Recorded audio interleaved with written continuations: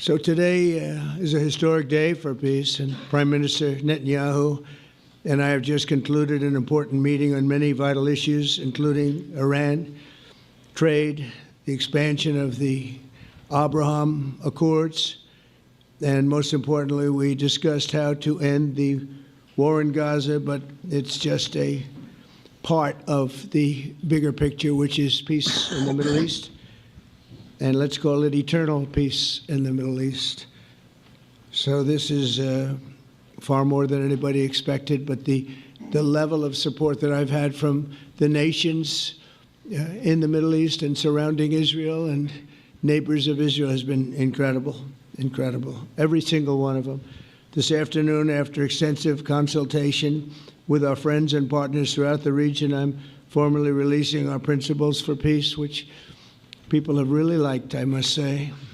And these are done not just routinely done, these are done with total consideration and working with the nations that we're talking about. All of these nations have made contributions to those suggestions. I want to thank the leaders of many Arab and Muslim nations for their tremendous support in developing the proposal, along with many of our allies in Europe. Europe has been very much involved, and as I was called by many of the European leaders, most of them saying, is this true? Are you really doing peace in the Middle East? This is the most incredible thing we've heard. Some think it's the biggest thing they've ever heard. They called just to find out, was it just a rumor or is it actually done? And then they said, have you spoken to the Arab leaders? Have you spoken to all of the other leaders that we have to get? A lot of people involved in this one. I also want to thank Prime Minister Netanyahu for agreeing to the plan and for trusting that if we work together, we can bring an end to the death and destruction that we've seen for so many years, decades, even centuries, and begin a new chapter of security, peace, and prosperity for the entire region. And I want to just say that my meetings and dialogue that we had with so many countries, Saudi Arabia as an example, the king is a phenomenal person. The Emir of Qatar, he's incredible people. UAE, and that's MBZ and ABZ. We're totally involved. These are the people that we've been dealing with and who've been actually very much involved in this negotiation, giving us ideas, things they can live with, things they can't live with. Pretty complex. I mean, after 2,000, 3,000 years, whatever it is, I guess it's got to be a little complex, or it would have been done a long time ago. The King of Jordan was with us, as you know, in the United Nations. The President of Turkey, President Erdogan, is a friend of mine, a strong man, but a good man. President of Indonesia, somebody who's an amazing leader, Prabowo. He is an amazing leader and respected by everybody. He was in the room with us. We were together with most of these people that I'm mentioning. Others were by phone or the next day. The Prime Minister and the Field Marshal of Pakistan, they were with us right from the beginning. Incredible. In fact, they just put out a statement that they fully believe in this pact. It just came out just as I was walking around. They said, sir, you have a big notice from the Prime Minister of Pakistan and from the Field Marshal that they back this 100%. President El-Sisi of Egypt, who's terrific. And these are people I've gotten to know over the years. I mean, I would say it started around 2015 and then went into 2016 when the presidency officially began. But I've known him actually for a long time, and there are in many cases really great men. I can't say in all cases, but I will tell you in many cases they're great men and some great women too. They tend to be mostly men, however, I will say that. But if accepted by Hamas, this proposal calls for the release of all remaining hostages immediately, but in no case more than 72 hours. So the hostages are coming back, and I hate even saying this from the standpoint, doesn't sound right, but it is so important to the parents. The bodies of the young men, I believe in almost all cases, the young men are coming back immediately. I met with parents. The parents felt as strongly about getting the body of their dead boy back as they did as though the boy were alive and well. It's so important to them. And it means the immediate end to the war itself, not just Gaza. It's the war itself.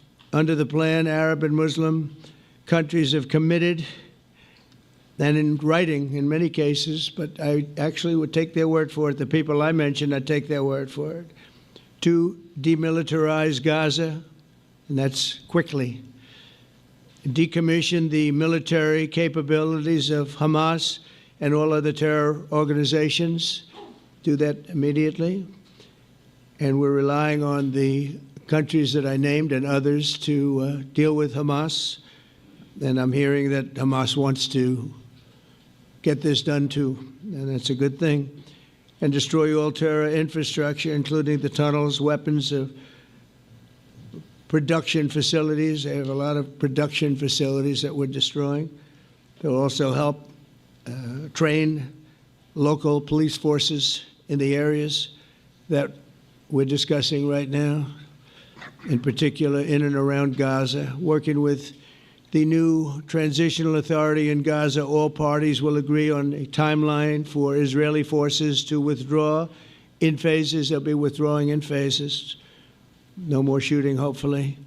As progress is made toward achieving these goals, Arab and Muslim nations need to be allowed the chance to fulfill these commitments of dealing with Hamas. They have to deal with them because they were the one group that we have not dealt with. I haven't dealt with them.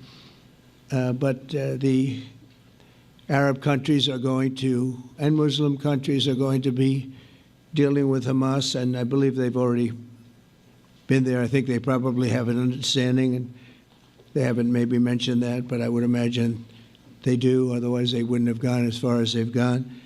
If they're unable to do so, then Israel would have the absolute right and actually our full backing, the U.S. full backing. Marco's here, and a lot of our leaders are here, our great Vice President, Susie Wiles, Steve Witkoff, Jared Kushner.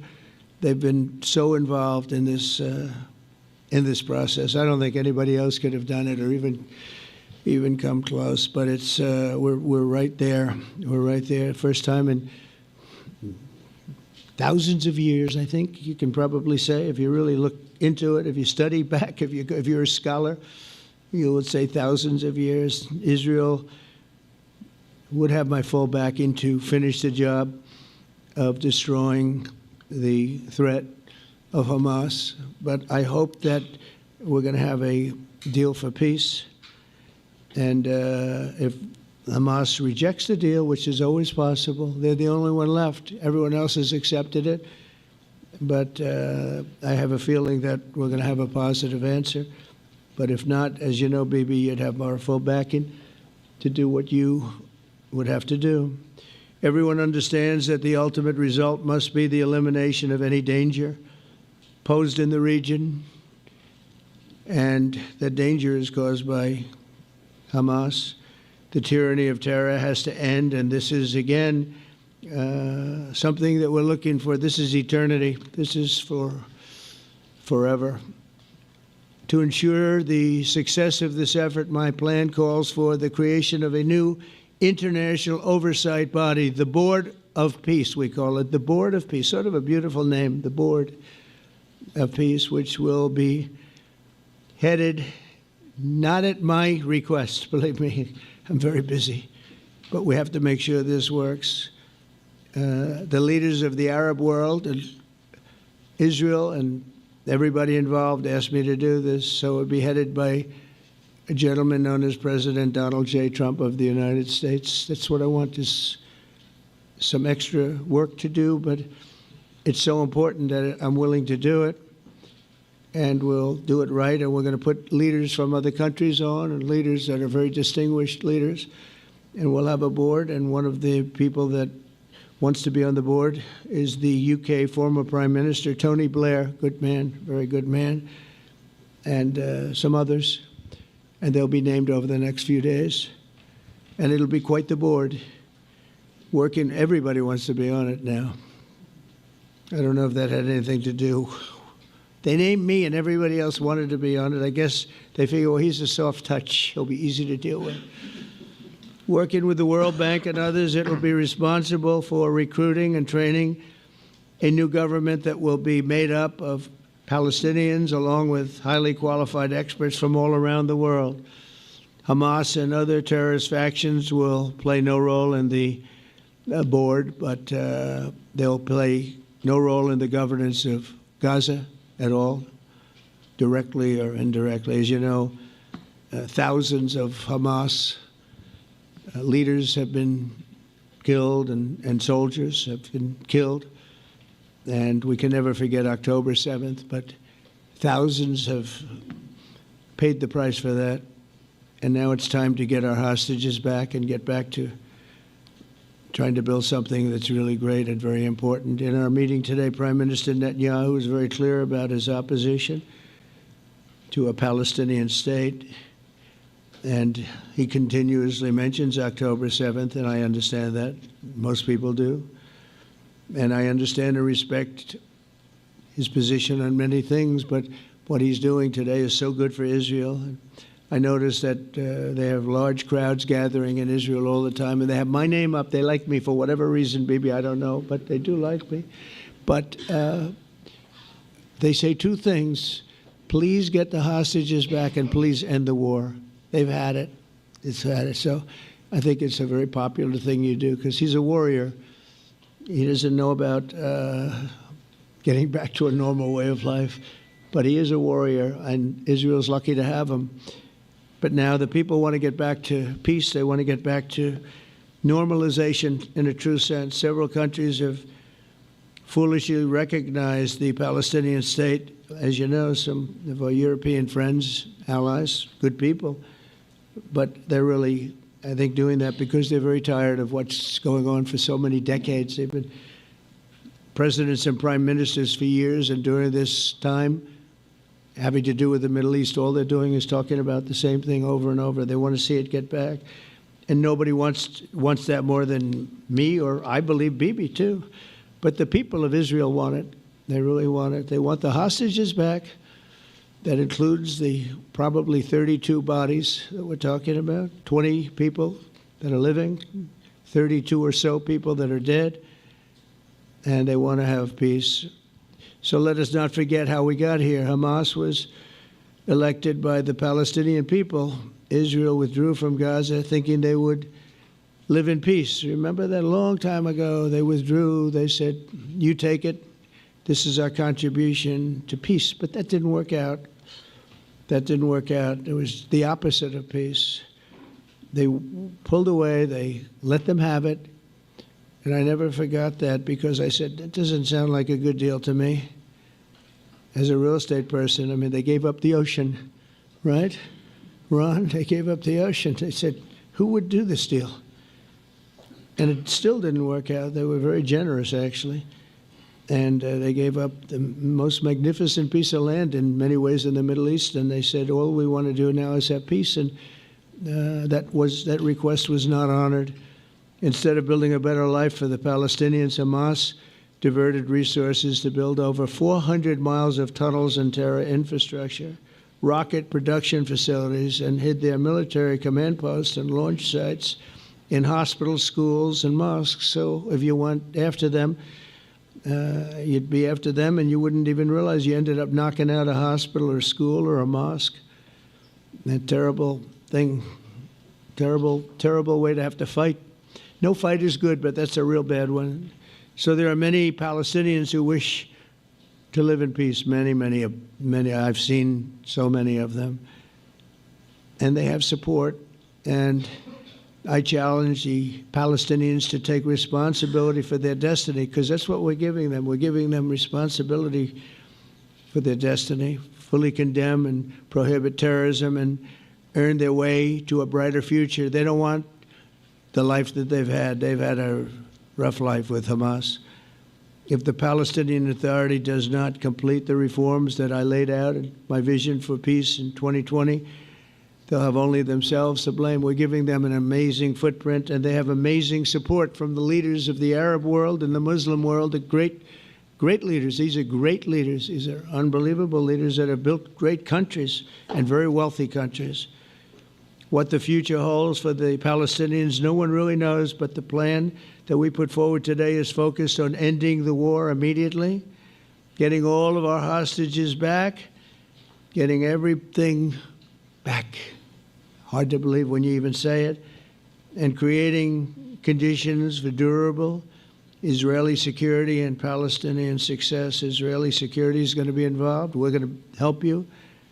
We'll be there with you in terms of helping with security. We want to make sure it works. We just want to make sure it works. There shouldn't be a shot fired. Now, there will be, I guess, because that's the way it seems to be, but there shouldn't have to be within a few days. There shouldn't have to be a shot fired. And maybe for eternity. Wouldn't that be nice? I hope it's true. I can tell you the leadership of that region feels that there's a good chance of it being true. So this will lead to this agreement that we're talking about will lead to a sustainable long-term peace. No president in history has been a greater friend of the state of Israel than I have, in addition to negotiating the Abraham Accords. I like to say it that way because the real people, that's what they call Abraham. I would say Abraham, but it's so much nicer when you say Abraham. So much more elegant. But the Abraham Accords are amazing. Jared, you did that along with your group of geniuses, and nobody thought that could be done. We have 4 countries, and Sleepy Joe Biden didn't do a thing. He didn't even know what the hell they were. He should have had them full up. But I think this will also lead to packing them. And who knows, maybe even Iran can get in there. I hope, we hope we're going to be able to get along with Iran. I think they're going to be open to it. I really believe that. But they could be a member. I long ago said, I'll bet you at some point Iran will be a member of the Accords. And little did I realize it was going to take this turn. That was some turn we did with the B-2s. But I think they might very well be there because it's a great thing for them economically. I recognize the eternal capital of Israel. I opened the American embassy in Jerusalem. That was something that everyone said would never be done, could never be done. Virtually every president for many, many years, for decades, would campaign on making Jerusalem the capital of Israel. They campaigned on it over and over. Is that right, Steve? Is that right? Everyone, and when they got to it, and I understand why now, because it was so. When I got to office, I campaigned on it too. I said, we're going to make it. And then I'd get calls from the leaders of various countries saying, please don't do it. Please don't do it. It'll end the whole world. Please don't do it. And finally, I just didn't say anything, and I did it. People were calling me before I did it because they heard I was going to do it. And leaders of countries were calling me. And I think it was on a Thursday that I did it. And they'd call me Monday, Tuesday, Wednesday, 3-4 times a day, and I said, tell them I'll call them back on Friday. And I announced it on Thursday, and I called them back, the biggest people in the world, and they said, you've done it. I said, done what? You've made the capital of Israel, Jerusalem, and we wanted to talk yet. I wish you called me a little sooner. Maybe I could have done something about it. So that was a lot easier than getting into an argument, because I knew what they were calling about. And you know what? It turned out to be amazing. Everybody thought it was going to lead to the end of the world, right? The end of the world, Ron, that's what they said. It didn't lead to anything. It just led to something that I promised, and something that was very, very popular for Jewish people and a lot of other people, too. I recognize Israeli sovereignty over the Golan Heights, and I cut taxpayer funding to the corrupt United Nations Relief and Works Agency. And United Nations was interesting because, as you know, a few days ago they introduced me. Ladies and gentlemen, the President of the United States. I'm looking at my teleprompter, and the thing was dead, stone cold, dead. the thing's up here. I have a long, beautiful speech to make. I'm back 30 feet back, and I'm saying, they're introducing me. There's nothing on my teleprompter. So, but I made a speech. I actually got good marks. You think Biden could have done that? I don't think so. I don't think he could have done that. I don't think too many people could have done it. But actually, it was actually more of a speech from my heart, if you want to know the truth. I think it was maybe better in certain ways because it was from the heart. It has to be from the heart. Otherwise, you're in big trouble. But I cut taxpayer funding for that very corrupt United Nations Relief and Works Agency, and nobody thought that would be done, and withdrew from the horrible Iran nuclear deal that was imposed upon Israel by Barack Hussein Obama and Biden. And I don't think Biden knew anything about it, though. I don't think he knows anything about it now, actually, if you ask him. He'd say, what is that? And we obliterated Iran's nuclear enrichment capacity, making it impossible for them to have a nuclear weapon, which they would have had probably in about 2 months from that. But I've never asked Israel to compromise its security, but we had big, strong talk. Nobody's been better to Israel. No president's been better to Israel than Donald Trump. But we had a long, strong talk, Bibi and I, and he understands it's time. It's time. History has shown. And the people of Israel want it. And the people of the Middle East want it. The people of enemies of Israel want it. But they don't have really too many enemies right now. And you know what? Many countries have gained great respect for Israel, for the way they fight, for the job they do, including me. I had respect anyway, but they gained respect. History has shown us that those who have relations with Israel have thrived, while those who have devoted resources and attention toward the destruction and even annihilation of Israel have languished. They haven't done well. Israel is not going anywhere. They're going to coexist with other people and countries in the region, from Syria to Lebanon to Saudi Arabia. The promise of a new Middle East is so clearly within our reach. This is the closest we've ever come to real peace, not fake peace, not political fool's peace.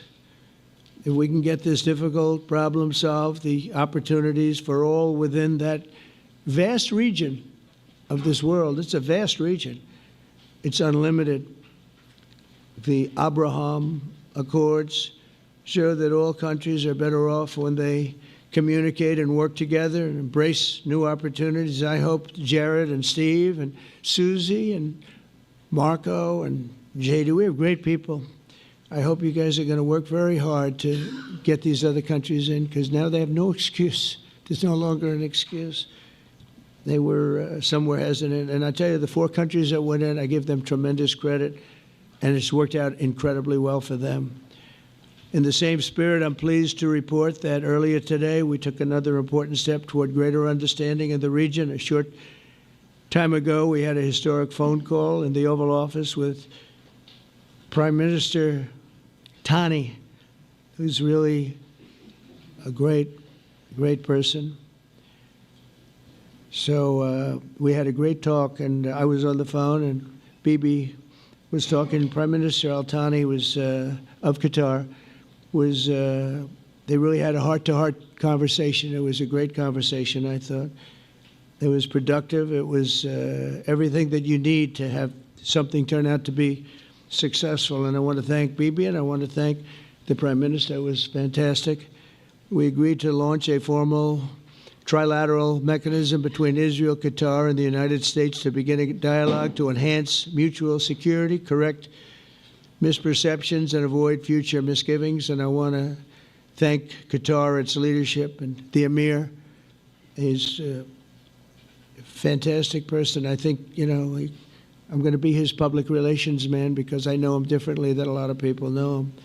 But he wants peace. He wants to see peace. And his people, and they really acknowledge the critical role that they've played as mediator.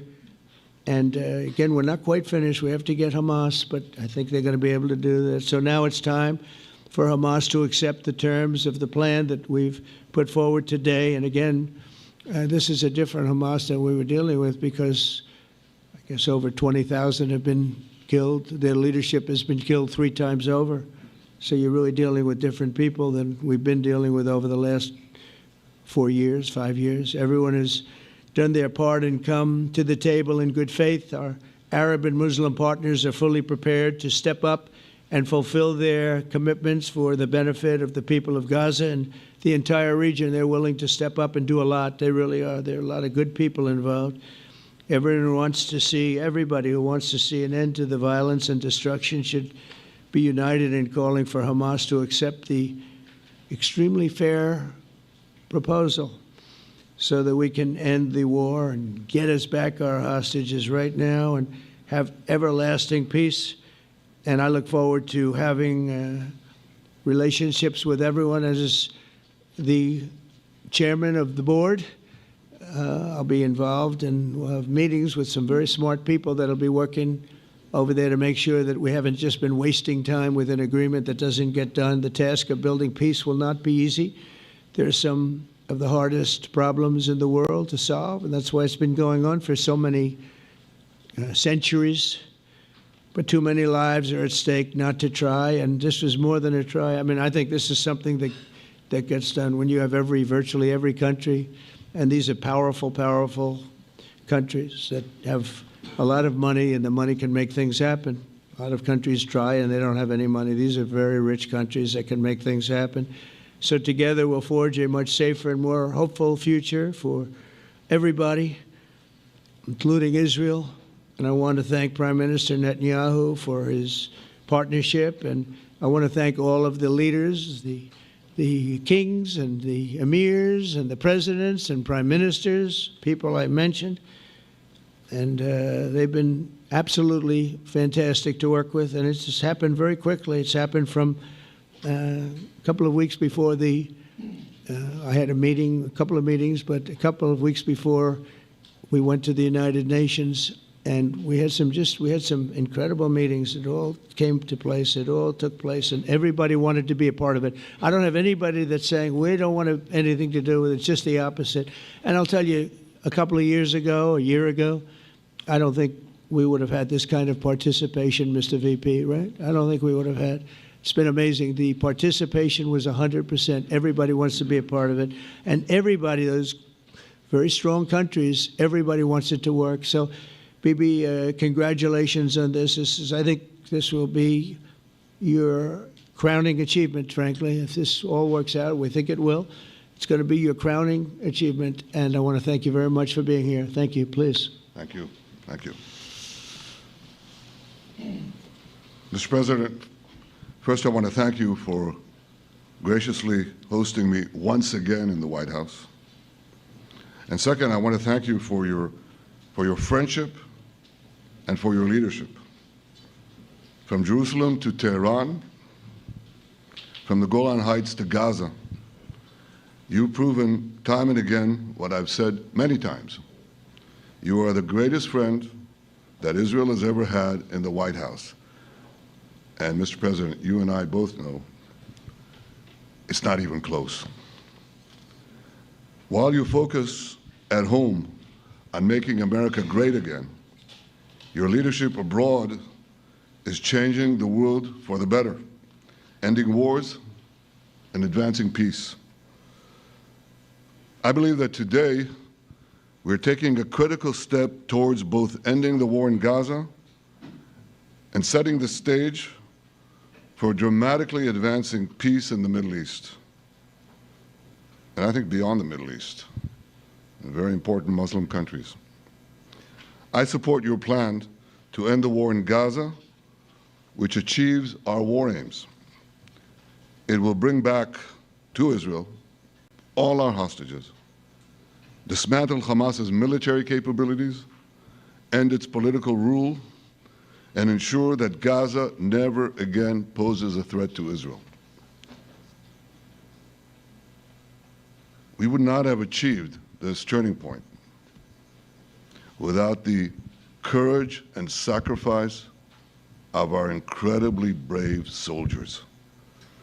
They fight like lions to defend the people of Israel, and they serve on the front line in the war between civilization and barbarism. Mr. President, when our two countries stand shoulder to shoulder, we achieve the impossible. Just a few months ago, in Operation Rising Lion and Operation Midnight Hammer, we struck a decisive blow against Iran's nuclear and ballistic missile program. Your bold decision to send those B-2s made the region safer and the world safer. Now, under your leadership, we're taking the next step to win the war and expand the peace. Your plan is consistent with the 5 principles my government set for the end of the war and the day after Hamas. Everybody asks, what is your plan for the day after Hamas? Here's our plan. Passed it in the cabinet. All our hostages, both those who are alive and those who died, all of them will return home immediately. Hamas will be disarmed. Gaza will be demilitarized. Israel will retain security responsibility, including a security perimeter for the foreseeable future. And lastly, Gaza will have a peaceful civilian administration that is run neither by Hamas nor by the Palestinian Authority. If Hamas agrees to your plan, Mr. President, the first step will be a modest withdrawal, followed by the release of all our hostages within 72 hours. The next step will be the establishment of an international body charged with fully disarming Hamas and demilitarizing Gaza. I appreciate your willingness to lead the body, Mr. President. I really appreciate it because you have a lot of things to do, and this is important. And it reflects the confidence that this will give everyone, that things will be followed up on all the commitments made. The fact that you're taking this on, I think, helps a lot to make sure that everything flows in the direction that we want. Now, if this international body succeeds, we will have permanently ended the war. Israel will conduct further withdrawals linked to the extent of disarmament and demilitarization, but will remain in the security perimeter for the foreseeable future.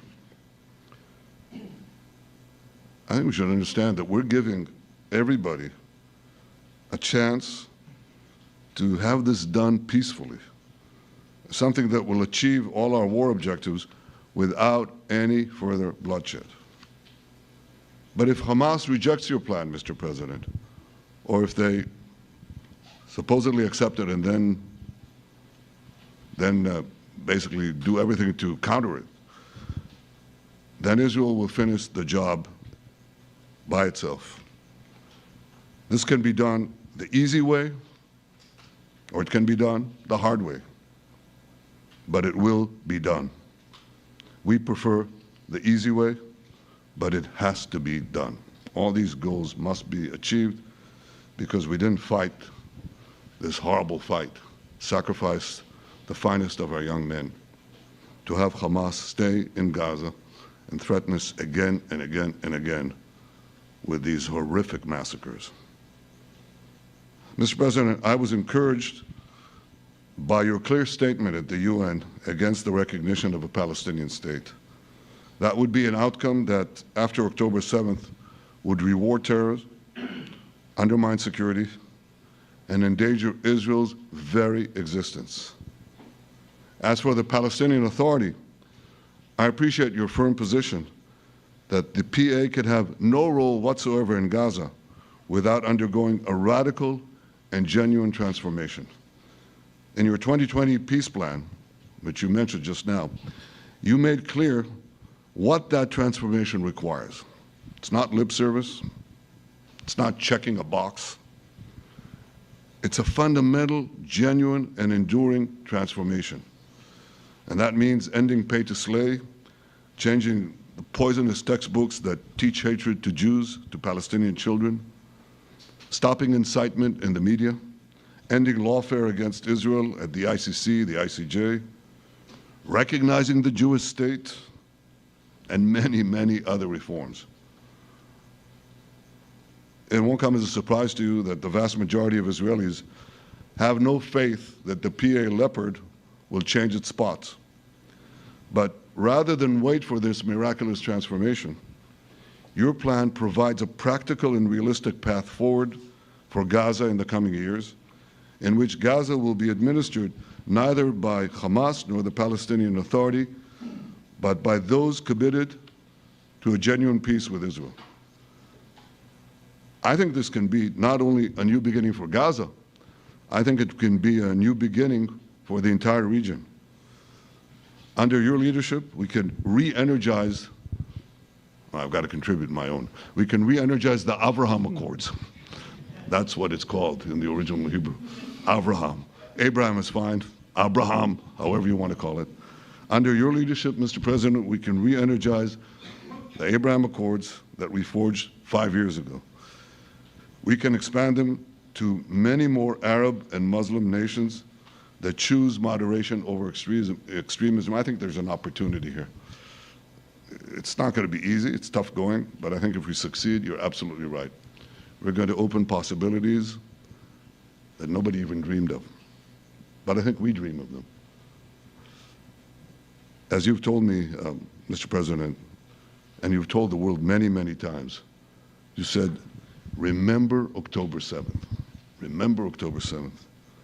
And we do. We will never forget the horrors of October 7th, and we will do whatever is necessary to make sure they don't happen again. Since October 7th, Israel's enemies have learned a hard truth.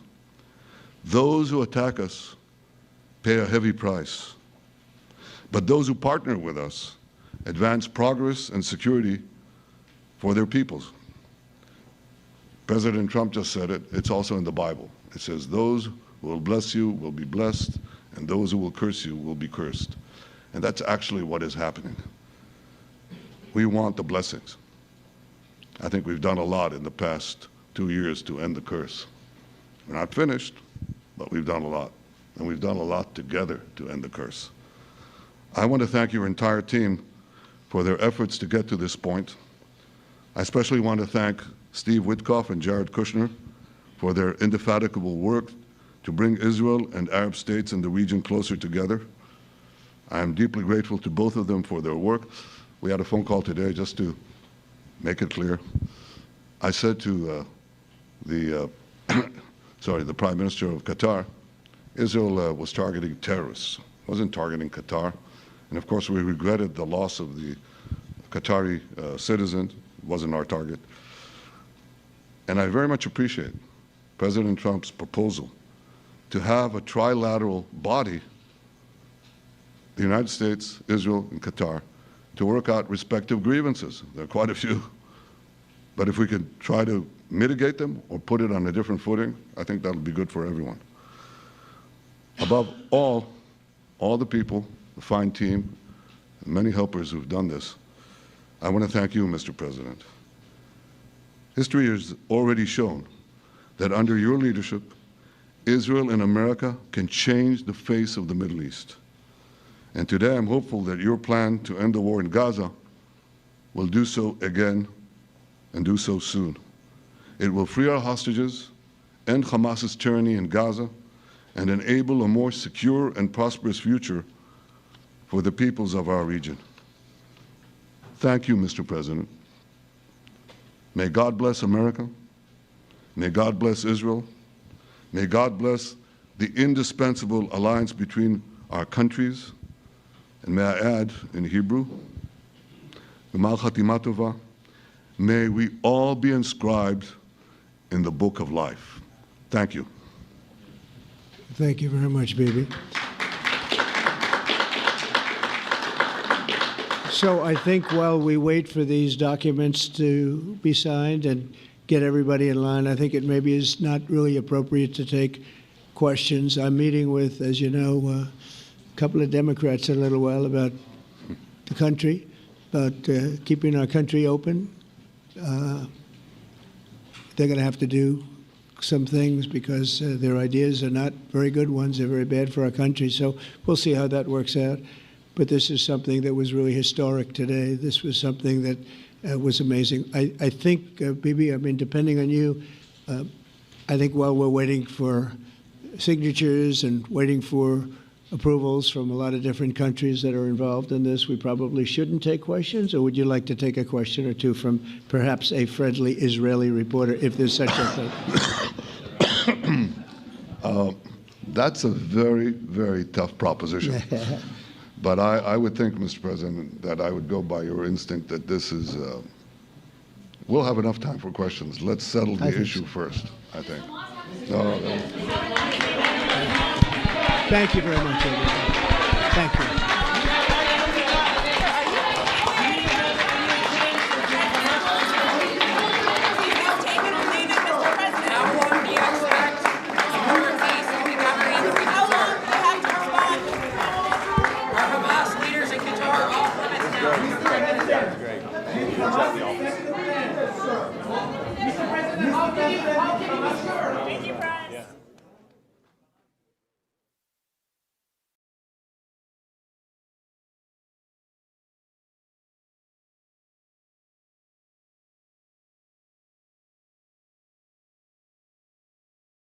The President of the United States and the Prime Minister of the State of Israel.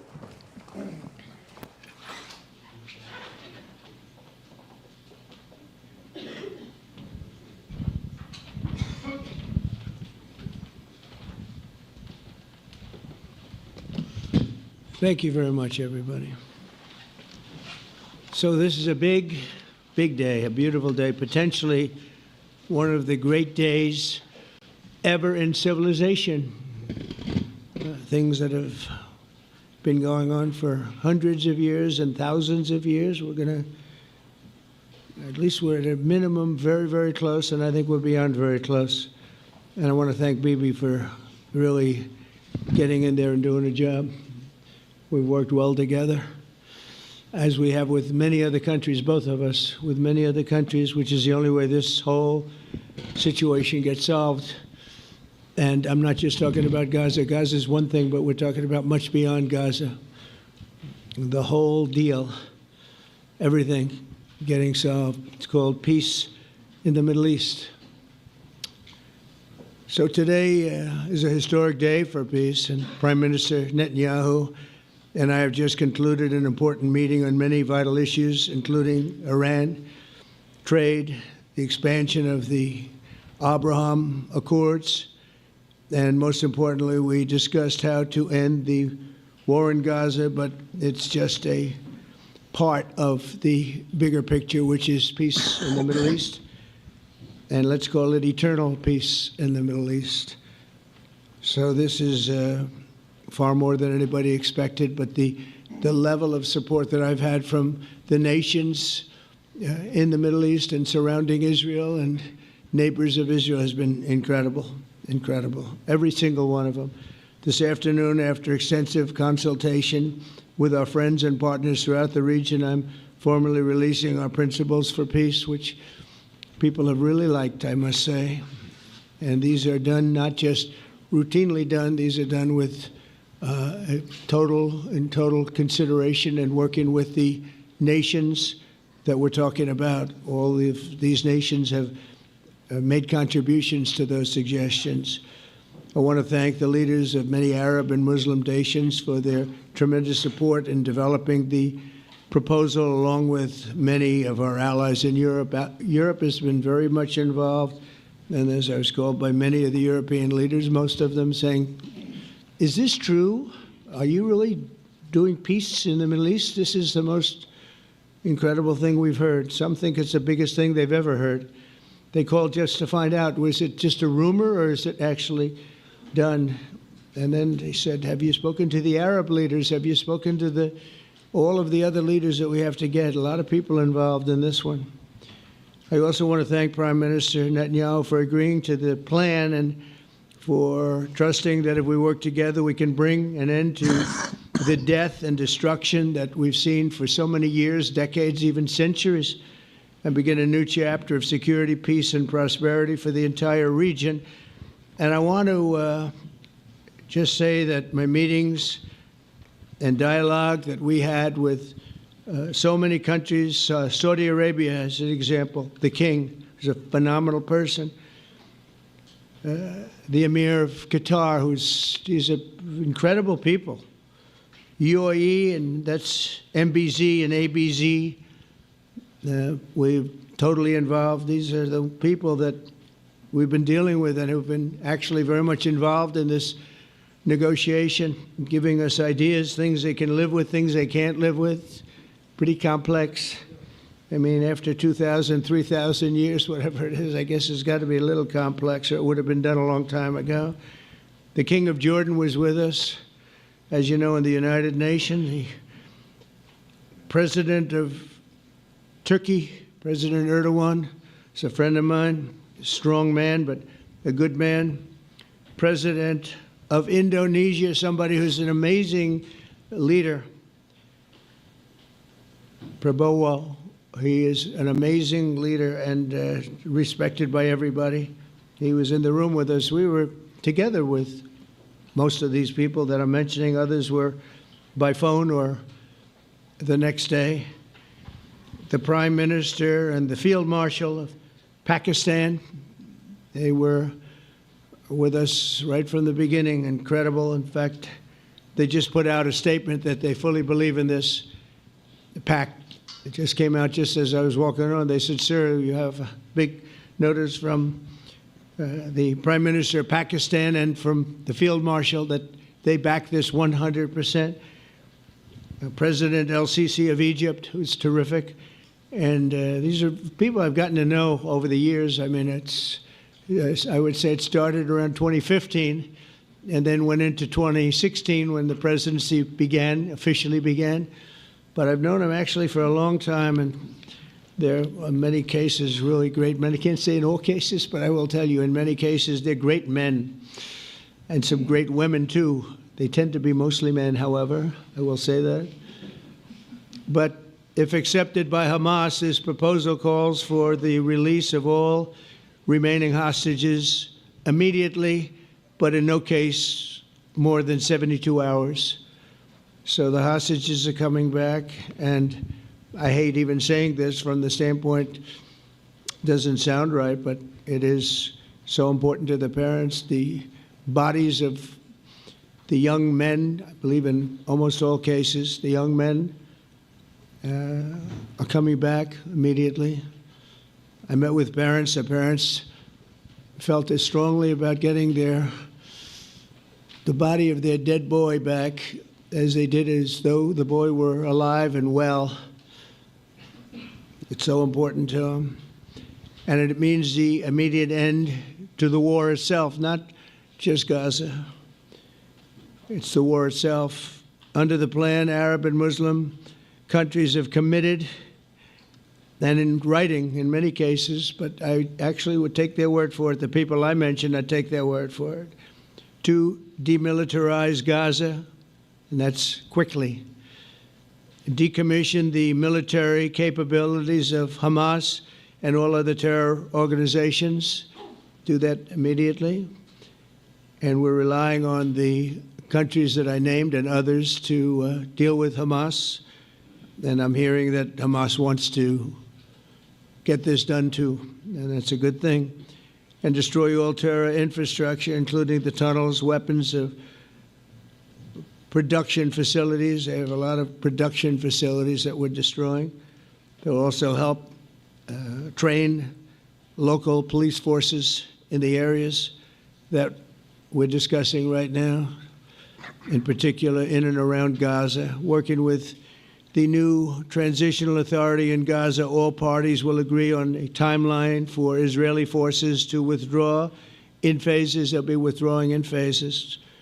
No more shooting, hopefully, as progress is made toward achieving these goals. Arab and Muslim nations need to be allowed the chance to fulfill these commitments of dealing with Hamas. They have to deal with them because they were the one group that we have not dealt with. I haven't dealt with them. But the Arab countries are going to, and Muslim countries are going to be dealing with Hamas, and I believe they've already been there. I think they probably have an understanding, and they haven't maybe mentioned that, but I would imagine they do. Otherwise, they wouldn't have gone as far as they've gone. If they're unable to do so, then Israel would have the absolute right and actually our full backing, the U.S. full backing. Marco's here, and a lot of our leaders are here, our great Vice President, Susie Wiles, Steve Witkoff, Jared Kushner. They've been so involved in this process. I don't think anybody else could have done it or even come close. But it's we're right there. We're right there. First time in thousands of years, I think you can probably say, if you really look into it, if you study back, if you're a scholar, you would say thousands of years. Israel would have my full backing to finish the job of destroying the threat of Hamas. But I hope that we're going to have a deal for peace. And if Hamas rejects the deal, which is always possible, they're the only one left. Everyone else has accepted it. But I have a feeling that we're going to have a positive answer. But if not, as you know, Bibi, you'd have our full backing to do what you would have to do. Everyone understands that the ultimate result must be the elimination of any danger posed in the region, and that danger is caused by Hamas. The tyranny of terror has to end, and this is, again, something that we're looking for. This is eternity. This is for forever. To ensure the success of this effort, my plan calls for the creation of a new international oversight body, the Board of Peace, we call it, the Board of Peace, sort of a beautiful name, the Board of Peace, which will be headed, not at my request, believe me, I'm very busy, but we have to make sure this works. The leaders of the Arab world and Israel and everybody involved asked me to do this, so it would be headed by a gentleman known as President Donald J. Trump of the United States. That's what I want, is some extra work to do, but it's so important that I'm willing to do it, and we'll do it right, and we're going to put leaders from other countries on, and leaders that are very distinguished leaders, and we'll have a board, and one of the people that wants to be on the board is the UK former Prime Minister, Tony Blair, good man, very good man, and some others. And they'll be named over the next few days. And it'll be quite the board. Working, everybody wants to be on it now. I don't know if that had anything to do.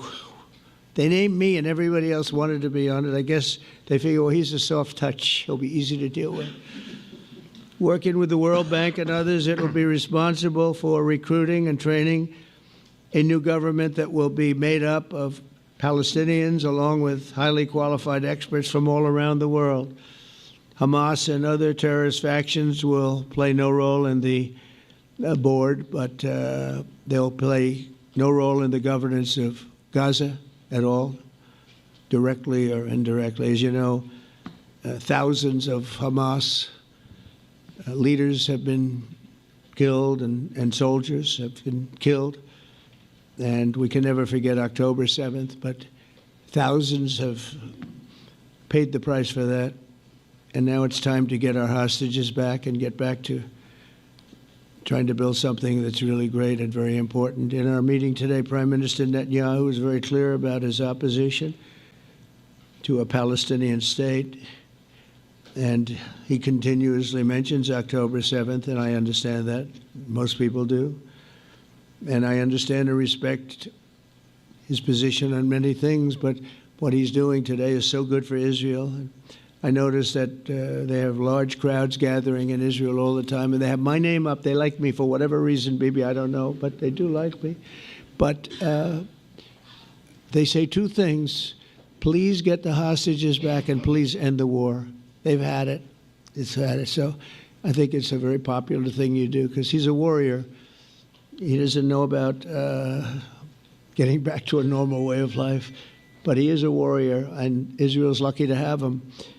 But now the people want to get back to peace. They want to get back to normalization in a true sense. Several countries have foolishly recognized the Palestinian state. As you know, some of our European friends, allies, good people, but they're really, I think, doing that because they're very tired of what's going on for so many decades. They've been presidents and prime ministers for years, and during this time, having to do with the Middle East, all they're doing is talking about the same thing over and over. They want to see it get back.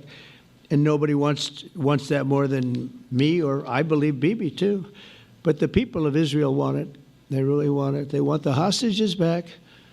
That includes the probably 32 bodies that we're talking about, 20 people that are living, 32 or so people that are dead, and they want to have peace. So let us not forget how we got here. Hamas was elected by the Palestinian people. Israel withdrew from Gaza thinking they would live in peace. Remember that a long time ago? They withdrew. They said, you take it. This is our contribution to peace. But that didn't work out. That didn't work out. It was the opposite of peace. They pulled away. They let them have it. And I never forgot that, because I said, that doesn't sound like a good deal to me. As a real estate person, I mean, they gave up the ocean, right? Ron, they gave up the ocean. They said, who would do this deal? And it still didn't work out. They were very generous, actually. And they gave up the most magnificent piece of land in many ways in the Middle East. And they said, all we want to do now is have peace. And that request was not honored. Instead of building a better life for the Palestinians, Hamas diverted resources to build over 400 miles of tunnels and terror infrastructure, rocket production facilities, and hid their military command posts and launch sites in hospitals, schools, and mosques. So if you went after them, you'd be after them, and you wouldn't even realize you ended up knocking out a hospital or school or a mosque. That terrible thing, terrible, terrible way to have to fight. No fight is good, but that's a real bad one. So there are many Palestinians who wish to live in peace. Many, many, many. I've seen so many of them. And they have support. And I challenge the Palestinians to take responsibility for their destiny, because that's what we're giving them. We're giving them responsibility for their destiny, fully condemn and prohibit terrorism and earn their way to a brighter future. They don't want the life that they've had. They've had a rough life with Hamas. If the Palestinian Authority does not complete the reforms that I laid out in my vision for peace in 2020, they'll have only themselves to blame. We're giving them an amazing footprint, and they have amazing support from the leaders of the Arab world and the Muslim world, the great leaders. These are great leaders. These are unbelievable leaders that have built great countries and very wealthy countries. What the future holds for the Palestinians, no one really knows, but the plan that we put forward today is focused on ending the war immediately, getting all of our hostages back, getting everything back.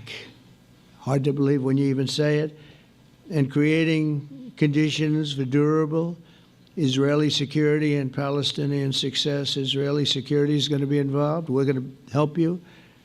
We'll be there with you in terms of helping with security. We want to make sure it works. We just want to make sure it works. There shouldn't be a shot fired. Now, there will be, I guess, because that's the way it seems to be, but there shouldn't have to be within a few days. There shouldn't have to be a shot fired. And maybe for eternity. Wouldn't that be nice? I hope it's true. I can tell you the leadership of that region feels that there's a good chance of it being true. So this will lead to this agreement that we're talking about will lead to a sustainable, long-term peace. No president in history has been a greater friend of the state of Israel than I have, in addition to negotiating the Abraham Accords. I like to say it that way because the real people, that's what they call Abraham. I would say Abraham, but it's so much nicer when you say Abraham. So much more elegant. But the Abraham Accords are amazing. Jared, you did that along with your group of geniuses, and nobody thought that could be done. We have 4 countries, and Sleepy Joe Biden didn't do a thing. He didn't even know what the hell they were. He should have had them fold up. But I think this will also lead to packing them. And who knows, maybe even Iran can get in there. I hope, we hope we're going to be able to get along with Iran. I think they're going to be open to it. I really believe that. But they could be a member. I long ago said, I'll bet you at some point Iran will be a member of the Accords, and little did I realize it was going to take this turn. That was some turn we did with the B-2s. But I think they might very well be there because it's a great thing for them economically. I recognize the eternal capital of Israel. I opened the American embassy in Jerusalem. That was something that everyone said would never be done, could never be done. Virtually every president for many, many years, for decades, would campaign on making Jerusalem the capital of Israel. They campaigned on it over and over. Is that right, Steve? Is that right? Everyone, and when they got to it, and I understand why now, because it was so, when I got to office, I campaigned on it too. I said, we're going to make it, and then I'd get calls from the leaders of various countries saying, please don't do it, please don't do it. It'll end the whole world, please don't do it. And finally, I just didn't say anything, and I did it. People were calling me before I did it because I heard I was going to do it, and leaders of countries were calling me, and I think it was on a Thursday that I did it, and they'd call me Monday, Tuesday, Wednesday, 3-4 times a day, and I said, tell them I'll call them back on Friday. And I announced it on Thursday, and I called them back, the biggest people in the world, and they said, you've done it. I said, done what? You've made the capital of Israel, Jerusalem, and we wanted to talk yet. I wish you called me a little sooner. Maybe I could have done something about it. So that was a lot easier than getting into an argument because I knew what they were calling about. And you know what? It turned out to be amazing. Everybody thought it was going to lead to the end of the world, right? The end of the world, Ron, that's what they said. It didn't lead to anything. It just led to something that I promised and something that was very, very popular for Jewish people and a lot of other people, too. I recognize Israeli sovereignty over the Golan Heights, and I cut taxpayer funding to the corrupt United Nations Relief and Works Agency. And United Nations was interesting because, as you know, a few days ago, they introduced me. Ladies and gentlemen, the President of the United States, I'm looking at my teleprompter, and the thing was dead, stone cold, dead. The thing's up here. I have a long, beautiful speech to make. I'm back 30 feet back, and I'm saying, they're introducing me. There's nothing on my teleprompter. So, but I made a speech. I actually got good marks. You think Biden could have done that? I don't think so. I don't think he could have done that. I don't think too many people could have done it. But actually, it was actually more of a speech from my heart, if you want to know the truth. I think it was maybe better in certain ways because it was from the heart. It has to be from the heart. Otherwise, you're in big trouble. But I cut taxpayer funding for that very corrupt United Nations Relief and Works Agency, and nobody thought that would be done, and withdrew from the horrible Iran nuclear deal that was imposed upon Israel by Barack Hussein Obama and Biden. And I don't think Biden knew anything about it, though. I don't think he knows anything about it now, actually, if you ask him. He'd say, what is that? And we obliterated Iran's nuclear enrichment capacity, making it impossible for them to have a nuclear weapon, which they would have had probably in about 2 months from that. But I've never asked Israel to compromise its security, but we had big, strong talk. Nobody's been better to Israel. No president's been better to Israel than Donald Trump. But we had a long, strong talk, Bibi and I, and he understands it's time. It's time. History has shown. And the people of Israel want it. And the people of the Middle East want it. The people of enemies of Israel want it. But they don't have really too many enemies right now. And you know what? Many countries have gained great respect for Israel, for the way they fight, for the job they do, including me. I had respect anyway, but they gained respect. History has shown us that those who have relations with Israel have thrived, while those who have devoted resources and attention toward the destruction and even annihilation of Israel have languished. They haven't done well. Israel is not going anywhere. They're going to coexist with other people and countries in the region, from Syria to Lebanon to Saudi Arabia. The promise of a new Middle East is so clearly within our reach. This is the closest we've ever come to real peace, not fake peace, not political fool's peace. If we can get this difficult problem solved, the opportunities for all within that vast region of this world, it's a vast region, it's unlimited.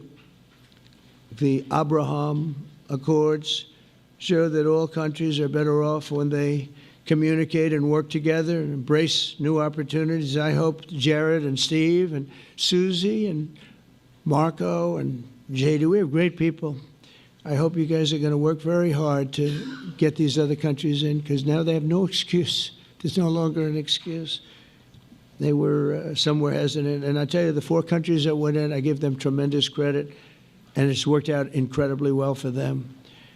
In the same spirit, I'm pleased to report that earlier today we took another important step toward greater understanding in the region. A short time ago, we had a historic phone call in the Oval Office with Prime Minister Tani, who's really a great person.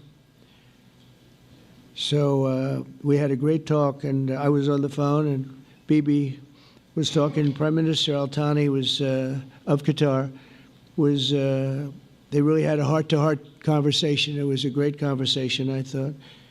It was productive. It was everything that you need to have something turn out to be successful. And I want to thank Bibi, and I want to thank the Prime Minister. It was fantastic. We agreed to launch a formal trilateral mechanism between Israel, Qatar, and the United States to begin a dialogue to enhance mutual security, correct misperceptions, and avoid future misgivings. And I want to thank Qatar, its leadership, and the Emir. He's a fantastic person. I think, I'm going to be his public relations man because I know him differently than a lot of people know him. But he wants peace. He wants to see peace. And his people, and they really acknowledge the critical role that they've played as mediator. And again, we're not quite finished. We have to get Hamas, but I think they're going to be able to do that. So now it's time for Hamas to accept the terms of the plan that we've put forward today. And again, this is a different Hamas than we were dealing with because I guess over 20,000 have been killed. Their leadership has been killed 3 times over. So you're really dealing with different people than we've been dealing with over the last 4 years, 5 years. Everyone has done their part and come to the table in good faith. Our Arab and Muslim partners are fully prepared to step up and fulfill their commitments for the benefit of the people of Gaza and the entire region. They're willing to step up and do a lot. They really are. There are a lot of good people involved. Everybody who wants to see an end to the violence and destruction should be united in calling for Hamas to accept the extremely fair proposal so that we can end the war and get us back our hostages right now and have everlasting peace. And I look forward to having relationships with everyone. As the chairman of the board, I'll be involved, and we'll have meetings with some very smart people that'll be working over there to make sure that we haven't just been wasting time with an agreement that doesn't get done. The task of building peace will not be easy. There are some of the hardest problems in the world to solve, and that's why it's been going on for so many centuries. But too many lives are at stake not to try, and this is more than a try. I mean, I think this is something that gets done when you have virtually every country, and these are powerful, powerful countries that have a lot of money, and the money can make things happen. A lot of countries try, and they don't have any money. These are very rich countries that can make things happen. So together we'll forge a much safer and more hopeful future for everybody, including Israel. And I want to thank Prime Minister Netanyahu for his partnership. And I want to thank all of the leaders, the kings and the emirs and the presidents and prime ministers, people I mentioned. And they've been absolutely fantastic to work with. And it's just happened very quickly. It's happened from a couple of weeks before I had a couple of meetings, but a couple of weeks before we went to the United Nations, and we had some incredible meetings. It all came to place. It all took place, and everybody wanted to be a part of it. I don't have anybody that's saying we don't want anything to do with it. It's just the opposite. And I'll tell you, a couple of years ago, a year ago, I don't think we would have had this kind of participation, Mr. VP, right? I don't think we would have had It's been amazing. The participation was 100%. Everybody wants to be a part of it. And everybody, those very strong countries, everybody wants it to work. So, Bibi, congratulations on this. I think this will be your crowning achievement, frankly. If this all works out, we think it will. It's going to be your crowning achievement. And I want to thank you very much for being here. Thank you. Please. Thank you. Thank you. Mr. President, first I want to thank you for graciously hosting me once again in the White House. And second, I want to thank you for your friendship and for your leadership. From Jerusalem to Tehran, from the Golan Heights to Gaza, you've proven time and again what I've said many times. You are the greatest friend that Israel has ever had in the White House. And Mr. President, you and I both know it's not even close. While you focus at home on making America great again, your leadership abroad is changing the world for the better, ending wars and advancing peace.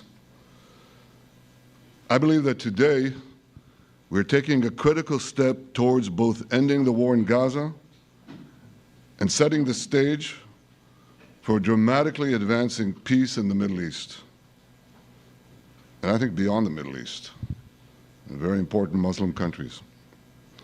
I support your plan to end the war in Gaza, which achieves our war aims.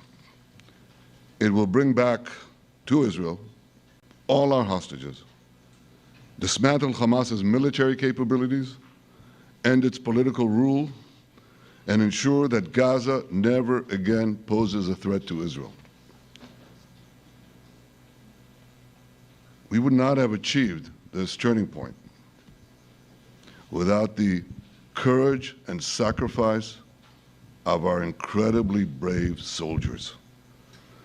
They fight like lions to defend the people of Israel, and they serve on the front line in the war between civilization and barbarism. Mr. President, when our two countries stand shoulder to shoulder, we achieve the impossible. Just a few months ago, in Operation Rising Lion and Operation Midnight Hammer, we struck a decisive blow against Iran's nuclear and ballistic missile program. Your bold decision to send those B-2s made the region safer and the world safer. Now, under your leadership, we're taking the next step to win the war and expand the peace. Your plan is consistent with the 5 principles my government set for the end of the war and the day after Hamas. Everybody asks, what is your plan for the day after Hamas? Here's our plan. Passed it in the cabinet. All our hostages, both those who are alive and those who died, all of them will return home immediately.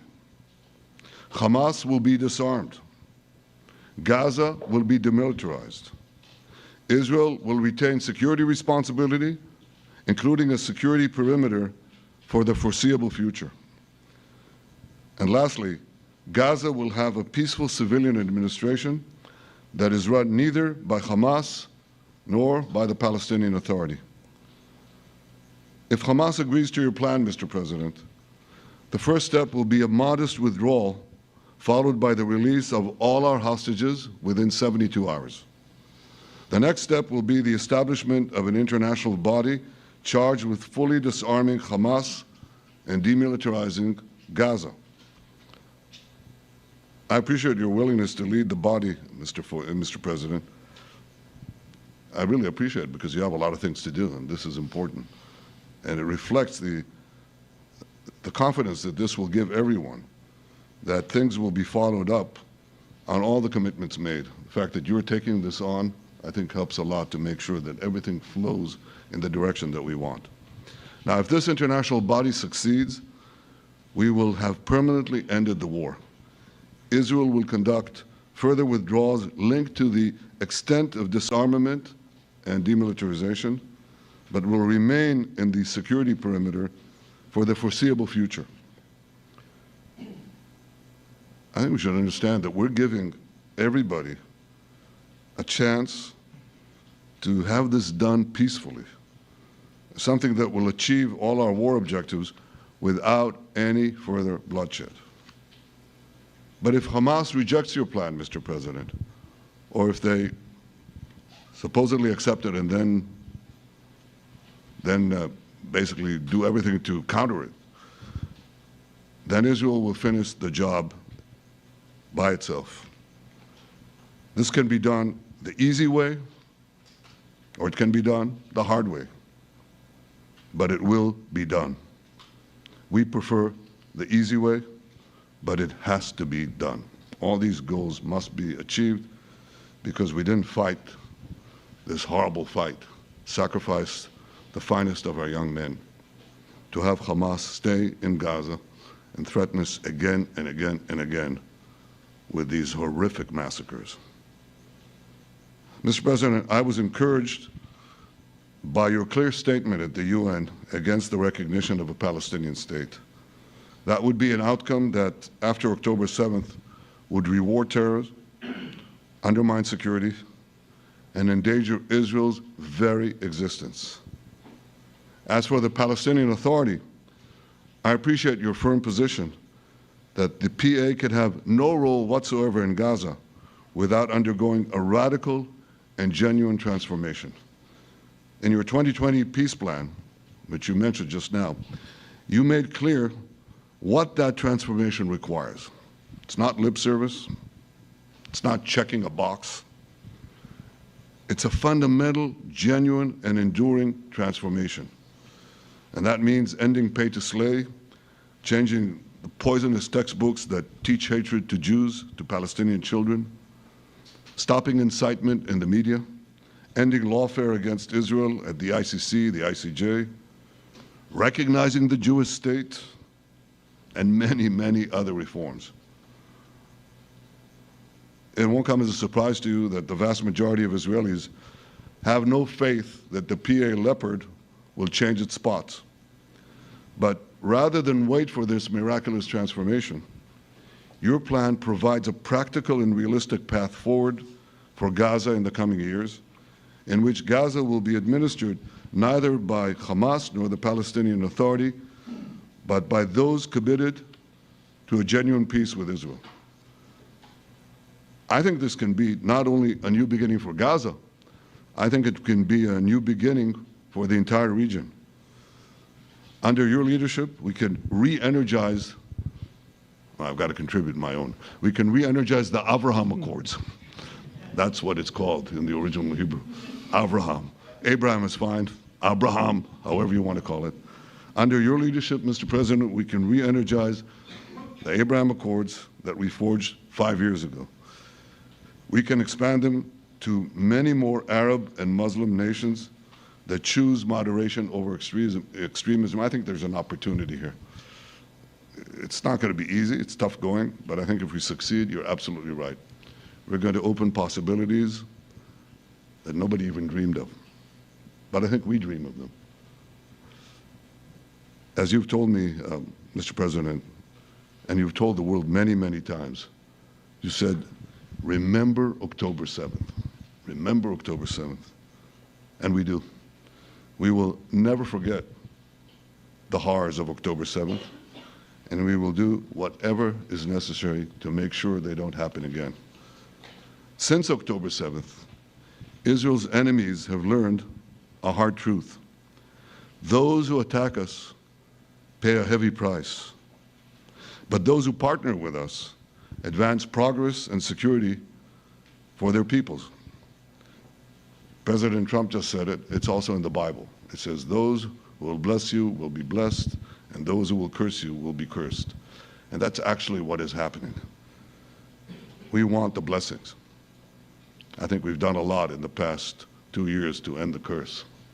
We're not finished, but we've done a lot. And we've done a lot together to end the curse. I want to thank your entire team for their efforts to get to this point. I especially want to thank Steve Witkoff and Jared Kushner, for their indefatigable work to bring Israel and Arab states in the region closer together. I am deeply grateful to both of them for their work. We had a phone call today just to make it clear. I said to the Prime Minister of Qatar, Israel was targeting terrorists, wasn't targeting Qatar. And of course, we regretted the loss of the Qatari citizen. It wasn't our target. And I very much appreciate President Trump's proposal to have a trilateral body, the United States, Israel, and Qatar, to work out respective grievances. There are quite a few. But if we could try to mitigate them or put it on a different footing, I think that'll be good for everyone. Above all the people, the fine team, and many helpers who've done this, I want to thank you, Mr. President. History has already shown that under your leadership, Israel and America can change the face of the Middle East. And today I'm hopeful that your plan to end the war in Gaza will do so again and do so soon. It will free our hostages, end Hamas's tyranny in Gaza, and enable a more secure and prosperous future for the peoples of our region. Thank you, Mr. President. May God bless America. May God bless Israel. May God bless the indispensable alliance between our countries. And may I add in Hebrew, G'mal Chatima Tova, may we all be inscribed in the book of life. Thank you. Thank you very much, Bibi. So I think while we wait for these documents to be signed and get everybody in line, I think it maybe is not really appropriate to take questions. I'm meeting with, as you know, a couple of Democrats in a little while about the country, about keeping our country open. They're going to have to do some things because their ideas are not very good ones. They're very bad for our country. So we'll see how that works out. But this is something that was really historic today. This was something that was amazing. I think, Bibi, I mean, depending on you, I think while we're waiting for signatures and waiting for approvals from a lot of different countries that are involved in this, we probably shouldn't take questions? Or would you like to take a question or two from perhaps a friendly Israeli reporter, if there's such a thing? That's a very, very tough proposition. But I would think, Mr. President, that I would go by your instinct that this is, we'll have enough time for questions. Let's settle the issue first, I think. No. Thank you very much, everybody. Thank you.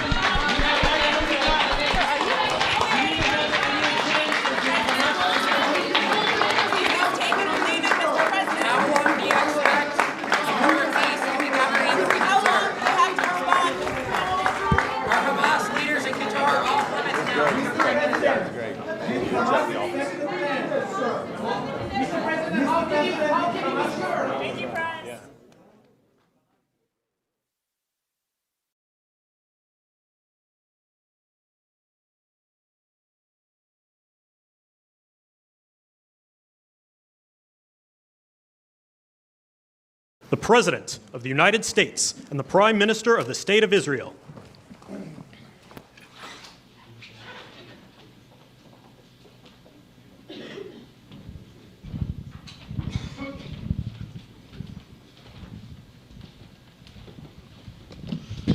Thank you very much, everybody. So this is a big, big day, a beautiful day, potentially one of the great days ever in civilization. Things that have been going on for hundreds of years and thousands of years. We're going to, at least we're at a minimum very, very close, and I think we're beyond very close. And I want to thank Bibi for really getting in there and doing a job. We've worked well together, as we have with many other countries, both of us, with many other countries, which is the only way this whole situation gets solved. And I'm not just talking about Gaza. Gaza is one thing, but we're talking about much beyond Gaza. The whole deal, everything getting solved. It's called peace in the Middle East. So today is a historic day for peace, and Prime Minister Netanyahu and I have just concluded an important meeting on many vital issues, including Iran, trade, the expansion of the Abraham Accords, and most importantly, we discussed how to end the war in Gaza, but it's just a part of the bigger picture, which is peace in the Middle East. And let's call it eternal peace in the Middle East. So this is far more than anybody expected, but the level of support that I've had from the nations in the Middle East and surrounding Israel and neighbors of Israel has been incredible, incredible. Every single one of them. This afternoon, after extensive consultation with our friends and partners throughout the region, I'm formally releasing our principles for peace, which people have really liked, I must say. And these are done not just routinely done, these are done with total consideration and working with the nations that we're talking about. All of these nations have made contributions to those suggestions. I want to thank the leaders of many Arab and Muslim nations for their tremendous support in developing the proposal, along with many of our allies in Europe. Europe has been very much involved, and as I was called by many of the European leaders, most of them saying, is this true? Are you really doing peace in the Middle East? This is the most incredible thing we've heard. Some think it's the biggest thing they've ever heard. They called just to find out, was it just a rumor or is it actually done? And then they said, have you spoken to the Arab leaders? Have you spoken to all of the other leaders that we have to get? A lot of people involved in this one. I also want to thank Prime Minister Netanyahu for agreeing to the plan and for trusting that if we work together, we can bring an end to the death and destruction that we've seen for so many years, decades, even centuries, and begin a new chapter of security, peace, and prosperity for the entire region. And I want to just say that my meetings and dialogue that we had with so many countries, Saudi Arabia as an example, the king is a phenomenal person. The Emir of Qatar, he's an incredible people. UAE, and that's MBZ and ABZ. We're totally involved. These are the people that we've been dealing with and who've been actually very much involved in this negotiation, giving us ideas, things they can live with, things they can't live with. Pretty complex. I mean, after 2,000, 3,000 years, whatever it is, I guess it's got to be a little complex, or it would have been done a long time ago. The King of Jordan was with us, as you know, in the United Nations. The President of Turkey, President Erdogan, is a friend of mine, a strong man, but a good man. President of Indonesia, somebody who's an amazing leader, Prabowo. He is an amazing leader and respected by everybody. He was in the room with us. We were together with most of these people that I'm mentioning. Others were by phone or the next day. The Prime Minister and the Field Marshal of Pakistan, they were with us right from the beginning. Incredible. In fact, they just put out a statement that they fully believe in this pact. It just came out just as I was walking around. They said, sir, you have a big notice from the Prime Minister of Pakistan and from the Field Marshal that they back this 100%. President El-Sisi of Egypt, who's terrific. And these are people I've gotten to know over the years. I mean, I would say it started around 2015 and then went into 2016 when the presidency officially began. But I've known him actually for a long time, and there are many cases really great men. I can't say in all cases, but I will tell you in many cases they're great men and some great women too. They tend to be mostly men, however, I will say that. But if accepted by Hamas, this proposal calls for the release of all remaining hostages immediately, but in no case more than 72 hours. So the hostages are coming back, and I hate even saying this from the standpoint, doesn't sound right, but it is so important to the parents. The bodies of the young men, I believe in almost all cases, the young men are coming back immediately. I met with parents. The parents felt as strongly about getting the body of their dead boy back as they did as though the boy were alive and well. It's so important to them. And it means the immediate end to the war itself, not just Gaza. It's the war itself. Under the plan, Arab and Muslim countries have committed, and in writing in many cases, but I actually would take their word for it. The people I mentioned, I'd take their word for it, to demilitarize Gaza, and that's quickly. Decommission the military capabilities of Hamas and all other terror organizations. Do that immediately. And we're relying on the countries that I named and others to deal with Hamas. And I'm hearing that Hamas wants to get this done too, and that's a good thing. And destroy all terror infrastructure, including the tunnels, weapons, production facilities. They have a lot of production facilities that we're destroying. They'll also help train local police forces in the areas that we're discussing right now, in particular in and around Gaza, working with the new transitional authority in Gaza. All parties will agree on a timeline for Israeli forces to withdraw in phases. They'll be withdrawing in phases. No more shooting, hopefully, as progress is made toward achieving these goals. Arab and Muslim nations need to be allowed the chance to fulfill these commitments of dealing with Hamas. They have to deal with them because they were the one group that we have not dealt with. I haven't dealt with them. But the Arab countries are going to, and Muslim countries are going to be dealing with Hamas, and I believe they've already been there. I think they probably have an understanding, and they haven't maybe mentioned that, but I would imagine they do. Otherwise, they wouldn't have gone as far as they've gone. If they're unable to do so, then Israel would have the absolute right and actually our full backing, the U.S. full backing. Marco's here, and a lot of our leaders are here, our great Vice President, Susie Wiles, Steve Witkoff, Jared Kushner.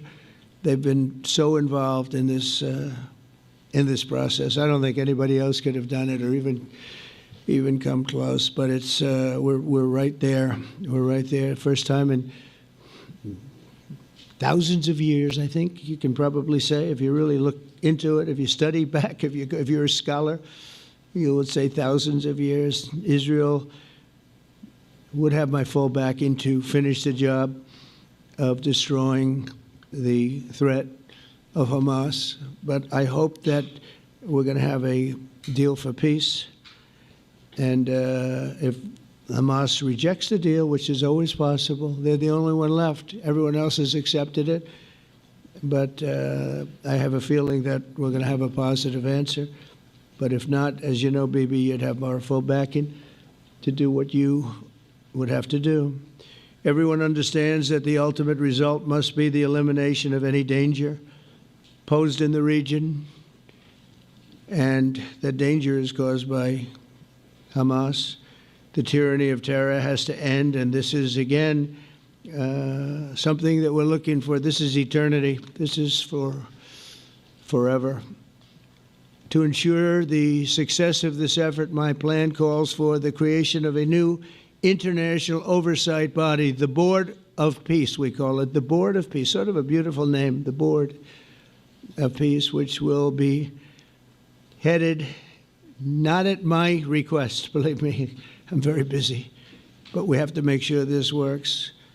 The leaders of the Arab world and Israel and everybody involved asked me to do this, so it would be headed by a gentleman known as President Donald J. Trump of the United States. That's what I want, is some extra work to do, but it's so important that I'm willing to do it, and we'll do it right, and we're going to put leaders from other countries on, and leaders that are very distinguished leaders, and we'll have a board, and one of the people that wants to be on the board is the UK former Prime Minister, Tony Blair, good man, very good man, and some others. And they'll be named over the next few days. And it'll be quite the board. Working, everybody wants to be on it now. I don't know if that had anything to do. They named me and everybody else wanted to be on it. I guess they figure, well, he's a soft touch. He'll be easy to deal with. Working with the World Bank and others, it will be responsible for recruiting and training a new government that will be made up of Palestinians along with highly qualified experts from all around the world.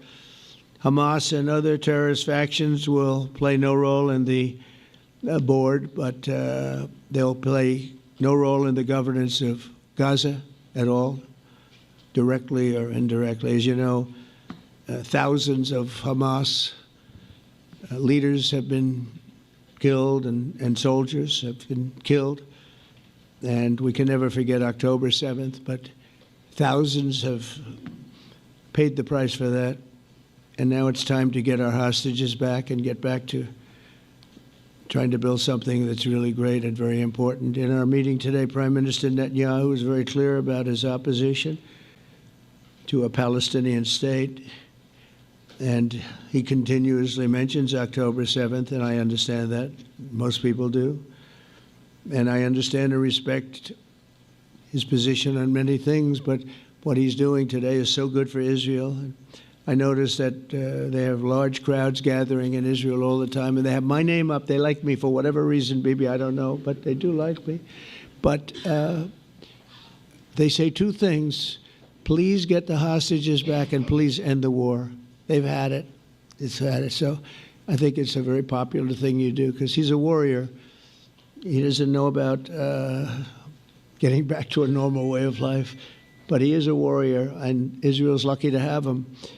But now the people want to get back to peace. They want to get back to normalization in a true sense. Several countries have foolishly recognized the Palestinian state. As you know, some of our European friends, allies, good people, but they're really, I think, doing that because they're very tired of what's going on for so many decades. They've been presidents and prime ministers for years, and during this time, having to do with the Middle East, all they're doing is talking about the same thing over and over. They want to see it get back. And nobody wants that more than me, or I believe Bibi too. But the people of Israel want it. They really want it. They want the hostages back. That includes the probably 32 bodies that we're talking about, 20 people that are living, 32 or so people that are dead, and they want to have peace. So let us not forget how we got here. Hamas was elected by the Palestinian people. Israel withdrew from Gaza thinking they would live in peace. Remember that a long time ago, they withdrew. They said, you take it. This is our contribution to peace. But that didn't work out. That didn't work out. It was the opposite of peace. They pulled away. They let them have it. And I never forgot that because I said, that doesn't sound like a good deal to me. As a real estate person, I mean, they gave up the ocean, right? Ron, they gave up the ocean. They said, who would do this deal? And it still didn't work out. They were very generous, actually. And they gave up the most magnificent piece of land in many ways in the Middle East. And they said, all we want to do now is have peace. And that request was not honored.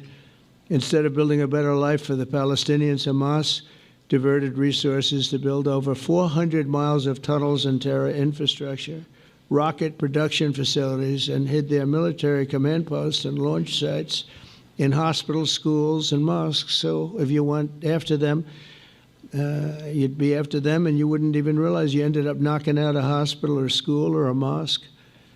That terrible thing, terrible, terrible way to have to fight. No fight is good, but that's a real bad one. So there are many Palestinians who wish to live in peace. Many, many, many. I've seen so many of them. And they have support. And I challenge the Palestinians to take responsibility for their destiny, because that's what we're giving them. We're giving them responsibility for their destiny, fully condemn and prohibit terrorism and earn their way to a brighter future. They don't want the life that they've had. They've had a rough life with Hamas. If the Palestinian Authority does not complete the reforms that I laid out in my vision for peace in 2020, they'll have only themselves to blame. We're giving them an amazing footprint, and they have amazing support from the leaders of the Arab world and the Muslim world, the great leaders. These are great leaders. These are unbelievable leaders that have built great countries and very wealthy countries. What the future holds for the Palestinians, no one really knows, but the plan that we put forward today is focused on ending the war immediately, getting all of our hostages back, getting everything back. Hard to believe when you even say it, and creating conditions for durable Israeli security and Palestinian success. Israeli security is going to be involved. We're going to help you. We'll be there with you in terms of helping with security. We want to make sure it works. We just want to make sure it works. There shouldn't be a shot fired. Now, there will be, I guess, because that's the way it seems to be, but there shouldn't have to be within a few days. There shouldn't have to be a shot fired. And maybe for eternity. Wouldn't that be nice? I hope it's true. I can tell you the leadership of that region feels that there's a good chance of it being true. So this will lead to this agreement that we're talking about will lead to a sustainable long-term peace. No president in history has been a greater friend of the state of Israel than I have, in addition to negotiating the Abraham Accords. I like to say it that way because the real people, that's what they call Abraham. I would say Abraham, but it's so much nicer when you say Abraham. So much more elegant. But the Abraham Accords, they're amazing. Jared, you did that along with your group of geniuses, and nobody thought that could be done. We have 4 countries, and Sleepy Joe Biden didn't do a thing. He didn't even know what the hell they were. He should have had them fold up. But I think this will also lead to packing them. And who knows, maybe even Iran can get in there. I hope, we hope we're going to be able to get along with Iran. I think they're going to be open to it. I really believe that. But they could be a member. I long ago said, I'll bet you at some point Iran will be a member of the Accords. And little did I realize it was going to take this turn. That was some turn we did with the B-2s. But I think they might very well be there because it's a great thing for them economically. I recognize the eternal capital of Israel. I opened the American embassy in Jerusalem. That was something that everyone said would never be done, could never be done.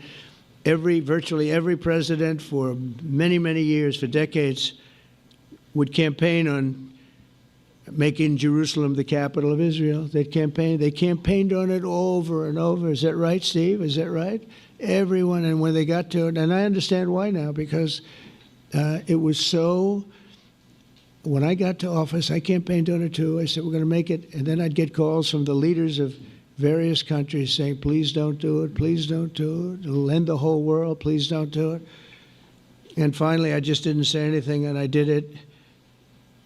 People were calling me before I did it because I heard I was going to do it. And leaders of countries were calling me. And I think it was on a Thursday that I did it. And they'd call me Monday, Tuesday, Wednesday, 3-4 times a day, and I said, tell them I'll call them back on Friday. And I announced it on Thursday, and I called them back, the biggest people in the world, and they said, you've done it. I said, done what? You've made the capital of Israel, Jerusalem, and we wanted to talk yet. I wish you called me a little sooner. Maybe I could have done something about it. So that was a lot easier than getting into an argument, because I knew what they were calling about. And you know what? It turned out to be amazing. Everybody thought it was going to lead to the end of the world, right? The end of the world, Ron, that's what they said. It didn't lead to anything. It just led to something that I promised, and something that was very, very popular for Jewish people and a lot of other people, too.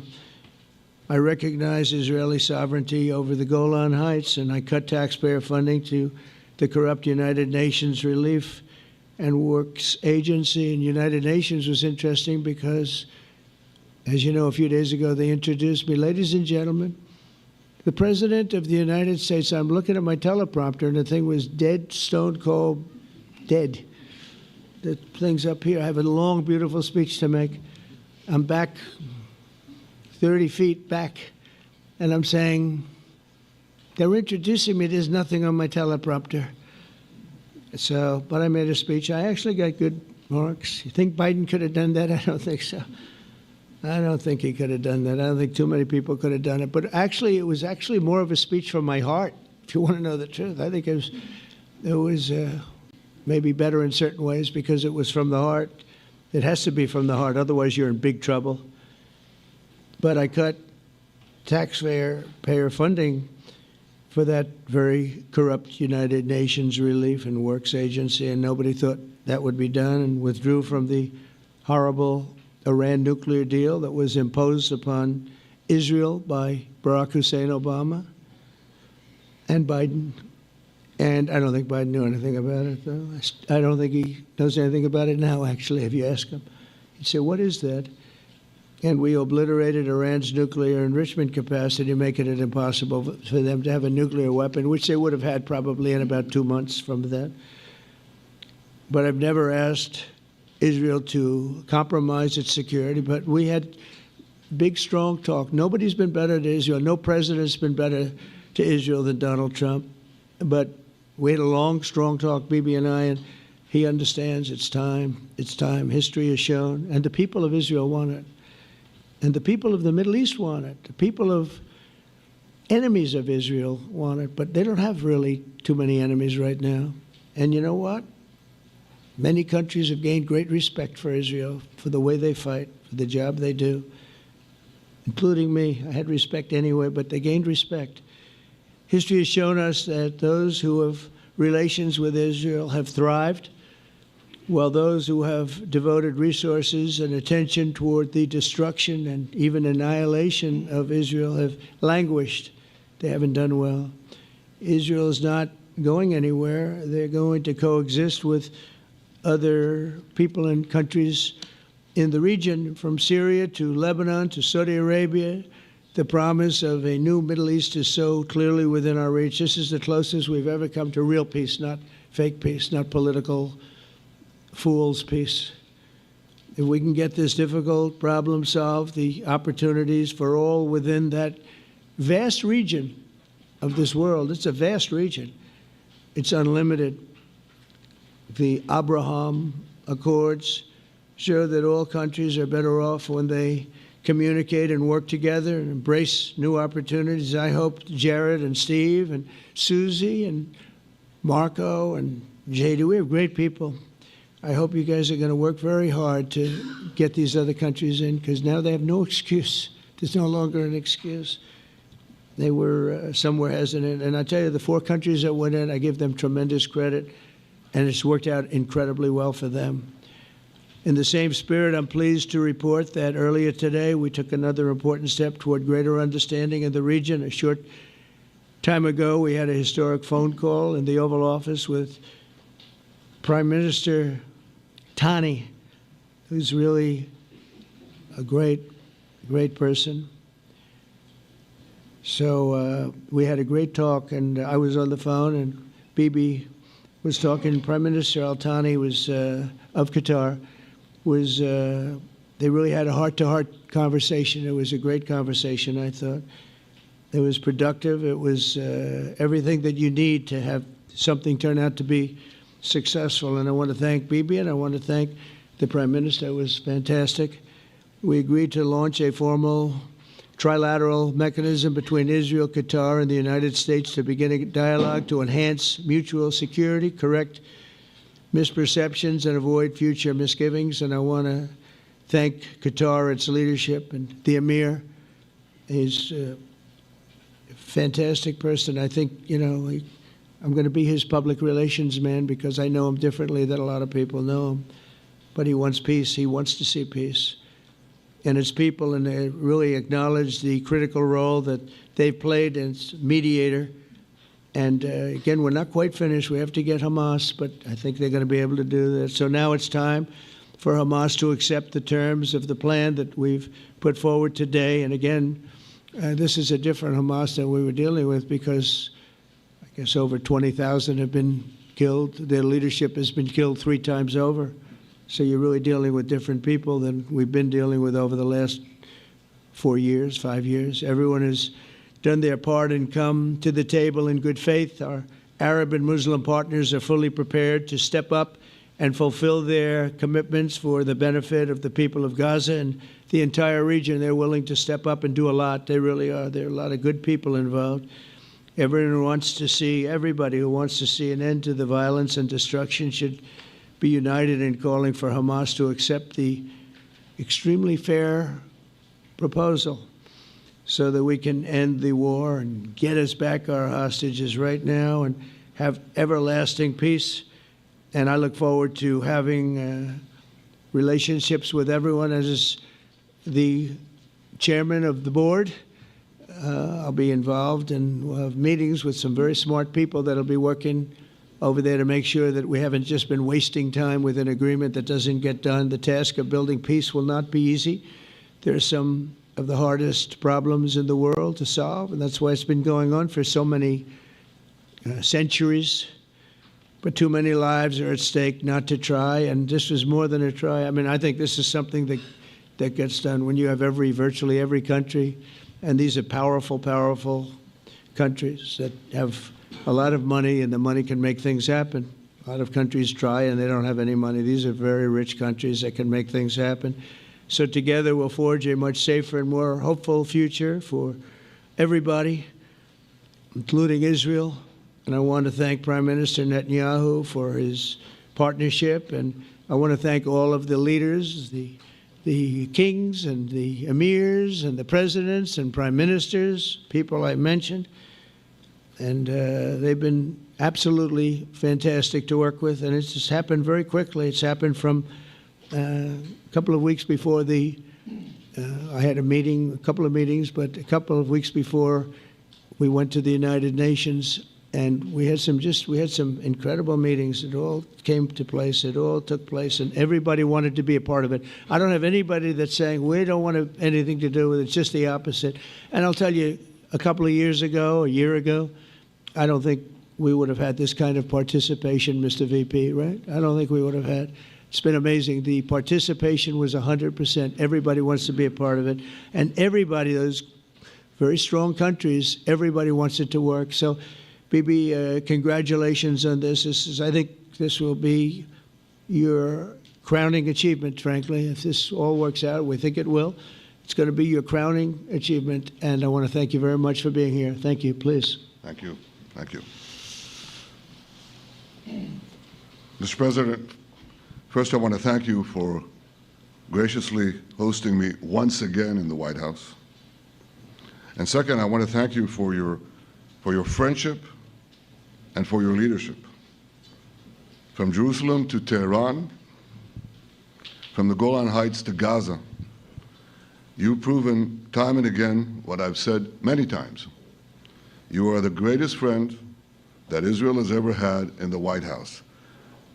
And Mr. President, you and I both know it's not even close. While you focus at home on making America great again, your leadership abroad is changing the world for the better, ending wars and advancing peace. I believe that today we're taking a critical step towards both ending the war in Gaza and setting the stage for dramatically advancing peace in the Middle East, and I think beyond the Middle East, in very important Muslim countries. I support your plan to end the war in Gaza, which achieves our war aims.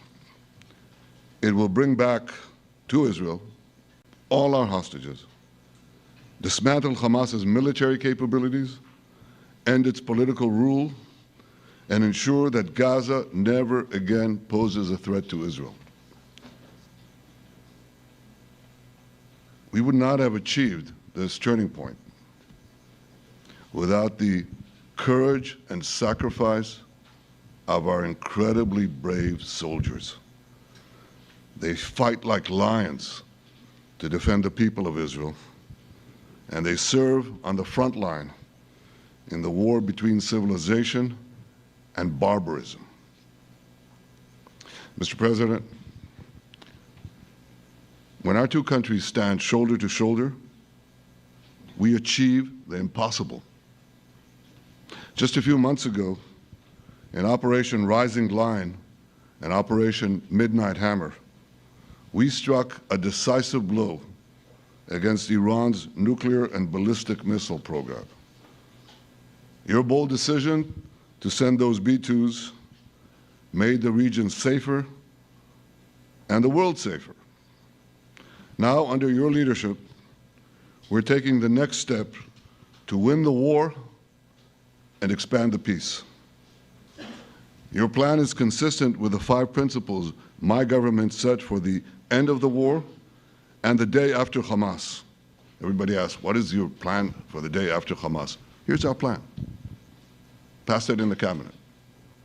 All our hostages, both those who are alive and those who died, all of them will return home immediately. Hamas will be disarmed. Gaza will be demilitarized. Israel will retain security responsibility, including a security perimeter for the foreseeable future. And lastly, Gaza will have a peaceful civilian administration that is run neither by Hamas nor by the Palestinian Authority. If Hamas agrees to your plan, Mr. President, the first step will be a modest withdrawal, followed by the release of all our hostages within 72 hours. The next step will be the establishment of an international body charged with fully disarming Hamas and demilitarizing Gaza.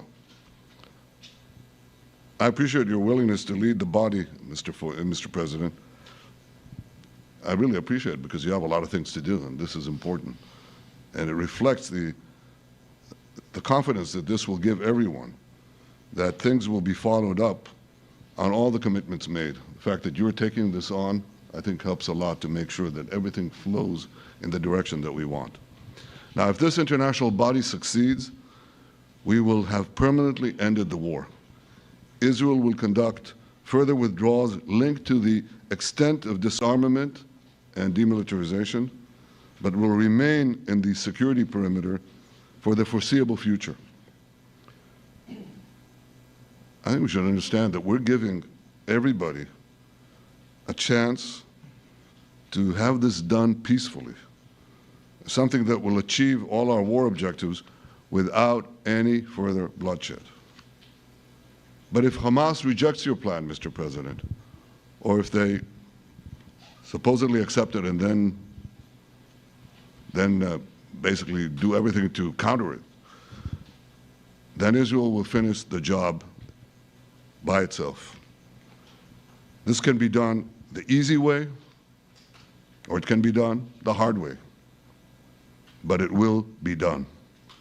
We prefer the easy way, but it has to be done.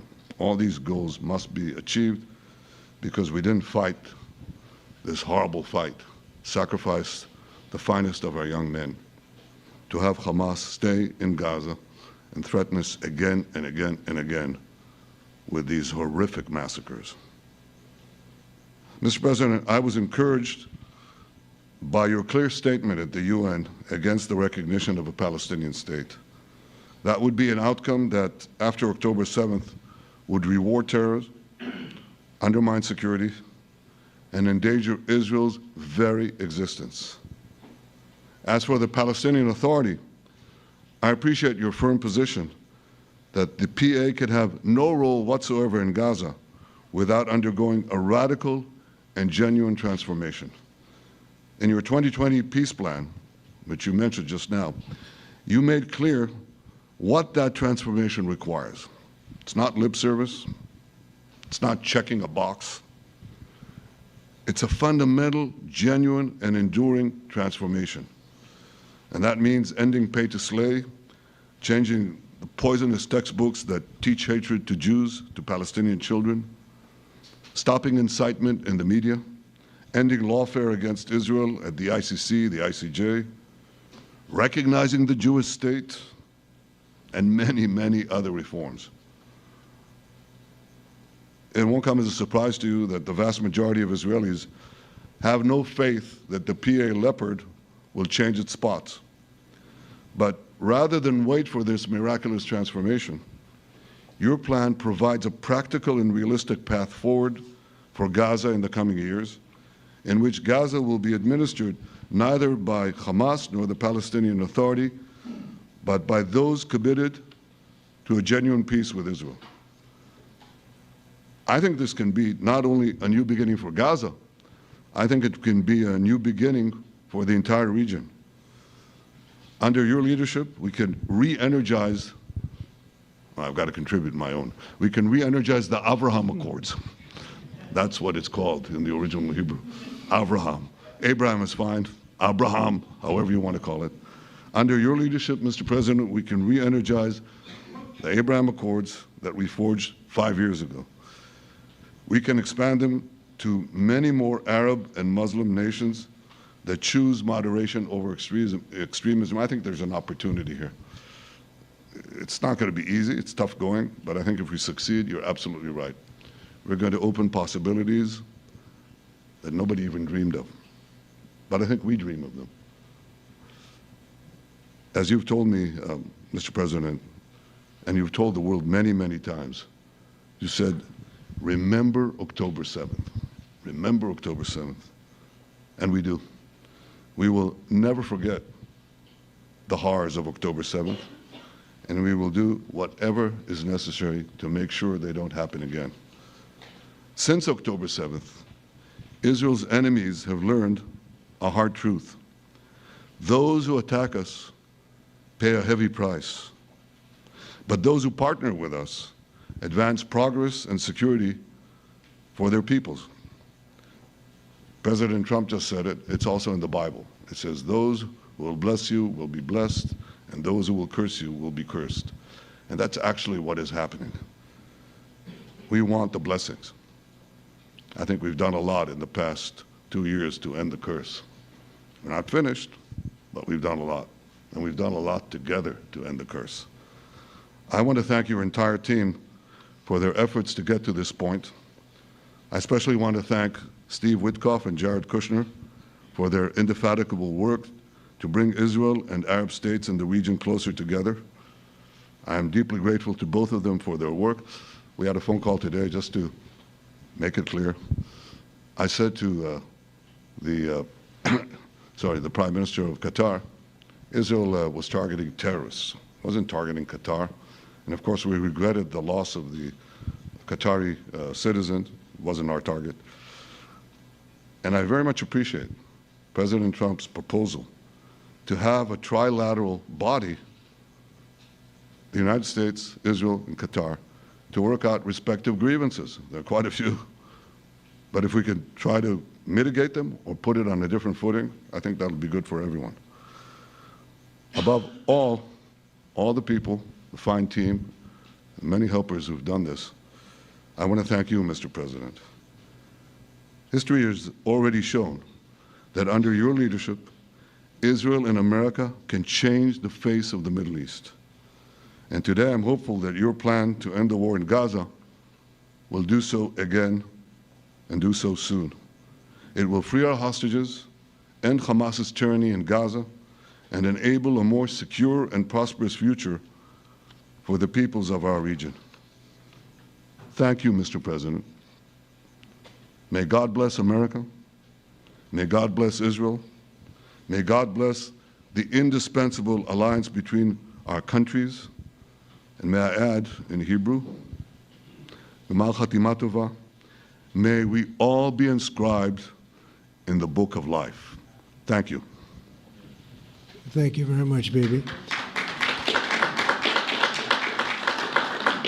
So I think while we wait for these documents to be signed and get everybody in line, I think it maybe is not really appropriate to take questions. I'm meeting with, as you know, a couple of Democrats in a little while about the country, about keeping our country open.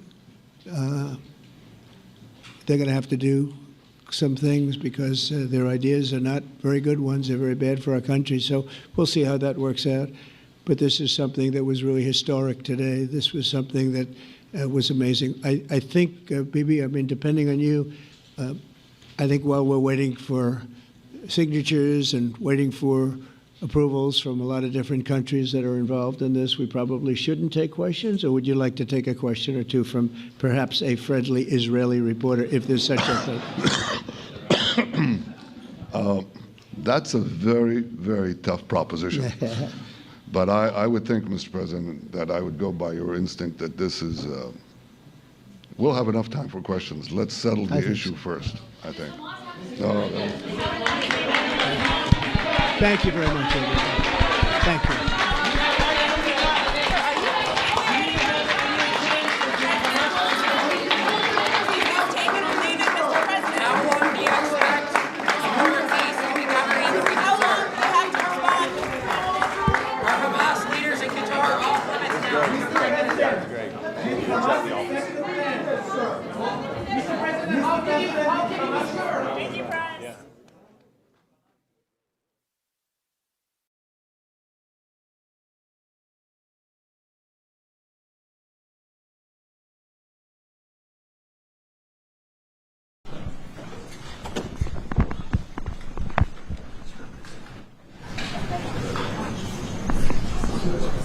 Thank you very much. It's a great pleasure to have President Nawrocki with us, Poland. He did a good job with that, right?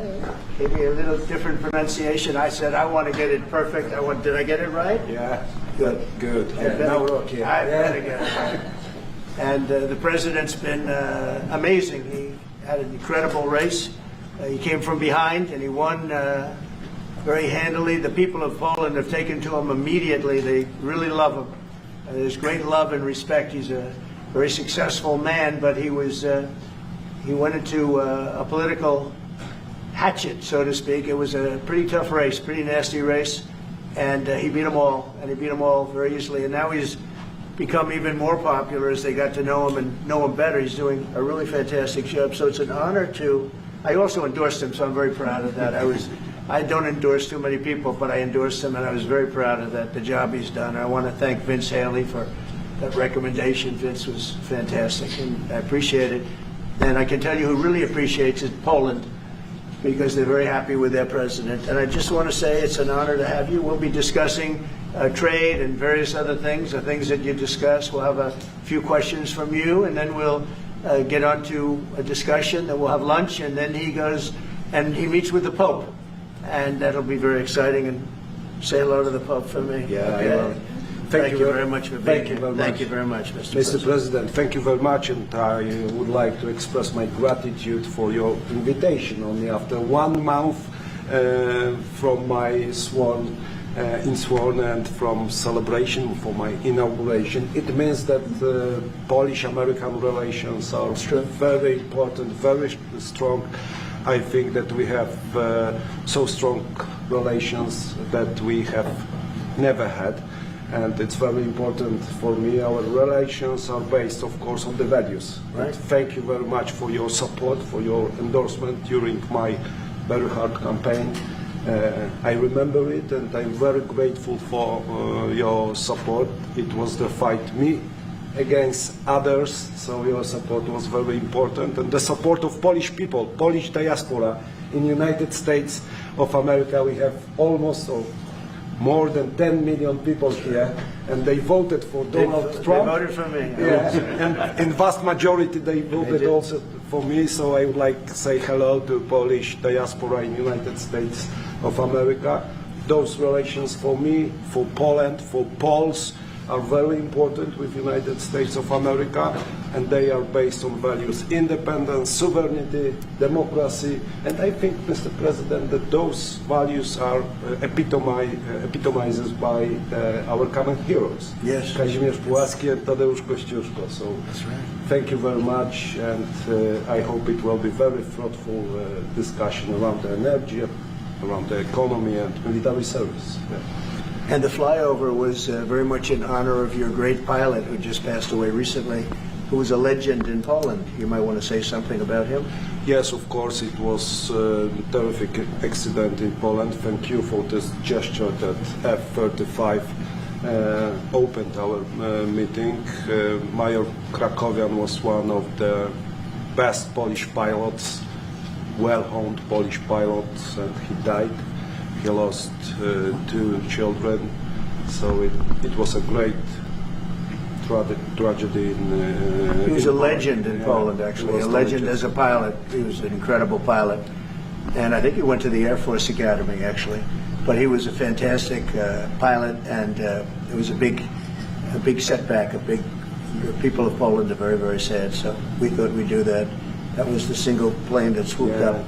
And machines, American machines, opened our meeting. It was great. And we are waiting for 32 F-35s in Poland. So it also shows that we have great relations according to the best military equipment on the world, American equipment, which build Polish security too. Well, Poland, we've had a tremendous relationship. I think now it's better than ever because of this relationship. It's a little special because we fought together, but we've always been very good, and we have some wonderful people, as you know. Duda, my friend, he's a good man and still a big fan of yours, very much so. So it's a great honor, and we're going to talk about trade. We'll talk about some other things. We'll take a couple of questions from the media. President Trump, will American soldiers remain in Poland? Will American soldiers remain in Poland? Yeah, I think so. I mean, do you know something I don't? I don't know. We're very happy. If anything, we'll put more there if they want. But they've long wanted to have a larger presence. We have some countries that have more, not too many, but no, they'll be staying in Poland. We're very much aligned with Poland. Thank you. So, we saw a dramatic picture where we saw the leaders of Russia and North Korea and China together. The first time the leaders of those 3 countries have been together to sort of show solidarity. You said that they're conspiring against the United States. What do you think they're conspiring to do? And given this, is it reason why you should slap or would consider slapping secondary sanctions on Russia if they're conspiring against the U.S. now? Well, I've already done that with regard to India, and we're doing it with regard to other things. And I put out a truth last night. You saw that. And I was the one that brought it up. I said they're only doing this to really they're looking to, when they did what they did, I thought it was a beautiful ceremony. I thought it was very, very impressive. But I understood the reason they were doing it, and they were hoping I was watching, and I was watching. My relationship with all of them is very good. We're going to find out how good it is over the next week or two. I think that we helped China very much, as you know, when they talk about freedom. And I don't believe that, and maybe I'm wrong, I hope I'm wrong, but I don't believe that America, that the United States was acknowledged for helping China to gain its freedom.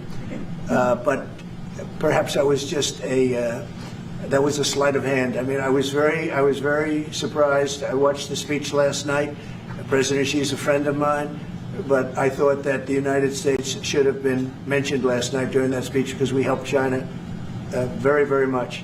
Do you think they should have invited you, Mr. President? Do you think they should have invited you? You've expressed many times your frustration and disappointment with Putin, but there's no action since you took your office. Don't you worry that? How do you know there's no action? But don't you worry? Wait. What actions did you have you taken? I'm with Polish radio. Okay. How do you know there's no action? Would you say that putting secondary sanctions on India, the largest purchaser outside of China, they're almost equal? Would you say there was no action? That cost hundreds of billions of dollars to Russia. You call that no action? And I haven't done phase 2 yet or phase 3. But when you say there's no action, I think you ought to get yourself a new job, because if you remember 2 weeks ago I said if India buys, India's got big problems, and that's what happened. So don't tell me about that. India is president. What is your message to Putin? Right now, there have been survivors of Jeffrey Epstein speaking at a press conference on Capitol Hill. They're calling for these case files, these documents to be released. And Thomas Massey, who is sponsoring a discharge petition to get the House to vote on releasing those documents, says he doesn't believe you're implicated in these files, but many of your friends and donors may be, and he says that's why the Justice Department is redacting them and slow-walking the release. Is the Justice Department protecting any friends or donors, sir? So this is a Democrat hoax that never ends. You know, it reminds me a little of the Kennedy situation. We gave him everything over and over again, more and more and more, and nobody's ever satisfied. From what I understand, I could check, but from what I understand, thousands of pages of documents have been given. But it's really a Democrat hoax because they're trying to get people to talk about something that's totally irrelevant to the success that we've had as a nation since I've been president. Even if you look at D.C. right now, D.C., it's a totally safe zone. It's called a safe zone. That's a term. It's a term of art. It's a safe zone because it's very safe. You can walk down the street now and nothing's going to happen. No crime, no murders, no nothing. Because we had a lot of problems with certain places, and we still do. All run by Democrats, or for the most part run by Democrats. So what they're trying to do with the Epstein hoax is get people to talk about that instead of speaking about the tremendous success like ending 7 wars.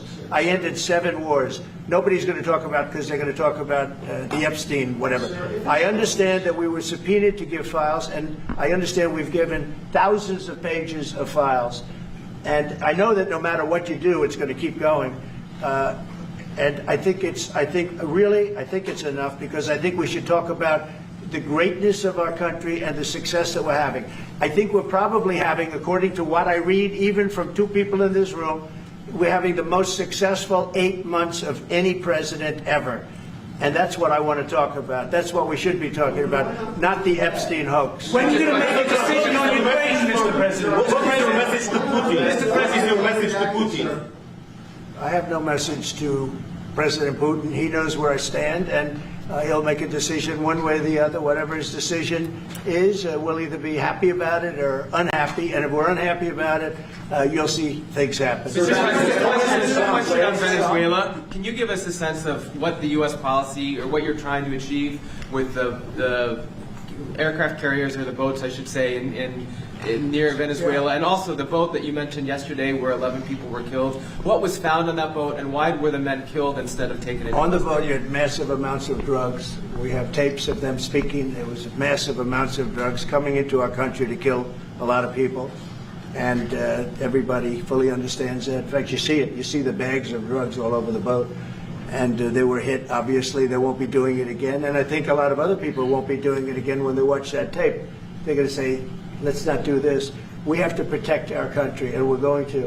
Venezuela's been a very bad actor. They've been, as you know, they've been sending millions of people into our country, many of them Tren de Aragua, some of the worst gangs, some of the worst people anywhere in the world in terms of gangs.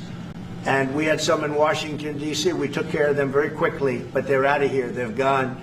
But Venezuela's been very bad, both in terms of drugs and sending some of the worst criminals anywhere in the world into our country. They emptied out, you don't know this, but they emptied out their prisons in Venezuela, and they emptied them out into the United States of America. And that's part of the problem we have. We're getting them out. We're getting them out rapidly, but it's caused a tremendous problem. And Pete and all of the people that are working very hard to rectify the stupidity of the Biden administration, allowing these people to pour into our country with open borders.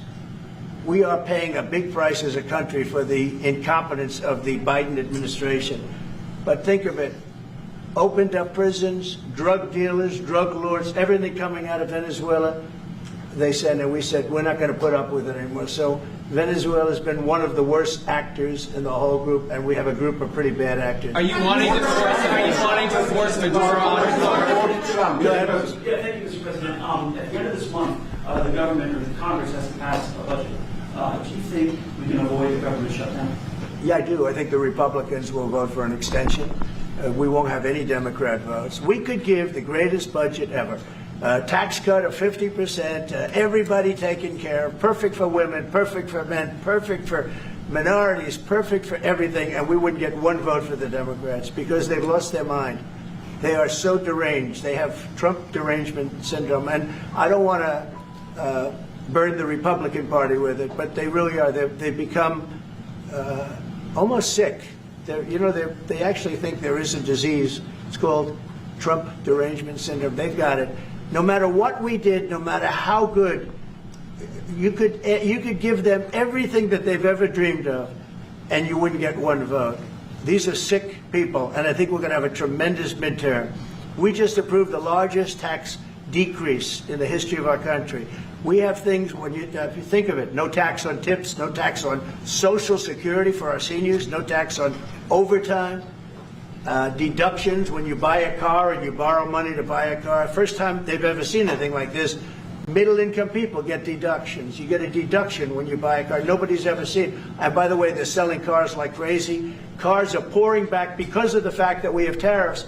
Cars are pouring back into our car plants are pouring back into our nation. They're coming from all over the world. They're coming back. You know, we lost about 54% of automobile manufacturing over a 30-year period, 35-year period. They're all coming back. I think they're coming back higher than ever before. We have AI going up. What we've done is amazing, and what we've passed is amazing. But the Democrats, I don't believe, will get one vote. It's very anti-crime. We want anti-crime. They're in favor of crime. We're against crime. You know, they gave us things like men playing in women's sports, open borders for everybody, transgender for everybody. I mean, they wanted transgender for all of the crazy things that they were saying. And, you know, people would say they're 80-20 issues. I say they were 97-3. I always say 97-3, and nobody knows who the three are. This is the best issue of all. They are against preventing crime. They are fighting us. I want to go into Chicago, and I have this incompetent governor that doesn't want us. Do you know that this weekend 72 people were shot in Chicago? I'm embarrassed to say it in front of the president of Poland. 11 people were killed. 72 people were shot. Last week, 7 people were killed in Chicago, a place which is probably your #1 place. I hate to say it. Yeah, a lot of Poles in Chicago. And we got to keep it safe. But 7 people were killed. The week before that, 5 people were killed, and 21 people were shot. This is in 3 weeks. So in 3 weeks, they lost almost 35 people were killed. It could have been stopped. If you look at Washington, D.C., 3 weeks ago, it was the same or worse. And now it's considered a totally safe zone. Restaurants are open. They're bustling. Restaurants, you have to see, restaurants were dying. Nobody wanted to go out. They didn't want to be attacked. They didn't want to be mugged. They didn't want to be attacked even in the restaurant. And you take a look at what's happened.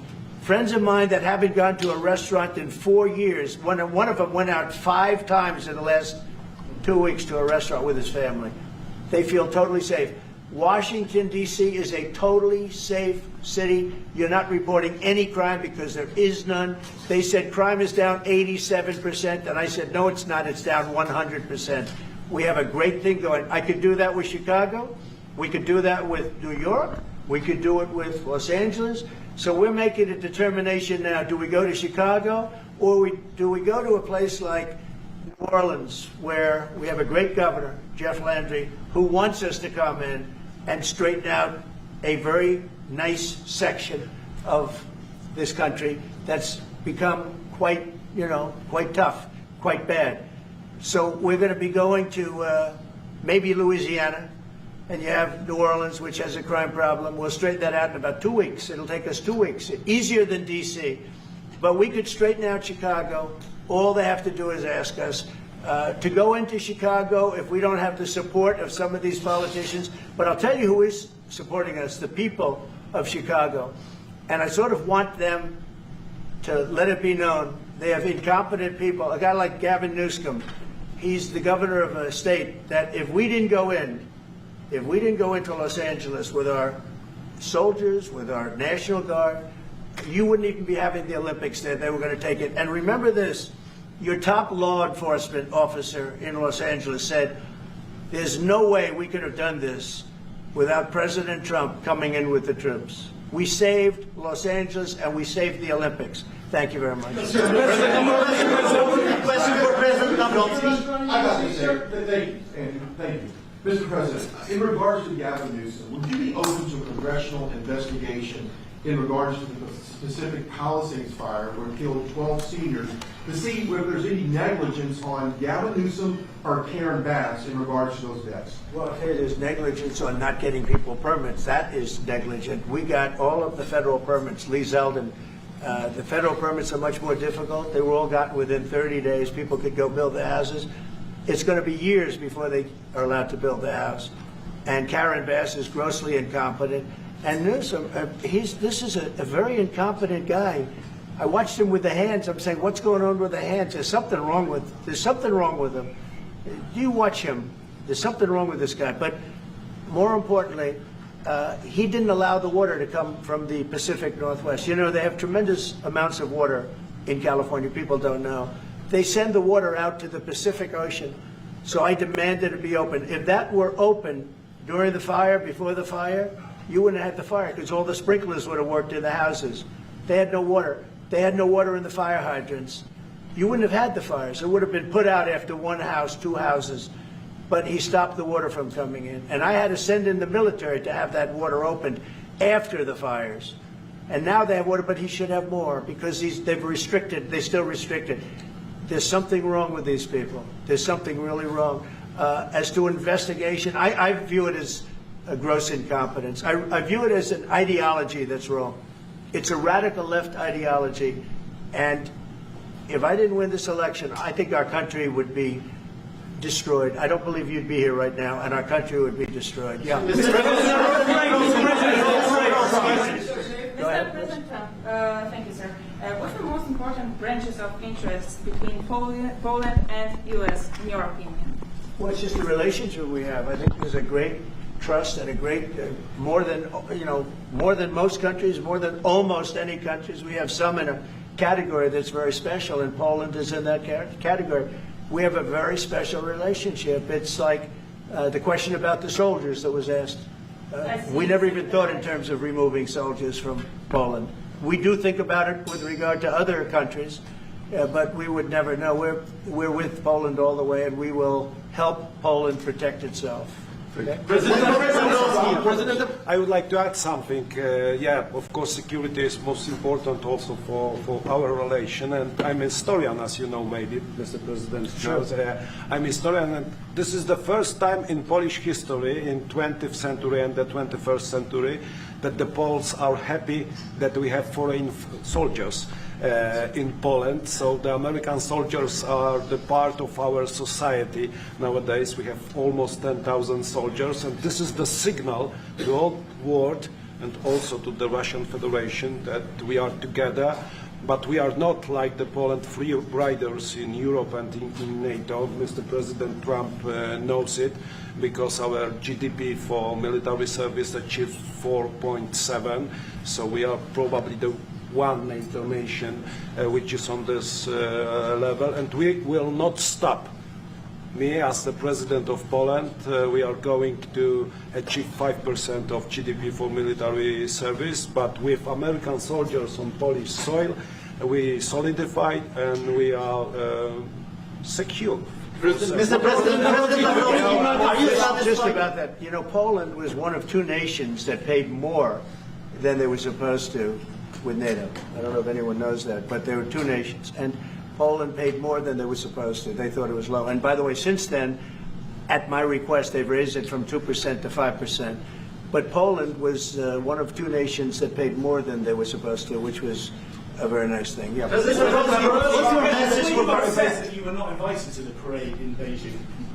Never even thought about it until just now. President Dabrowski, what's your message for President? Never even thought. It wouldn't have been my place to be there. President Dabrowski, what's your message for tariffs? Will you visit a restaurant in D.C.? You haven't gone to. I might. Sure. You haven't gone to one in either of your terms that wasn't any of them. Because I and many other. Do you want me to prove you wrong? Do you want me to prove you wrong? Yes, please. But I will. I think it's something we could consider doing. Love to do it. I love the White House food, but after a while, I could see going to a nice restaurant. It's safe. If you would have said, like the Governor Moore wanted me to go and walk through Baltimore with him, and I said, you know, I think I'm a brave guy, but there's no reason to be stupid. They have crime that's at levels that nobody's ever seen before in Baltimore. They've done a terrible job. We'd go into Baltimore, straighten it out very quickly, too. You know why? They respect our soldiers. You see our soldiers. They respect our soldiers. We'd go there, too. But we're going to have people asking us to go. They're going to want to, and I think the people of those places the politicians are not in tune with the people. The people in Chicago, the people in Baltimore, the people in all of the places we talk about, they want to see us there. and I think we're pretty much waiting till we get asked and properly. President We're doing them a big service. Yeah, please. You talked about how historic these tariffs have been, bringing in revenue, additional revenue for our country. You've also mentioned before they could possibly replace federal income tax. Possible. Do you think that's Someday it's possible. It used to be. So if you go back to 1913 is when they ended tariffs. We were the richest ever from 1850. It was all tariffs. We didn't have income taxes. From 1850 to 1913. In the 1887s, about 1887, they had the Great National Tariff Act. And it was a group of people that got together because our country was so rich, they didn't know what to do with the money. We had so much money, they didn't know what to do. It was a group of very prominent people that were set up to hand out money to everybody because we were the richest we ever were. Proportionately, we were in 1887, around that time, even in 1913. We ended them in 1913. How did that work out? And then we went to the income tax system, and then we had the Depression.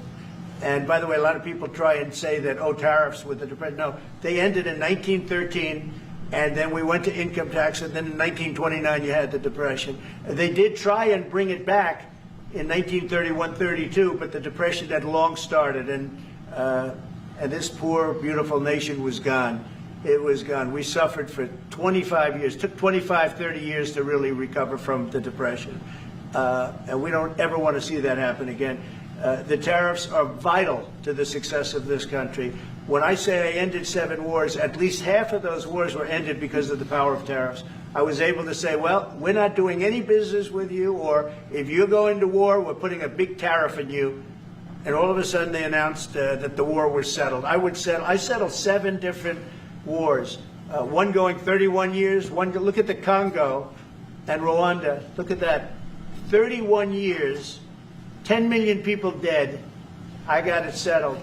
And a little bit of that one, less than in some cases, had to do with trade and had to do with tariffs. So, you know, tariffs are vital to our country. And just so you know, other countries use them on us, but I just use them a lot better. We're in a much better position. We have trillions of dollars coming into our country. If we didn't have tariffs, we would be a very poor nation, and we would be taken advantage of by every other nation in the world, friend and foe. We're not going to let that happen. And we have a very, very big case in the Supreme Court. I can only say this. Our country has a chance to be unbelievably rich again, but it can also be unbelievably poor again. If we don't win that case, our country is going to suffer so greatly, so greatly. But I think we're going to have a big victory. Even if you look at the people that brought the case, they're foreign-oriented. They're foreign. Countries have taken advantage of the United States for so many years. And I started with China. You know, last term, I took in hundreds of billions of dollars in tariffs from China. But when COVID came, the last thing I was going to do is we're going to tariff France and Italy and, you know, others, Spain, when they were doing so badly. But now we made a deal with the European Union where they're paying us almost $1 trillion, and they're happy to do it. You know what? They're happy. It's done. These deals are all done. I guess we'd have to unwind them. We've done deals with Japan, with South Korea. We've done deals with many countries and others to come. And if we didn't have the power, prestige, and dignity of tariffs, and I used them wisely, and people respect America again, and we've become a rich country again. The money coming in is incredible. And again, they use them on us. If we didn't have them, they would use them on us, and we would have no way to fight them.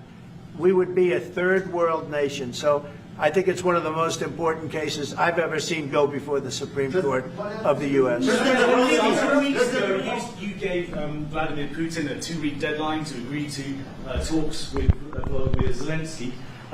That deadline is now nearly approached. Can you give us any indication of when you will make a decision? Well, I'm having a conversation with him very shortly, and I'll know pretty much what we're going to be doing. We've taken very strong action, as you know. And in other ways, we've taken very strong action. But I'll be speaking to him over the next few days, and we're going to see. With who, I'm going to know exactly what's happening. Mr. President, but I'm not happy with all the people. You got 7,000 819 people killed last week. Russian soldiers and Ukraine soldiers, right? Not American soldiers, not soldiers from Poland, but they're human beings, they're souls. They have parents, they wave goodbye to their parents, and their parents never see them again. That's the end of them. Over a stupid war, and I want to see it stopped. Now, we have stopped the money. We send weapons to NATO. They pay full price. We don't, Biden spent $350 billion so stupidly. And it was one of the reasons that this whole thing happened. A big reason this war happened was sitting right in these chairs, this one in particular. So I think we're going to have a good solution. But they're losing soldiers at levels that nobody has seen since the Second World War. This is the worst conflict, and it's just going on and on. It's one's defense, one's offense. The offense moves a little bit, just a little bit. You take a look. They move inches. They're dropping bombs and killing everybody. The whole thing is not since the Second World War has there been anything even close to this.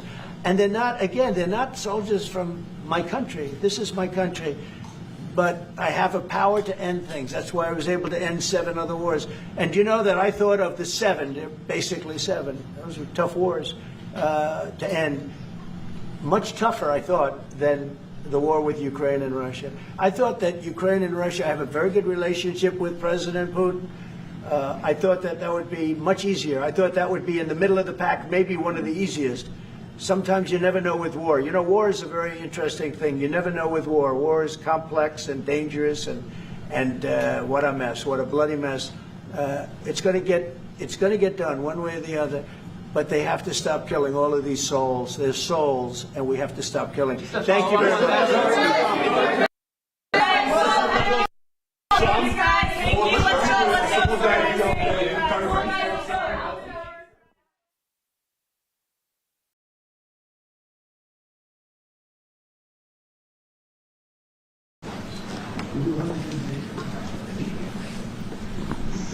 Well, that's a big crowd. This is a very large crowd. You get more than most countries, I have to say. This is a very good crowd of the media. It's an honor to be with President Lee of South Korea. We've known each other and gotten along very well. We have some additional trade because I hear they want to renegotiate the deal, but that's okay. I don't mind that. That doesn't mean they're going to get anything, but I don't mind.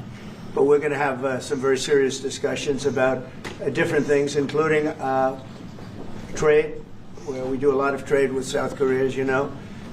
We are thinking about contracting some ships.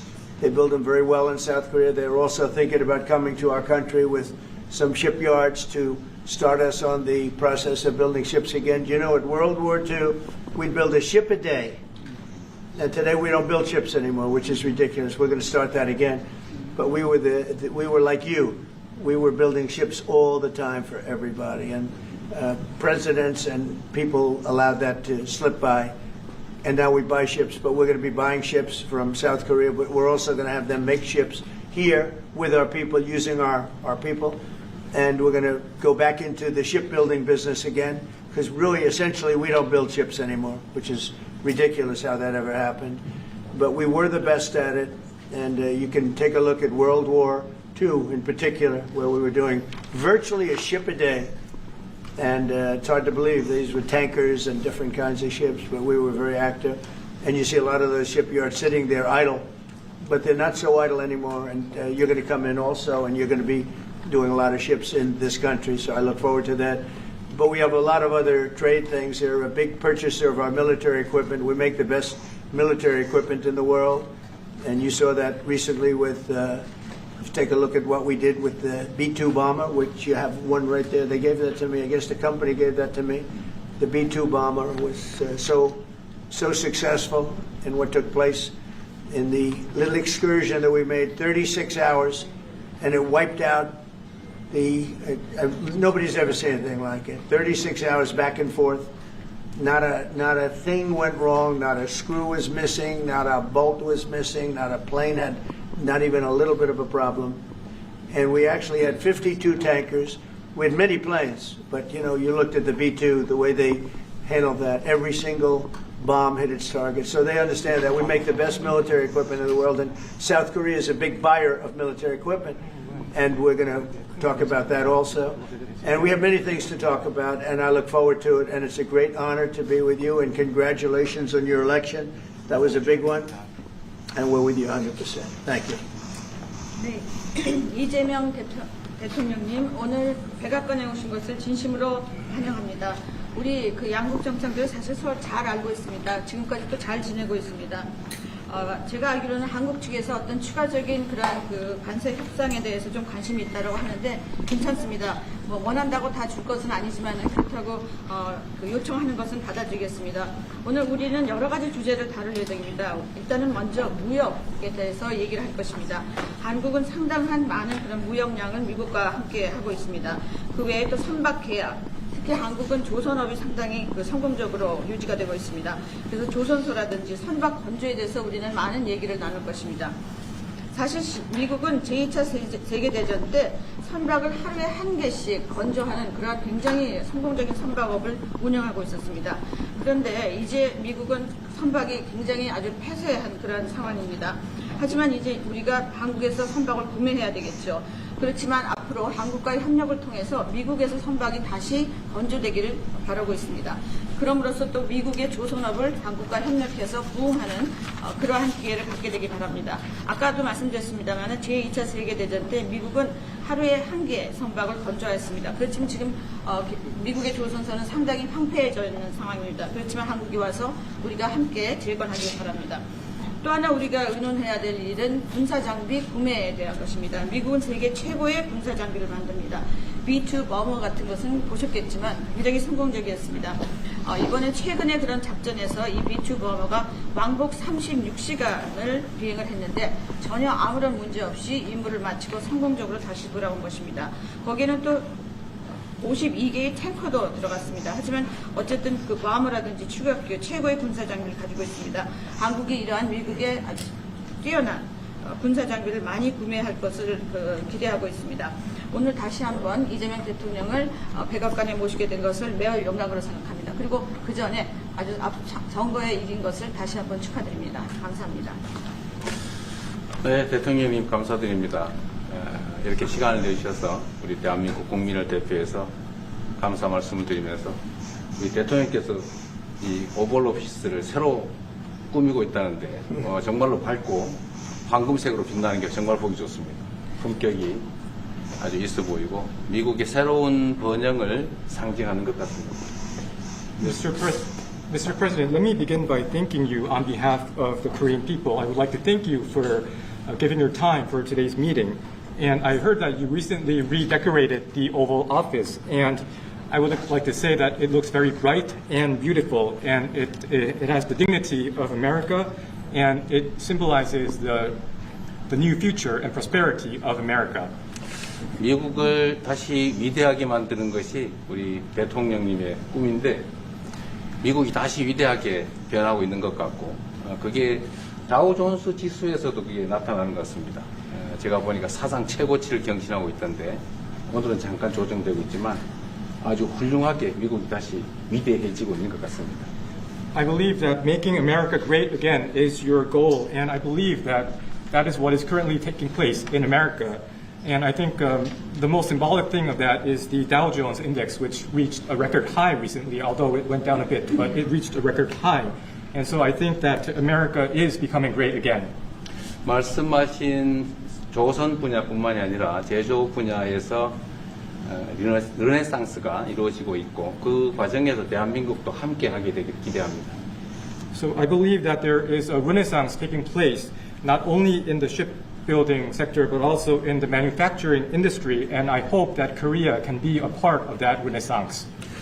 그리고 또 한 가지 제가 꼭 말씀드려야 될 것이 대통령님의 평화를 지키는 기간의 미국의 역할을 넘어서서 새롭게 평화를 만들어가는 피스메이커로서의 역할이 정말로 눈에 띄는 것 같습니다. And one thing that I wanted to say to you is that America's role not as a keeper of peace, but a maker of peace, is being more is emerging more evidently. 유럽, 아시아, 아프리카, 중동 뭐 여러 곳에서의 전쟁들이 이제는 트럼프 대통령님의 역할로 휴전하고 평화가 찾아오고 있습니다. Many wars in Europe, in Asia, in Africa, and in the Middle East are coming to peace because of the role that you are playing. 세계 지도자 중에 전 세계의 이런 평화 문제에 대통령님처럼 이렇게 관심 가지고 실제로 성과를 낸 경우는 처음으로 보이십니다. So among the many world leaders, I believe that you are the only leader who has made such accomplishments.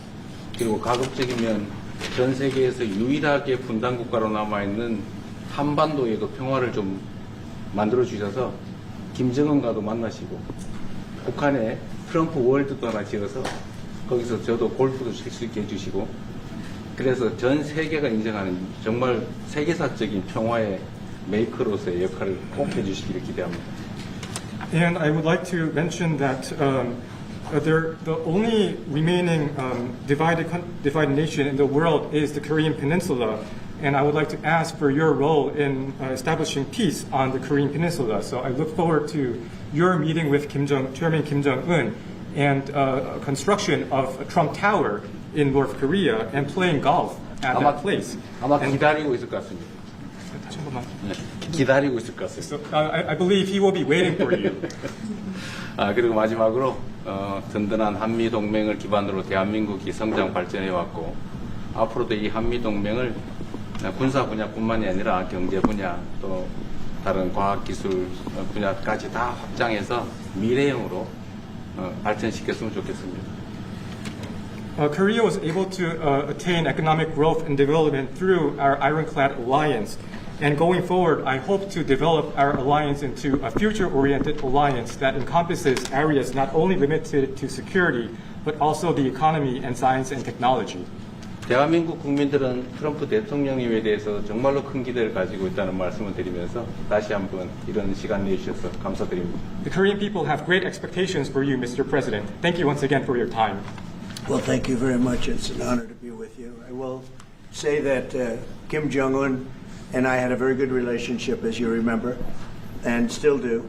And when I came in, I didn't know him. We had 2 summits, but we became very friendly. Respect. It was great respect. And it was not going to be that way had Hillary Clinton won the election. It would have been a disaster. But we think we can do something in that regard with respect to North and South, and I think you are much more prone to doing that than other leaders that I've been working with from South Korea. And we'll work on that. I think it's very good to work on that. If you remember, you were doing the Olympics, and there was a great time of hostility with North Korea, and you weren't selling tickets because nobody wanted to be blown up in the stadium during the opening ceremonies, right? And you were not selling tickets. And I was also at my formative stage with North Korea and Kim Jong-un, and we were a little bit going at it about Rocket Man, Little Rocket Man, everything back and forth, and it was really nasty. And then I got a call one day, and they wanted to get together, they wanted to talk, and we started talking. And then he said really brilliantly, he said, you know, the Olympics is going to be opening very soon, and we'd like to be a part of it. They actually put teams in it. You got along great. And by the way, immediately upon that phone call, you started selling tickets, and it turned out to be a tremendous success. So it went from being empty stadiums because people were afraid to go, because it was a target potentially, to a great success. And I was very proud of that. You had one of the most successful Olympics, and now we have the Olympics coming to the U.S., so we're very happy about that. But that was a great honor to get involved and make the Olympics so successful. 네, 대단히 감사합니다. 다시 한번 모시게 돼서 영광이라고 말씀드리겠습니다. 제가 김정은 위원장과 굉장히 좋은 관계를 가지고 있습니다. 그리고 현재도 매우 좋은 관계가 있습니다. 내가 처음에 취임하고 난 다음에 2번의 정상회담을 김정은 위원장과 함께 했고 상당히 친해졌고 또 더 중요한 것은 둘 다 존경심을 서로에게 가지고 있다는 것입니다. 만일 힐러리 클린턴이 대통령으로 당선했다면 절대 그러한 상황까지 이루지 않았을 것입니다. 제가 보기에는 이재명 대통령께서 한국의 어느 지도자보다도 북한에 좀 더 문제를 해결하고자 하는 의지가 있는 그러한 대통령이라고 생각합니다. 그래서 어쩌면 우리가 함께 노력한다면 어느 정도 진전이 있을 수도 있겠습니다. 사실 그 한국에서 올림픽이 열렸을 때 북한 때문에 많은 사람들이 올림픽 표를 사지 않는 그런 현상이 생겨났었습니다. 그런데 김정은 위원장이 그때 사실은 김정은 위원장과 초기에는 제가 별로 뭐 사이가 좋았던 것은 아닙니다. 서로 락켓맨이라고 부르면서 주고받는 그러한 그 해프닝도 있었습니다. 그런데 어느 날 통화를 시작하게 되었고 통화를 하면서 그가 얘기를 했습니다. 한국에서 올림픽이 곧 열리는데 우리 그 북한도 참가하겠다. 그렇게 얘기를 했습니다. 그리고 그 통화 직후에 올림픽표가 많이 팔리기 시작했습니다. 그리고 한국의 올림픽은 올림픽 역사상 가장 성공적인 올림픽으로 지금 기록되고 있습니다. 또 우리 미국도 곧 올림픽을 주최할 예정입니다. 그래서 우리도 미국에서 성공적인 그런 올림픽을 주최할 계획을 가지고 있습니다. 김정은 위원장 말씀을 하셔서 그런데 사실 대통령님 덕분에 이 북한하고 이 한반도 관계가 매우 안정적이었습니다. 그런데 사실 그 이후 대통령께서 미국 정치에서 잠깐 물러서 있는 그 사이에 사실은 북한의 미사일도 많이 개발됐고 핵폭탄도 많이 늘어났고 진척된 것도 없이 한반도 상황은 정말로 많이 나빠졌죠. Mr. President, you mentioned about Chairman Kim, and thanks to your efforts when you were in office during your first term, the situation on the Korean Peninsula was stable. But during the hiatus where you were out of office, North Korea developed further its nuclear and missile capabilities, and that led to a deterioration on the situation of the Korean Peninsula. And they wouldn't have done that. They would not have done that if I were president. That 내가 was not going to 만약에 happen. 대통령이 당선되었다면 그런 일이 일어나지 않았을 것입니다. 전적으로 공감합니다. I completely agree with you. 그래서 지금 얼마 전에 김여정이 미국과 저를 비난하는 발언을 할 때도 대통령과 김정은 위원장의 특별한 관계에 대해서는 의심하지 않는다 이런 표현을 했습니다. 기다리고 있다는 뜻으로 보여졌습니다. So when Kim Yo-jong, the deputy director of the Workers' Party of Korea, issued a statement denouncing South Korea, she mentioned about the the not bad relationship between you and Chairman Kim Jong-un, and I believe that this is a sign that North Korea is waiting. 한반도의 평화의 새 길을 꼭 열어주시기 바랍니다. So I hope that you will usher in a new era of peace on the Korean Peninsula. I will do that, and we'll have talks. He'd like to meet with me. He didn't want to meet with Biden because he had no respect for Biden, but we look forward to meeting with him, and we'll make relations better. You'll help that. You had a lot of leaders. I've gone through a lot of leaders in South Korea. You know, it's been quick. You'll be there for a long time. But we, in the various leaders that I've dealt with, they were not approaching it properly, in my opinion, having to do with North Korea. But I think your approach is a much better one. 네, 그렇게 하도록 하겠습니다. 김 위원장이 바이든 전 대통령을 만나고 싶죠 하지는 않았지만 말은 만나고 싶어 할 것 같습니다. 그래서 그런 그 시도를 하겠고요.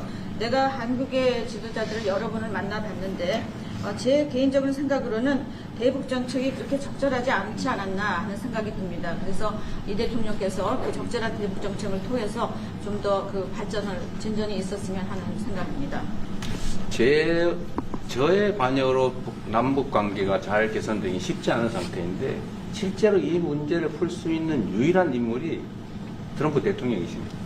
So resolving this issue through my engagement is not an easy thing. And the only person that can make progress on this issue is you, Mr. President. 대통령께서 피스 메이커를 하시면 저는 페이스 메이커로 열심히 지원하겠습니다. So if you become the peacemaker, then I will assist you by being a pacemaker. That's good. We can do big progress, I think, with North Korea. Absolutely. 네, 북한에 대해서 큰 진전을 함께 이루어 나갈 수 있다고 믿습니다. 감사합니다. Okay, thank you very much. Thank you very much. Good job. Okay, questions, please. Mr. President, when you met with Russian President Vladimir Putin, how soon did he say that he wanted to sit down with Ukrainian President Zelensky? Russia, as of now, says there's no meeting on the books and no agenda is set. Well, that's going to be up to them. It takes two to tango. I always say it. And they should meet, I think, before I have a meeting and probably close the deal. But I think it's appropriate they meet. They do not exactly get along well, as you can understand. And I'm sure it's a meeting that perhaps he didn't like. But he wasn't happy about coming to the United States either. That was a big concession, and I appreciate the fact that he did. You know, I've always had a very good relationship, despite a fake Russia haunt that we had.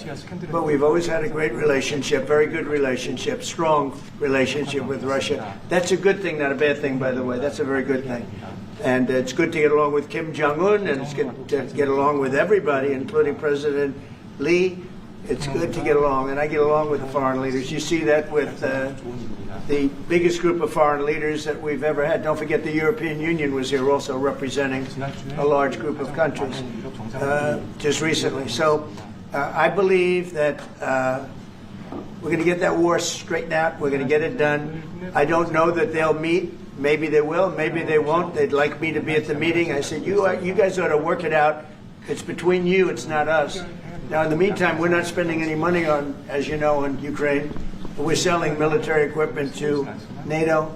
NATO now is taking in, excuse me, NATO now is taking in a large amount of money from the countries. They're taking in 5% of GDP versus 2%. They're paying the 5%. They never paid the 2%, most of them, or a lot of them. NATO has a lot of money. We are selling military equipment to NATO at full price. And NATO's distributing that equipment to wherever they are. I mean, perhaps to Ukraine. So NATO's working with Ukraine. Biden was giving hundreds of billions of dollars, just willy-nilly, just giving money. He had no idea where it was going.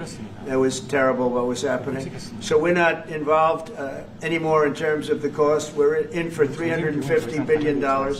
As you know, I also got the rare earth deal done with Ukraine, which was worth much more than the $350 billion. But I'm not interested in the money so much, even though we've done a great job in that regard. I'm not interested in that. I'm interested in stopping a war where last week 7,109 soldiers died, both Russian and Ukraine. It's such a waste of life and humanity. They're not from this country. They're not from any other country other than Ukraine, for the most part, other than Ukraine and Russia. But it's a very important thing to me to stop it. I stopped 7 wars that were raging, one for 31 years, the Congo, and as you know, Rwanda, one for 35 years. I don't have to go into them. You know the list better than I do. But we stopped a lot of wars, including, you think about it, India and Pakistan, which was probably 2 weeks away from being a nuclear war. They were shooting down airplanes all over the place. So I'm very proud of that. I thought this would be, in many ways, the easiest way. I have a very good relationship with Putin. I thought it would be the easiest one to stop, and it's really not. It's very complex. It's very personal from their standpoint. There's tremendous dislike personally between the two men, and we're going to have to straighten that out. But I would like to see them meet first. They'd like me to be there. I may be there. I may not. I'll see. But I wanted them to work out their differences first, because it is ultimately between them. And when that happens, I think we'll get an end. Mr. President, maybe they meet, maybe they don't. How long are you willing to let this play out? And if they don't meet, will there be consequences, and how soon for Russia? Yeah, there could be very big consequences, but we'll see what happens. There might be very big consequences, because this is something that has to end. This war would have never taken place, and for 4 years it didn't take place. But if I were president, this war would have never taken place. There has not been a war like this since the Second World War. This is the biggest thing that's happened in terms of warfare, wars. It's a whole new form of fighting. It's a drone fighting. It's a drone war. No, a drone war never existed before. And we're actually studying it from the standpoint of Pete Hegseth and everybody. We're studying it and studying it very carefully. This is a whole new form of war, but it's a violent war, and there has been nothing like this since the Second World War. So we'll see what happens over the next week or two, and at that point I'll step in very strongly, and if I have to be there, I'll be there. And we'll either have a deal or we won't. but a lot of people are dying, and I want to get us. Mr. President, Kim Jong-un wants to meet. When do you want to meet with him? With who? You said the North Korean leader wants to meet. How soon would you? Yeah, we want to have a meeting. I like to have a meeting. I got along great with him. You know, you were there. We even had a press conference. He had his first press conference. Kim Jong-un had a press conference. This was a little different press conference. I said, have you done a press conference before? No. And you know what? He did great. It was a great press conference, actually. It was historic. I doubt he's done one since. But I said, would you like to meet the fake news? Because whatever you want to do. And they came in, like you've never seen anything like it. And then he said, enough. And that was the end of the That was the end. It ended very rapidly. But I think he had a good time. I look forward to meeting with Kim Jong-un in the appropriate future. Mr. President, the United States question. Will you reduce the number of forces in South Korea so that the United States can have more flexibility in the region? Say it. Would you consider reducing the number of U.S. forces in South Korea so that the United States can have more flexibility? Well, I don't want to say that now because we've been friends and we're friends. And look, we have a lot of people over there. We have over 40,000 troops in South Korea. As you know, South Korea agreed to pay for that during my last term. And then when Biden came in, they complained to Biden that I wasn't a nice person. And he agreed not to pay. He gave up billions of dollars. We were getting paid billions of dollars. But then Biden ended that for whatever reason. It's unbelievable that he did. But we have a very good relationship militarily. They would say, but we gave you land. I said, no, you didn't. You lease us land. There's a big difference between giving and leasing. And maybe one of the things I'd like to do is ask them to give us ownership of the land where we have the big fort. You know, we spent a lot of money building a fort, and there was a contribution made by South Korea, but I would like to see if we could get rid of the lease and get ownership of the land where we have a massive military base. Okay? Mr. President, how are you? Thank you, Mr. President. How are you planning to make? I also want to ask this question to Mr. President. Who are you with? I'm Song Mi-jin. I am from South Korea's Arirang TV. Good. Thank you so much. So, as mentioned earlier, United States is South Korea's most important and closest ally. So, in this point of view, I would like to ask you and also President Lee, what do you think are the key ways to make the South Korea-U.S. alliance greater? Well, I think it's great now. I feel very warmly toward South Korea. I will tell you that I have a lot of people in business that I deal with that are from South Korea. They love Trump because they feel I've saved. I think you would have had a nuclear war if I weren't. I think you would have had a nuclear war, North Korea and South Korea. I think it would have been a disaster. You're only 60 miles away from Seoul. They don't even need nuclear. They have their cannons, howitzers, and they have them buried in the mountain. You know what I'm talking about. And I think you would have had, if I didn't win that election, if Hillary Clinton, crooked Hillary, won that election, I think you would have had a nuclear war. It would have taken place, and it would have been horrendous for everybody, including them. It would have been very bad for them because we would have had to enter the picture, and we are the most powerful nuclear country in the world by far. Russia's second, China's third. China's going to catch eventually, 5 or 6 years. They're working to catch. One of the things we're trying to do with Russia and with China is denuclearization. And it's very important. One of the things I discussed with President Putin the other day, it wasn't just that, it was also other things. And I think the denuclearization is it's a big aim. But Russia's willing to do it, and I think China's going to be willing to do it too. We can't let nuclear weapons proliferate. We have to stop nuclear weapons. The power is too great. Okay? Thank you. Mr. President, I'd like to ask you further question about South Korea and U.S. alliance. I'm Anna from the Korea Times. Good. And I'd like to ask you about the trade deal that's on the table. Yeah.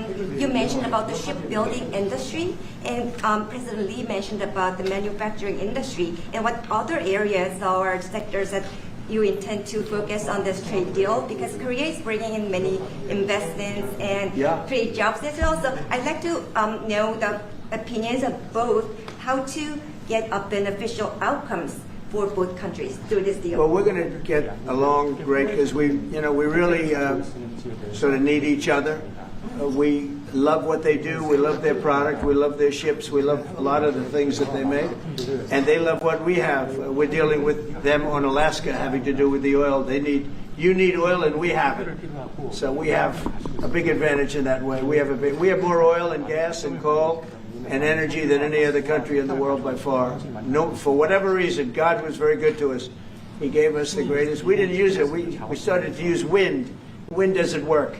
They started to use solar panels that took over the land all over the Midwest, where the farmers said, what happened to my land? They'd have a 10-mile by 10-mile solar field that they couldn't farm, the most valuable farming land in the world, probably the most vibrant in the world. And they put solar plants all over the place. It's ridiculous. Big, massive black fields of solar that all comes out of China, or plastic, all comes out of China. But we have the greatest amount of energy in the world, and we're dealing with South Korea, as you know, in Alaska, and we're going to be making a deal, a joint venture with South Korea. Japan is involved also, very strongly involved. So we have Japan and South Korea, and we're actually the closest. You know, it seems like quite far away, Alaska, but actually it's right up the little ocean, right up the little Pacific Ocean. It's actually pretty close, relatively speaking. But we have more oil and gas and coal than any other nation in the world by far, and we're going to use it. And that's the thing that South Korea, I think, most wants from us, I would think. Would you go back to the DMZ to meet with the North Korean leader? Say it? Would you go back to the DMZ to meet with the North Korean leader? I loved it. Remember when I walked across the line and everyone went crazy? Especially Secret Service, I would say they were going. And I looked into those windows, you know, the windows, the glass, that you could only see if you looked direct, because there was all sorts of stuff. But I looked in and I saw more rifles pointing at me than you could. There were a lot of rifles in that building. The Secret Service was not happy. You know the buildings I'm talking about? The two blue buildings on each side. And I walked up the middle and I looked in the window and I saw more guns in that room than I've ever seen in my life. I looked at the other side and it was the same thing. And yet I felt safe. I felt safe because I have a great relationship with Kim Jong-un. I hope it stays that way. I think it will. I have a very good relationship. I understand him. I spent a lot of free time with him, talking about things that we probably aren't supposed to talk about. And, you know, I get along with him really well. I think he has a country of great potential, tremendous potential. Is it possible to meet him this year or maybe next year? Well, I'm meeting a lot of people. I mean, it's hard to say that, but I'd like to meet him this year. President Xi would like me to come to China. It's a very important relationship. As you know, we're taking a lot of money in from China because of the tariffs and the different things, and it's a very important relationship. We're going to get along good with China. I hear so many stories about we're not going to allow their students. We're going to allow their students to come in. We're going to allow. It's very important. 600,000 students. It's very important. But we're going to get along with China. But it's a different relationship that we have now with China. It's a much better relationship economically than it was before. With Biden, boy, what he allowed that, I mean, they just took him to the cleaners. You know the expression? They took him to the cleaners. I'm sure they have an equal expression in South Korea, but they took that guy out for a ride like nobody's ever been ridden before. Terrible. But we have a very strong relationship, Howard, I would say, economically with China now, getting much better. They have to give us magnets. If they don't give us magnets, then we have to charge them 200% tariff or something, you know. But we're not going to have a problem, I don't think, with that. I think that's perhaps behind us. You know, China intelligently went and they sort of took a monopoly of the world's magnets. And nobody needed magnets until they convinced everybody 20 years ago, let's all do magnets. There were many other ways that the world could have gone. But so it'll take us probably a year to have them. We're heavy into the world of magnets now, only from a national security standpoint. But we have a powerful thing. It's airplane parts. They have many Boeing jets. You know, they had 200 jets that didn't fly. And I've sent them all, based on his word, I sent them all of the parts so their planes can fly. I could have held them back. I didn't do that because of the relationship I have. and their planes are now flying. You know, we had 200 of their planes were unable to fly because we were not giving them Boeing parts purposely, because they weren't giving us magnets. Therefore, we weren't giving them. But we have a much more powerful thing, that's tariffs. If we wanted to put 100%, 200% tariffs on, we wouldn't do any business with China. And, you know, it would be okay, too, if we had to. But the magnet situation, we have tremendous power over them, and they have some power over us with magnets. We're going to have a lot of magnets in a pretty short period of time. In fact, we'll have so many we won't know what to do with them. But you know the story. It's a very interesting history with magnets. And it really is because presidents, not being business people, they allowed that to happen. And they shouldn't have. But we have much more. I mean, look, in terms of playing the cards, we have much bigger and better cards than they do. But with that being said, I think we have a great relationship. I spoke to President Xi fairly recently, and at some point, probably during this year or shortly thereafter, we'll go to China. And I think we're going to see a magnificent sight. It's a great country. Mr. President, on the National Guard, you and President Lee actually are planning to go to China. You mentioned either this year or next year. Could you please share more details about your plans going to China and also President Lee? Well, maybe we'll go together. Do you want to go together? We can share a plane. We'll save energy. We'll save a little, the ozone layer.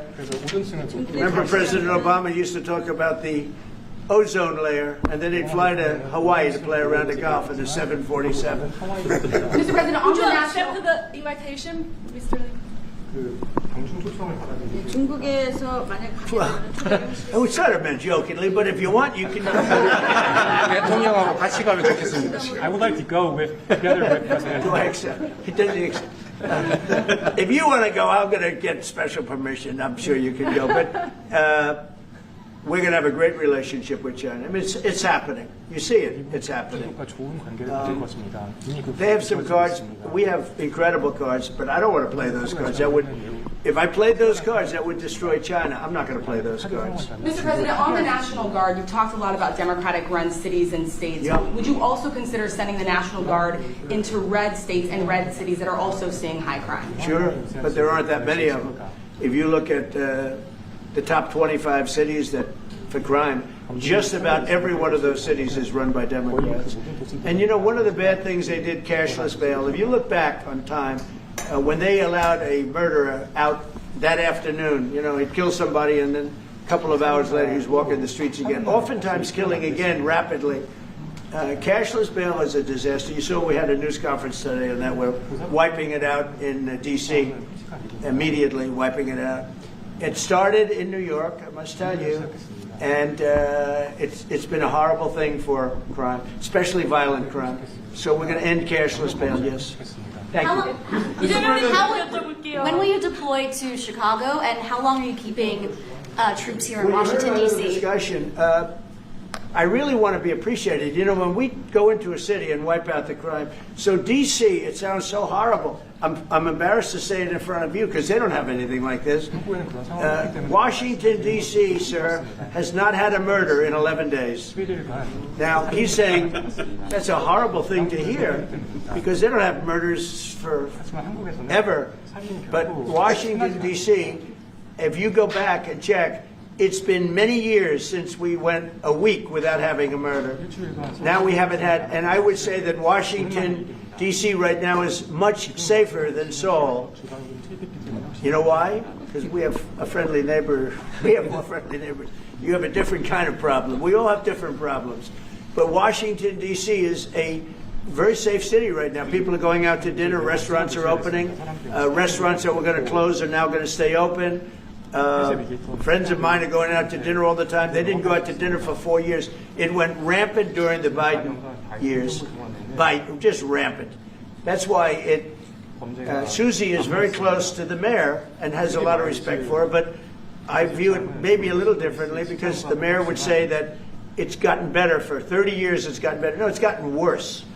And the worst day of all was when we just got to office for the second time, and it's in very bad shape. So the mayor shouldn't be saying that violent crime has been getting better. It's been getting much worse. And the day I took office, it was the worst. And we did some minor things. made it a little bit better. But then we said, look, we got to stop it because too many people are getting killed. And we have not had a murder in 11 days. It sounds crazy. I hate to say this in front of this gentleman who I respect, because they don't have murders for years. But we have not had a murder in 11 days. And that's going to go on for a long time. And there will be, I guess, it'll happen a little bit. But we have a very safe city. This is one of the safer cities right now in the country. And in a short period of time, it'll be like the border. Nobody came in through our border. For the last 90 days, 3 months, we had 0 illegal aliens from the Congo, from South America, from all over the world, from prisons coming in, pouring into our country. Nobody, not one person, and this is done by a liberal group, a liberal think tank. They do the work. Not one person has come into our country. Think of that. It's been amazing. And I didn't have to go back to Congress and ask. Biden could have done this by himself. I did. I said, close the borders. We had the great Tom Homan. We had Christie, as you know, Christie Noem, who did a fantastic job. She's doing a fantastic job.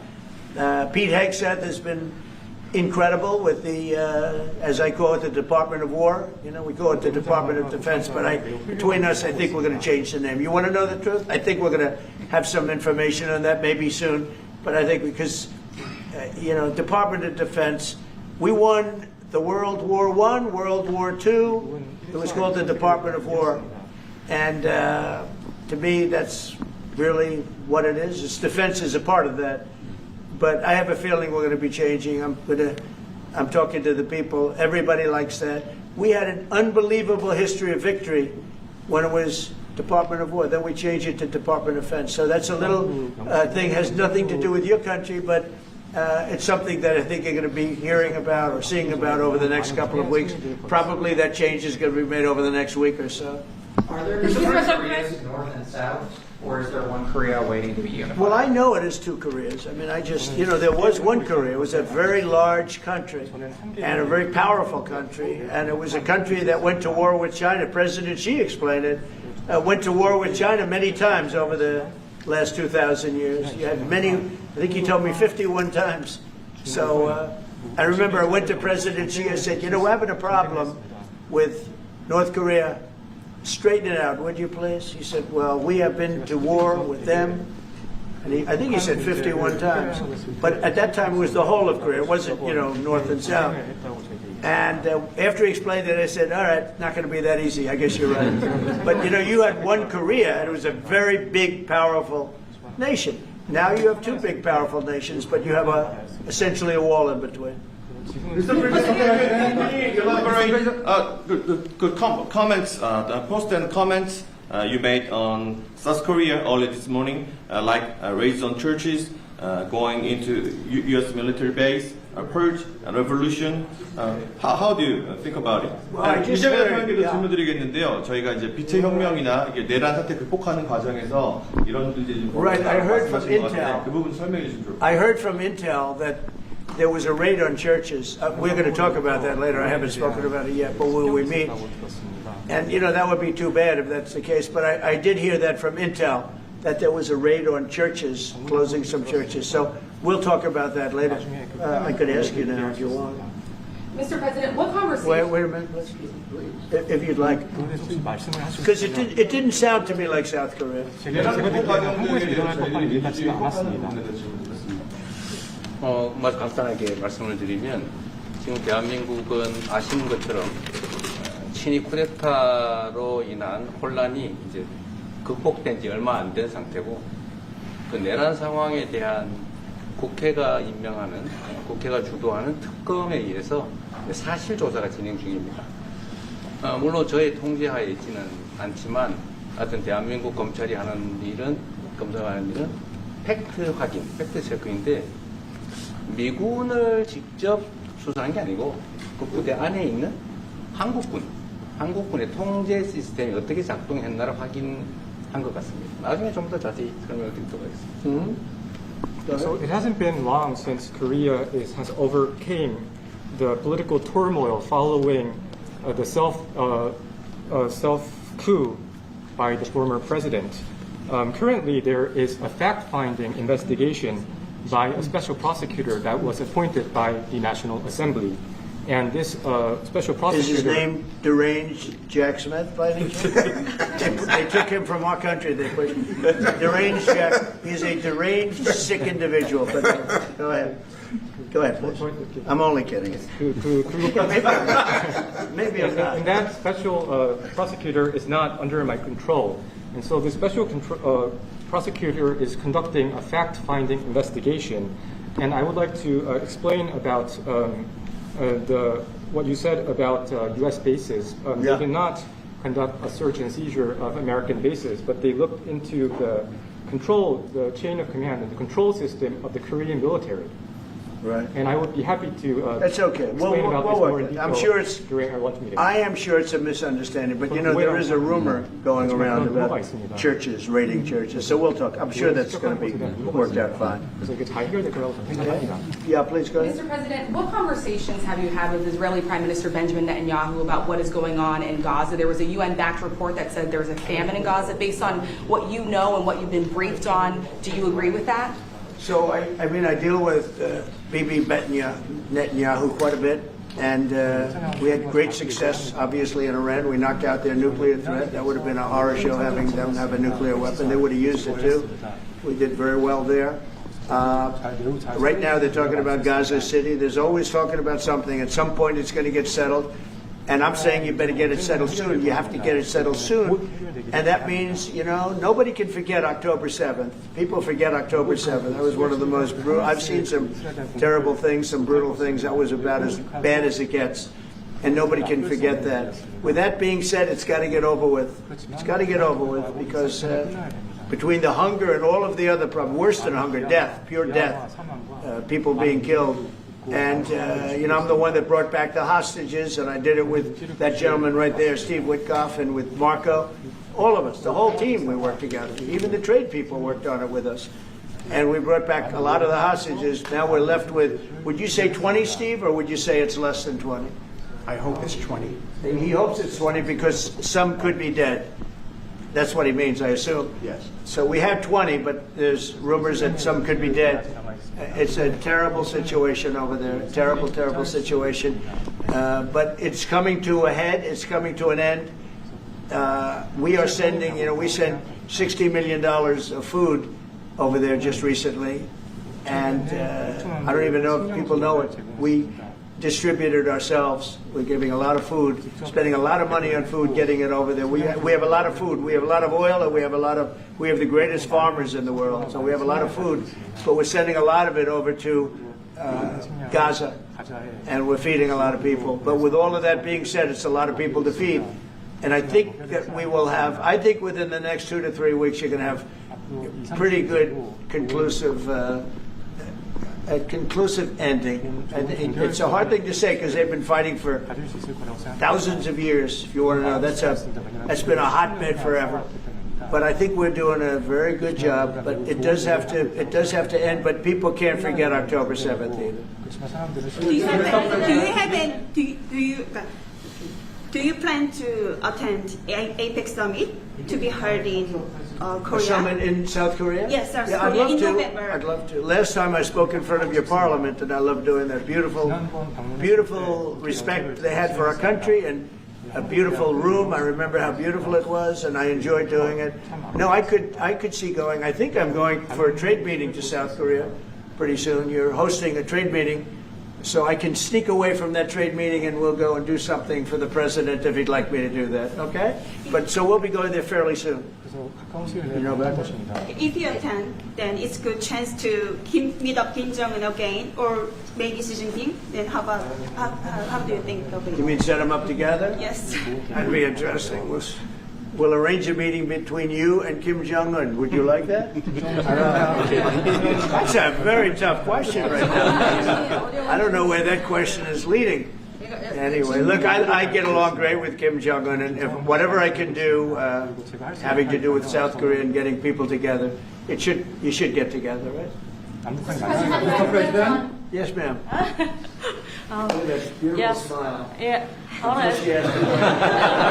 And then she'll turn out to be the worst one in the room. May I ask about Moscow project? Masca project. Yeah. Oh, yeah, sure. We're going to do that. I think we're going to do that very strongly.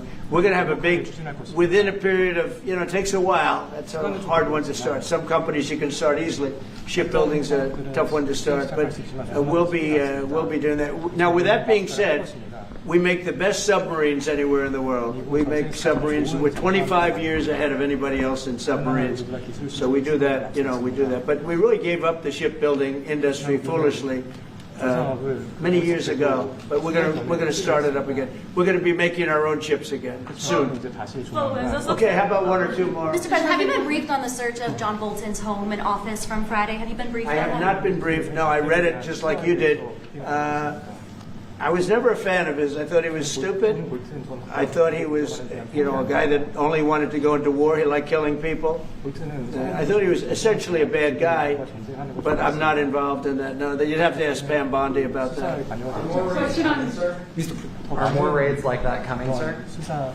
Are more raids like the one on John Bolton's house coming? More raids? I don't know. You'd have to ask the Department of Justice. They raided my house, I can tell you that. They did a big raid on my house. They took away everything that wasn't pinned down, and they took away some of that too.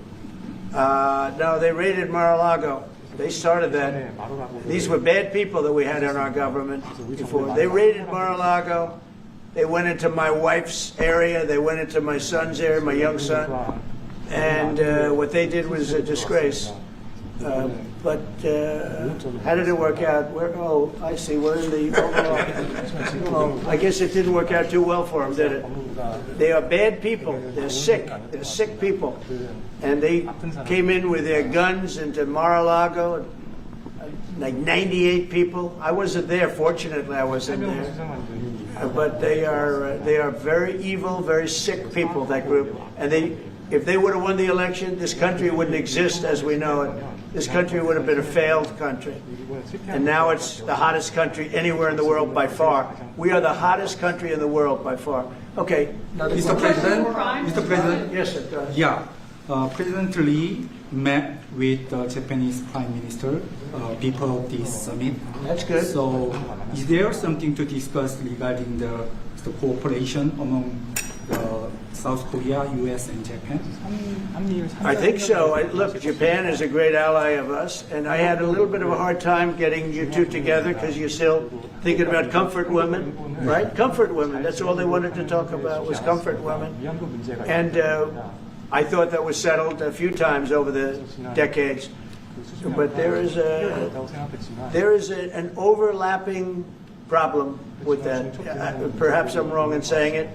Perhaps this isn't right, but the whole issue of the women, comfort women, very specifically, we talked, and it was a very big problem for Korea, not for Japan. Japan wanted to go.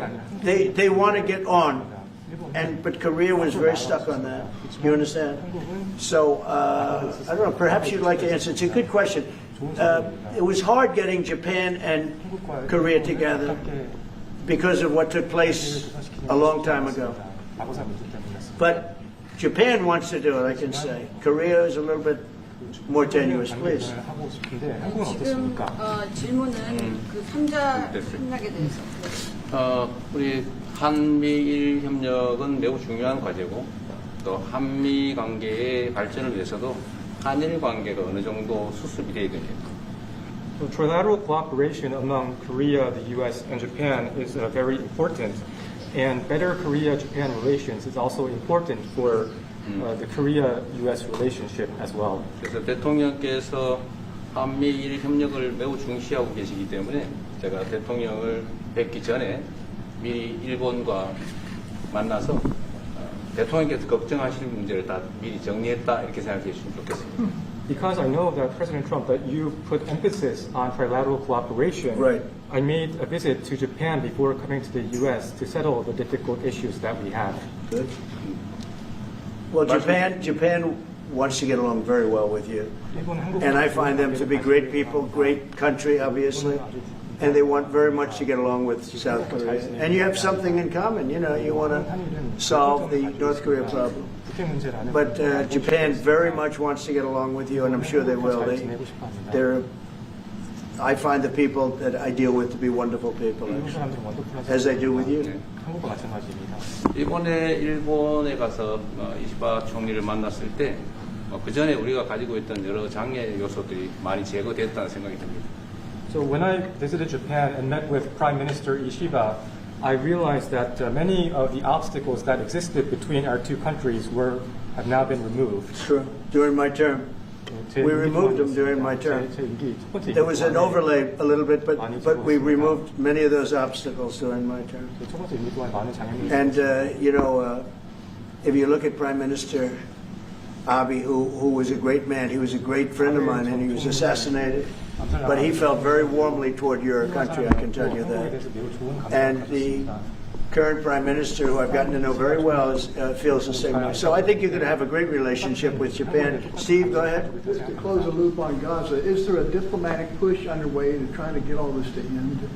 Oh, there's a diplomatic push. There has been, yeah, sure. Right now, Steve, I would say very serious diplomatic push. Marco or Steve, Marco, do you want to answer that first? Yeah, it's never stopped. We've always looked to find a solution there. Ultimately, as the president said, we want it to end. It has to end with no Hamas. Steve, where are we?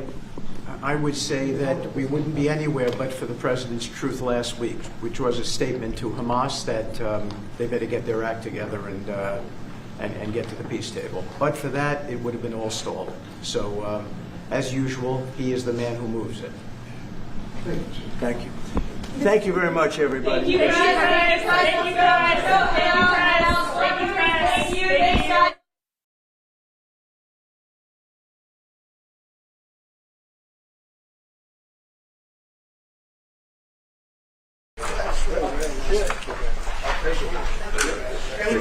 Should we do that on camera? Absolutely. Sure.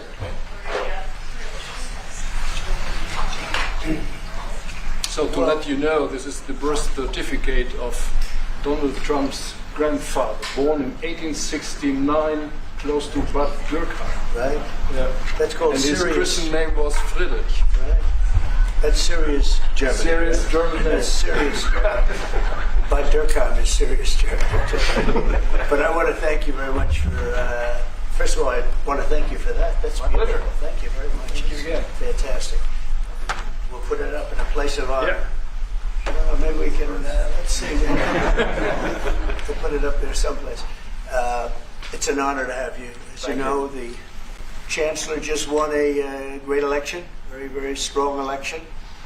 Very respected man. I can tell you, we've been on the phone many times talking about some of the problems of the world outside of Germany. And it's very sad what's going on. We both feel that way. What's going on with Russia, Ukraine, and other things we talk about, but Russia, Ukraine in particular. I'd like to see it end, and maybe it'll end, but we get some news, there'll be some fighting. Something happened a couple of days ago, and now they do a return, and you know, here it goes. It's not good.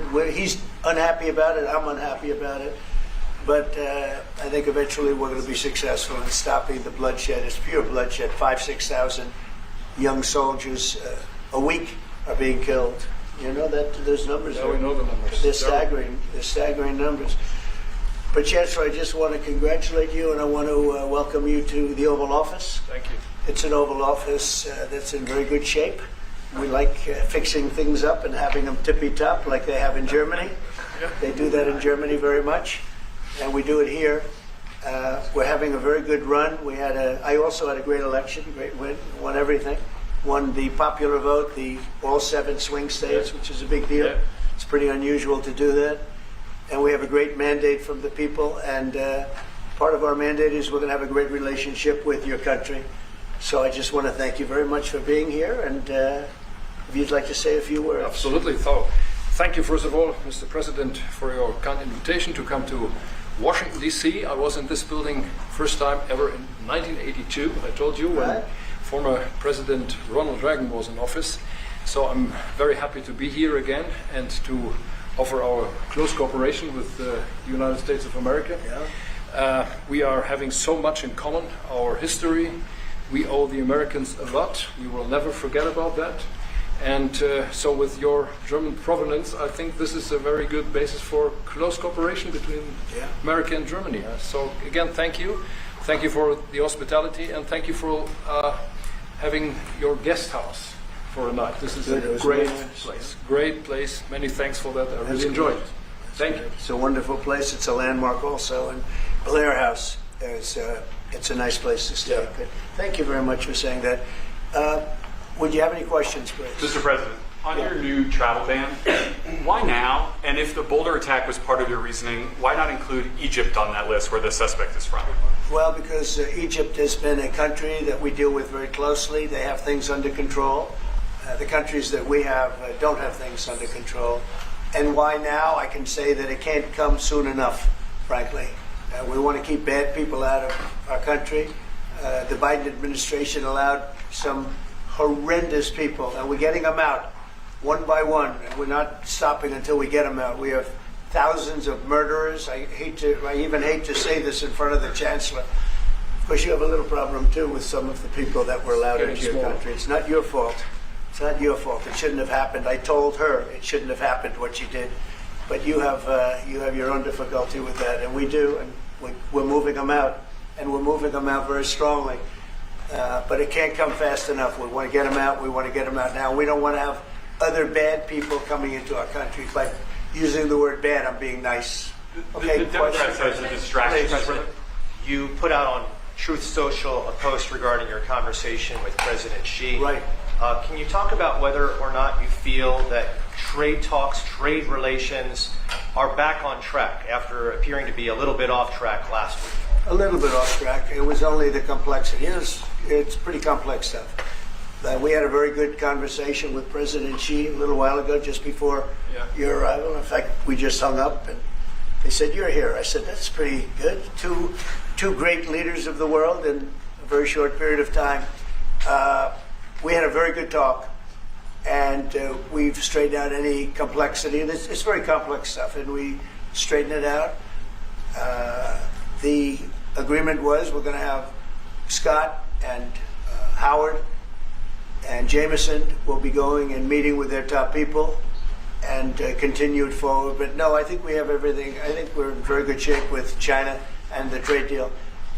We have a deal with China, as you know, but we were straightening out some of the points having to do mostly with rare earth, magnets, and some other things. So those reduced trade tariff rates, they remain in effect? Yeah, we have the deal. I mean, we've had a deal. We announced the deal, and we'll be, I guess you could say, I wouldn't even say finalizing it up, Scott. I would say we have a deal, and we're going to just make sure that everybody understands what the deal is. Okay. We had a really good conversation. By the way, he invited me to China, and I invited him here. We're both accepted. So I'll be going there with the First Lady at a certain point, and he'll be coming here, hopefully, with the First Lady of China. Go ahead, please. Did you talk about the Chinese students? Are you allowing them to come to the US? No, Chinese students are coming. No problem. No problem. Okay, it's our honor to have them, frankly. Look, we want to have foreign students, but we want them to be checked. You know, in the case of Harvard and Columbia and others, all we want to do is see their list. There's no problem with that. This is anybody outside of our country, international students. Because when we see some of the people that we've been watching, we say, where do these people come from? How is that possible? No, we want to have foreign students come. We're very honored by it, but we want to see their list. Harvard didn't want to give us the list. They're going to be giving us the list now.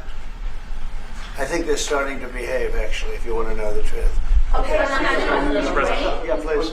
On Russia, are you willing to put more pressure on Putin to end the war by imposing new sanctions on Russia and also on China? Well, remember, I'm the one that ended Nord Stream 2, going to a place called Germany, come to think of it. I'm sorry I did that. I don't know.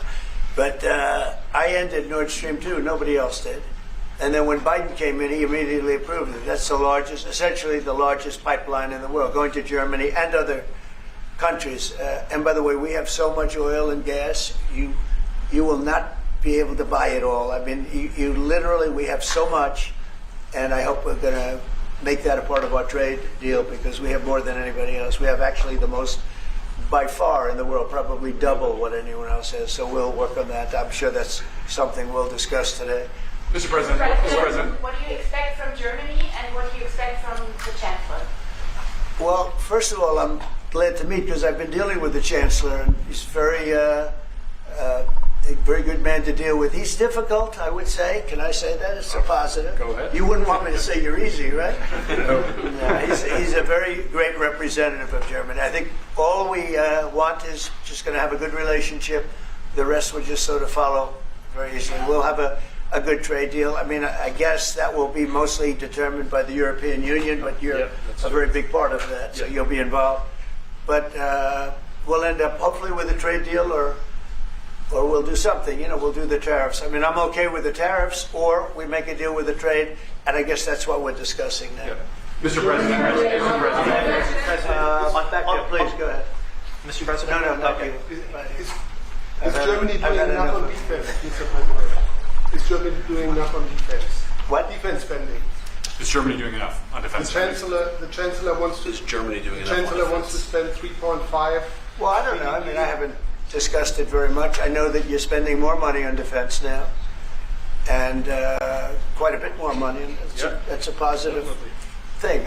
I'm not sure that General MacArthur would have said it's positive. You know, he wouldn't like it, but I sort of think it's good. You understand what I mean by that? I understand. He made a statement: "Never let Germany rearm." And I said, I always think about that when he says, "Sir, we're spending more money on defense." I say, "Oh, is that a good thing or a bad thing?" I think it's a good thing. But, you know, at least to a certain point. There'll be a point when I'll say, "Please don't arm anymore, if you don't mind." We'll be watching him. Mr. President Biden. Yeah, Biden? You said Biden? Your predecessor dismissed your auto pen investigations and made all the decisions during the presidency. I'm curious your reaction to his dismissal. Well, look, the auto pen, I think, is the big scandal outside of the rigged election of 2020. I think the biggest scandal of the last many years is the auto pen. And who's using it? I happen to think I know, okay, because I'm here. And I'm not a big auto pen person, fortunately. I'm glad. I'm very glad. It's an easy way out. But it's a very bad thing, very dangerous. You know, I sign important documents. Usually when they put documents in front of you, they're important. Even if you're signing ambassadorships, and I consider that important. I think it's inappropriate. You have somebody that's devoting 4 years of their life or more to being an ambassador. I think you really that person deserves to get a real signature, not an auto pen signature. And I can tell auto pen easily. I can look at it. Like two little pinholes from pulling the paper, right? You always see the pinholes. It's real easy to tell about auto pen. I think it's very disrespectful to people when they get an auto pen signature. Outside, auto pen to me are used when thousands of letters come in from young people all over the country and you want to get them back. And, you know, people use auto pens for that, to send a little signature at the bottom of a letter where you have thousands of them. We get thousands of letters a week. And it's not possible to, do. I'd like to do it myself, but you can't do it. To me, that's where auto pens start and stop. But I'm sure that he didn't know many of the things. Look, he was never for open borders. He was never for transgender for everybody. He was never for men playing in women's sports. I mean, he changed. I mean, all of these things that changed so radically. I don't think he had any idea that frankly, I said it during the debate, and I say it now, he didn't have much of an idea what was going on. Mr. President, he shouldn't be. I mean, essentially, whoever used the auto pen was the president. And that is wrong, it's illegal, it's so bad, and it's so disrespectful to our country.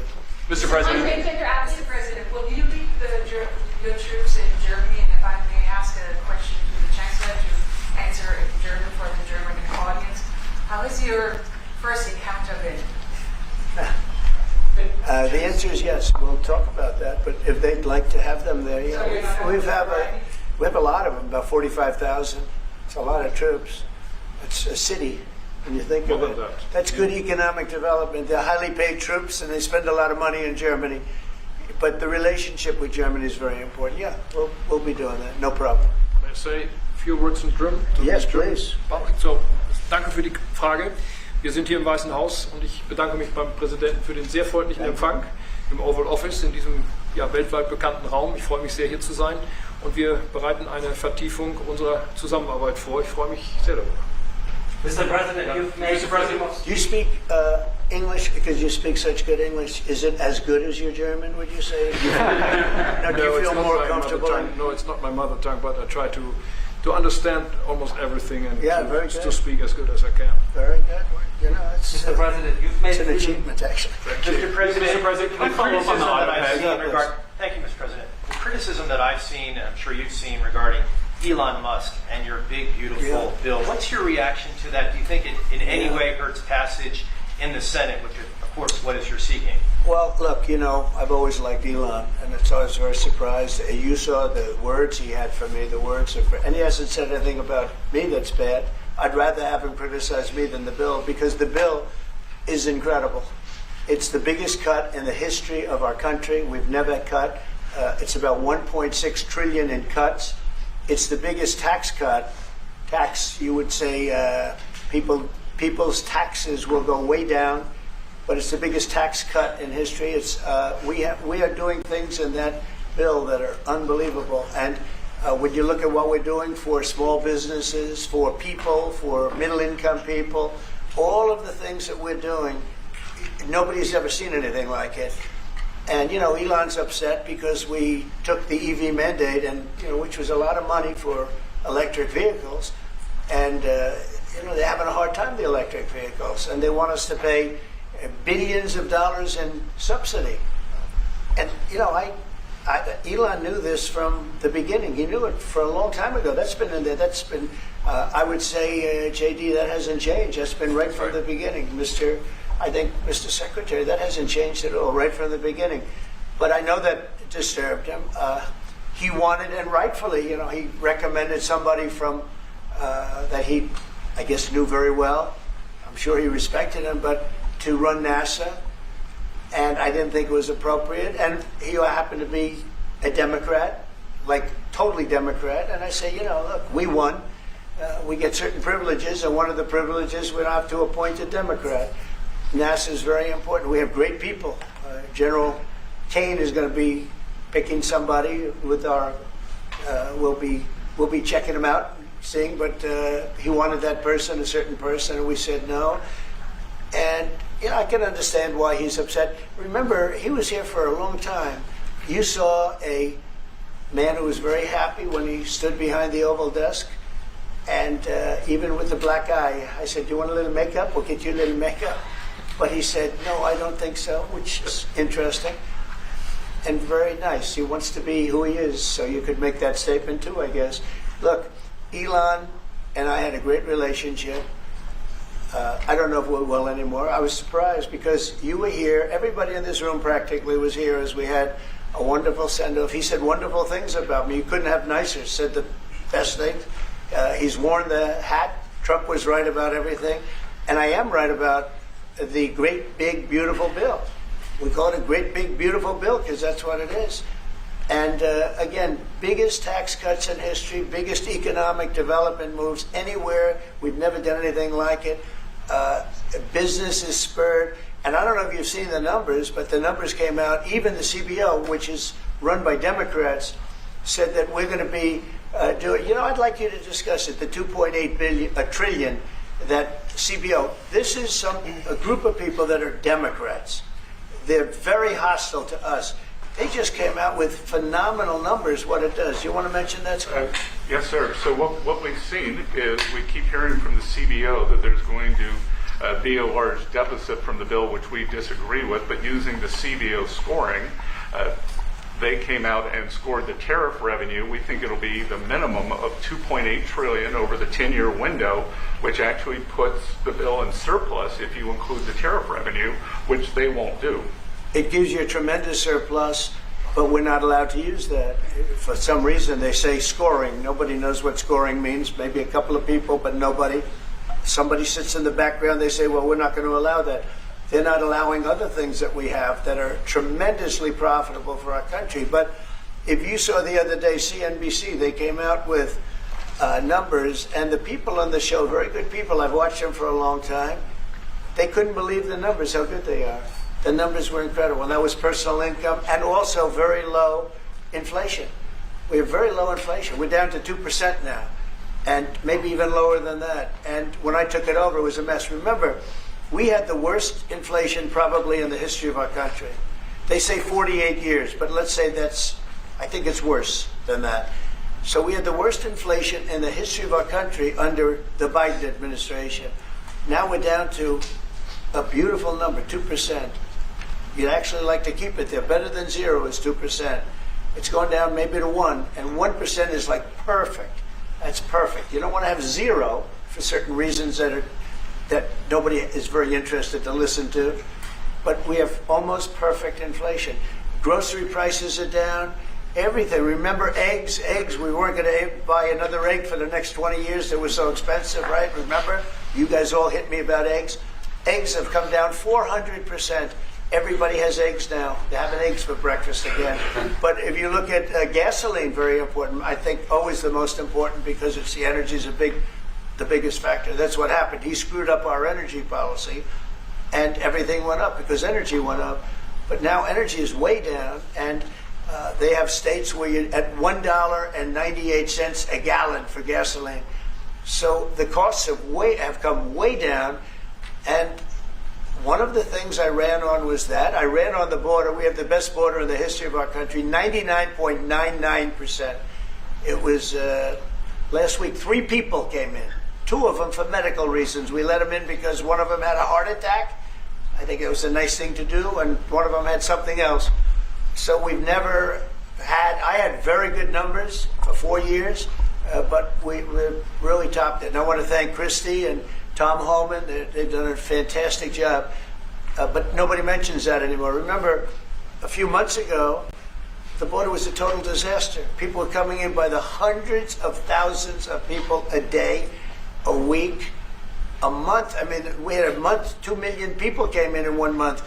The border was being overrun, and a lot of bad people, criminals, murderers, drug dealers. We had some of the worst people in the world coming in from all over the world.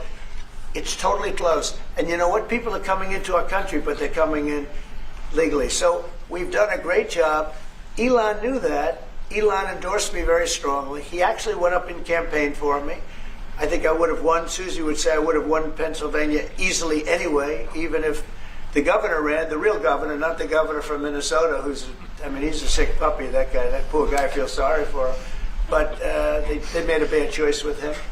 But if you pick Shapiro or anybody else, I spoke to him recently about his house being set on fire, which was terrible. But if they picked him, I would have won Pennsylvania. I won it by a lot. But I'm very disappointed because Elon knew the inner workings of this bill better than almost anybody sitting here, better than you people. He knew everything about it. He had no problem with it. All of a sudden he had a problem, and he only developed the problem when he found out that we're going to have to cut the EV mandate, because that's billions and billions of dollars, and it really is unfair. We want to have cars of all types. Electric, we want to have electric, but we want to have a gasoline, combustion. We want to have different. We want to have hybrids. We want to have we want to be able to sell everything. And when that was cut, and Congress wanted to cut it, it became a little bit different, and I can understand that. But he knew every aspect of this bill. He knew it better than almost anybody, and he never had a problem until right after he left. And if you saw the statements he made about me, which I'm sure you can get very easily, it's very fresh on tape, he said the most beautiful things about me. And he hasn't said bad about me personally, but I'm sure that'll be next. But I'm very disappointed in Elon. I've helped Elon a lot. To that end, Mr. President, I just want to clarify, did he raise any of these concerns with you privately before he raised them publicly? And this is the guy you put in charge of cutting spending. Should people not take him seriously about spending now? Are you saying this is all sour grapes? No, he worked hard, and he did a good job. And I'll be honest, I think he misses the place. I think he got out there, and all of a sudden he wasn't in this beautiful Oval Office, and he's got nice offices too. But there's something about this one. I was telling the Chancellor, this is where it is. People come in here, even from Germany.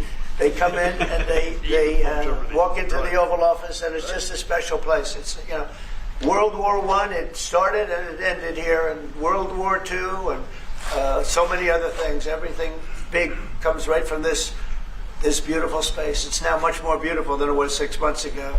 A lot of good things are happening in this room, and I'll tell you, he's not the first. People leave my administration and they love us, and then at some point they miss it so badly, and some of them embrace it and some of them actually become hostile. I don't know what it is. It's sort of Trump derangement syndrome, I guess they call it, but we have it with others too. They leave and they wake up in the morning and the glamour's gone, the whole world is different, and they become hostile. I don't know what it is. Someday you'll write a book about it. You'll let us know. Yeah. Mr. President, speaking of ending wars in this room, you were very critical of Vladimir Putin a couple of days ago. What kind of play is he playing from your perspective? What are his Well, look, he got hit. He's been doing hitting, so I understand it. But he got hit hard, and I don't think he's playing games. I think I've always said he wanted the whole thing. I thought he wanted the entire everything having to do with Ukraine. That's something that would have never happened if I were president. The election was rigged. I didn't get to be president, but I got to be president now. And I think it's a much more important presidency. Other than a couple of things like that, the war would have never happened. The war with Ukraine, with Putin, would have never happened, ever, not even a chance. And it didn't happen for 4 years. And it wasn't thought of. I used to talk to him about Ukraine a lot. It was the apple of his eye, but he would have never done what he did. And I think mistakes were made by him, but I think mistakes were made by other people. The president should have never allowed that war. Biden should have never allowed that war to happen. If you had the right guy in here, that war would have never happened. Israel would have never happened with Hamas. That would have never happened. The attack on Israel would have never happened because Iran was broke. They had no money. They had no money to give to Hamas or Hezbollah or anybody else. And all of that would have never happened. Inflation wouldn't have happened. It was caused mostly by energy. And the Biden administration messed up my great energy policy. We were down into the $1.90 a gallon. And it would have never happened. It was caused by energy and their bad spending on the Green New Scam and other things that they spent on. But all of those things would have never happened. But maybe most importantly, the war, Chancellor, with Russia would never have happened with Ukraine. It was something that would have, I dealt with Putin a lot. There was no chance, zero. And a lot of people say, how do you know? For 4 years it didn't happen. There was never a chance of it happening. And he understood the consequences. Now, it's a shame. And when you see all of those people, they came out with a report today that millions of people have died, much more than people thought. And I've been saying that for a long time. The amount of death in that war is far greater than the news has been reporting, or than, frankly, that either side has been reporting. It's a very sad thing. And I can tell you, just speaking for the Chancellor, because we speak about it, he feels the same way. He wants to see it ended. Would you like to say something? Absolutely. And I'm here, Mr. President, to talk with you later on how we could contribute to that goal. And we all are looking for measures and for instruments to bring this terrible war to an end. And may I remind you that we are having June 6th tomorrow. This is D-Day anniversary, when the Americans once ended a war in Europe. And I think this is in your hand in specific, in ours. That was not a pleasant day for you? No, that was not a pleasant day. This was not a great day. In the long run, Mr. President, this was the liberation of my country from Nazi dictatorship. That's true. That's true. And we know what we owe you. But this is the reason why I'm saying that America is again in a very strong position to do something on this war and ending this war. So let's talk about what we can do jointly, and we are ready to do what we can. And you know that we gave support to Ukraine, and that we are looking for more pressure on Russia. The European Union did, and we should talk about that. We will talk about it. And, it's good timing. The numbers for our country are through the roof. the economic numbers because of the election and because of tariffs and other things, a lot of things. But we've had some of the best numbers we've ever had. They were reported yesterday, the day before, and even today. Country's doing really well. I think that one of the things you'll be most interested in is that 6 months ago we were having a hard time getting anybody to join our military. I mean, they just couldn't do it. The numbers were record low. We couldn't get people to join the military. It wasn't me. It was before I got there, the past administration. But 6 months ago, a year ago, the numbers were record low. You couldn't get them to join. That included the police. And you couldn't get them to join. Now, we just hit the highest number in the history of our country, we think, but very close, but the highest in the history of our country, recruitment, joining the Army, Navy, Air Force, Marines, Coast Guard, police forces all over the country. What did you do for that? What was the reason? Spirit. They love our country again. You're going to do the same thing. Spirit. Mr. President, we have great spirit is back in our country, and it's very simple. And, you know, it was only, Susie, 6 months ago, right, that you got reports. You're the one that released them that you couldn't get anybody to join the military, and now we're stocked.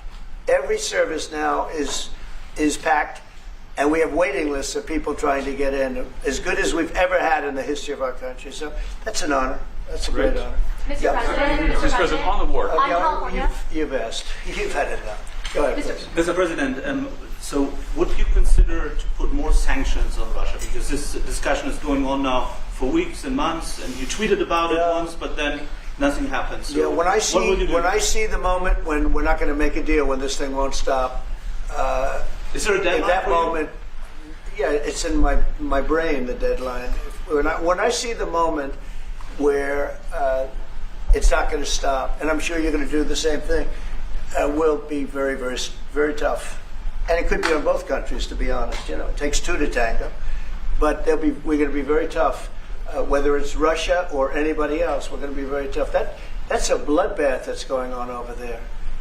And when I see the moment where I say, well, they're going to just keep fighting. You know, I gave the analogy yesterday when I spoke to President Putin. I had a 2-hour and 15-minute call with him. Sometimes, and this is me speaking maybe in a negative sense, but sometimes you see two young children fighting like crazy. They hate each other and they're fighting in a park. And you try and pull them apart. They don't want to be pulled. Sometimes you're better off letting them fight for a while and then pulling them apart. And I gave that analogy to Putin yesterday. I said, President, maybe you're going to have to keep fighting and suffering a lot because both sides are suffering before you pull them apart, before they're able to be pulled apart. But it's a pretty known analogy. You have two kids, they fight. Sometimes you let them fight for a little while. You see it in hockey. You see it in sports. The referees let them go for a couple of seconds, let them go for a little while before you pull them apart. And maybe, and I said it, and maybe that's a negative because we're saying go, but a lot of bad blood. There's some bad blood between the two. I have to deal with it, and the Chancellor has to deal with it. It's incredible. The level of, there's a great hatred between those two men, but between the warring parties. Great hatred. What make you say and believe, apparently, that there's no immediate peace? What? That there's no immediate peace. That will no. Well, I can't. I'd love to have immediate if I could. But why if I could, but we don't have immediate. You know, it's like I'd love to have that. I'd like it to start right now. We would leave a room if we knew the war could end. We'd say, forget about you guys. Forget about trade, right? Yeah. We'd say, let's go settle it. There's some additional fighting that's going to go on. You know, he attacked, and they attacked pretty harshly. They went deep into Russia, and he actually told me. I mean, I made it very clear. He said we have no choice but to attack based on that, and it's probably not going to be pretty. I don't like it. I said, don't do it. You shouldn't do it. You should stop it. But again, there's a lot of hatred. And, you know, I'm very proud of the fact that with India and Pakistan, I was able to stop that. And those are nuclear powers. That was getting close to being out of hand. And I spoke to some very talented people on both sides, very good people on both sides. And I said, we're dealing with you on trade, Pakistan and India right now.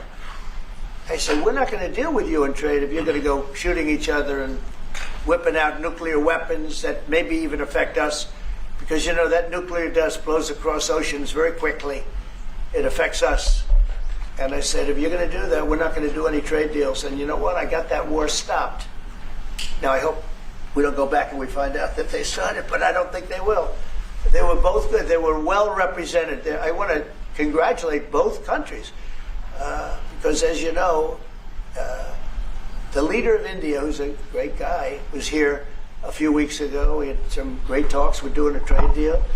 And Pakistan, likewise, they have very, very strong leadership. Some people won't like when I say that, but, it is what it is. And they stopped that war. Now, am I going to get credit? I'm not going to get credit for anything. They don't give me credit for anything. But nobody else could have done it. I stopped it. I was very proud of that. I wish we could do the same thing with Ukraine and Russia. And at some point it'll happen. I believe that.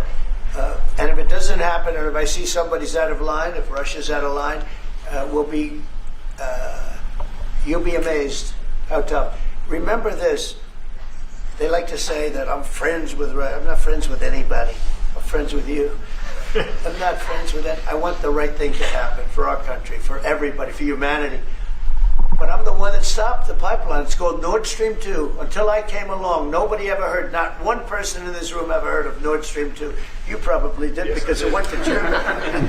He's the only one that heard. This was a mistake. But I stopped him. I stopped it. Yeah, and you've said that openly. Yeah. It was a mistake because, and I used to go with Angela. I'd say, well, wait a minute. We're spending all this money to defend you against Russia, and then you're giving Russia billions of dollars a month. What kind of a deal is that? But you said it better than anybody else. I appreciate it. But I'm the one that stopped it. And that was the biggest economic development job, if you want to call it that, in the history, think of it, in the history of Russia. That was a massive, it's the biggest pipeline in the world.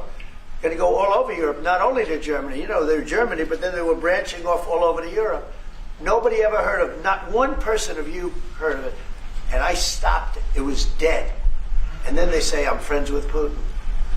I got along with him. He respected me, I respected him. It would have never happened. But I stopped Nord Stream 2. When Biden came in, almost the first week, he approved it. He let it be built.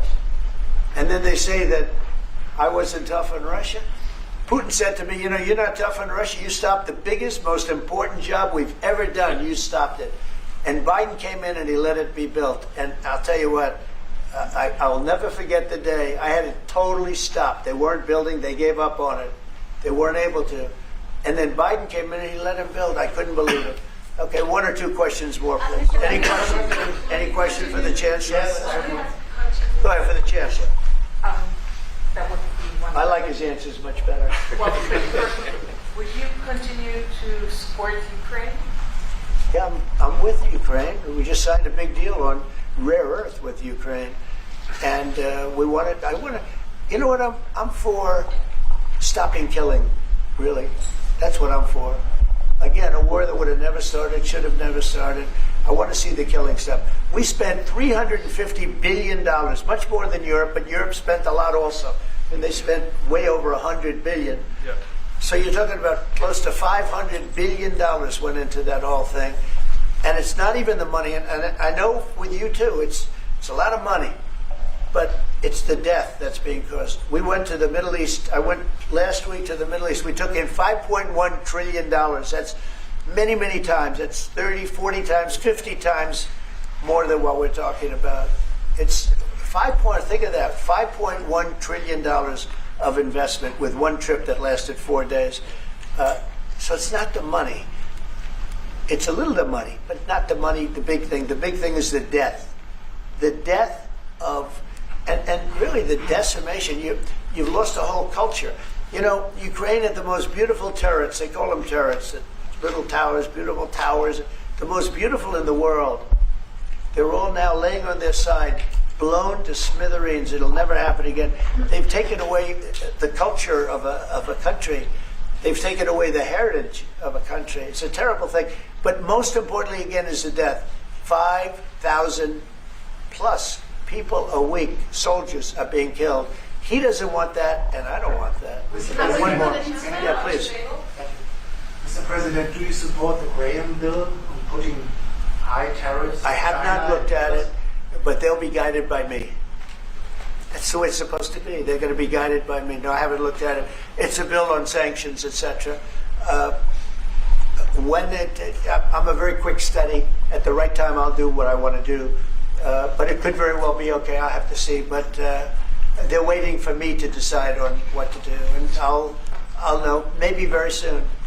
It's a harsh bill. Yeah, very harsh. How about one more on the auto pen, Mr. President? I'm going to take one more on the auto pen. Go ahead. I would like to have a question to Catherine as well. Because, do you agree with the analogy the President made on the war between Russia and Ukraine as being a fight between two kids? Is that how you view that as well? And what do you actually want the U.S. President to do in this? Well, I think we both agree on this war and how terrible this war is going on, and we are both looking for ways to stop it very soon. And I told the President before we came in that he is the key person in the world who can really do that now by putting pressure on Russia. And we will have this debate later on again, how we can proceed jointly between the Europeans and the Americans. And I think we are all we are having the duty to do something on that now to stop it after 3.5 years, which is really terrible. Look at the kids, the kids which were kidnapped from Ukraine to Russia. This is all terrible.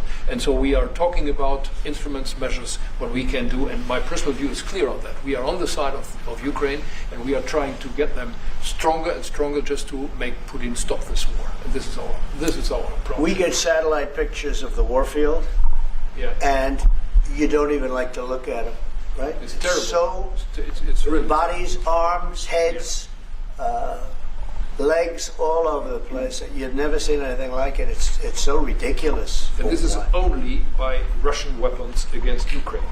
This had never happened with Ukraine weapons against Russia. Never.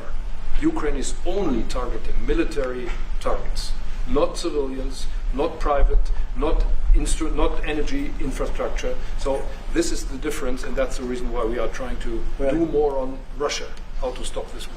Well, in this case, I'm talking about the battlefield, the soldiers on soldiers. But you could also say that, too, with the cities. The cities are being hit also.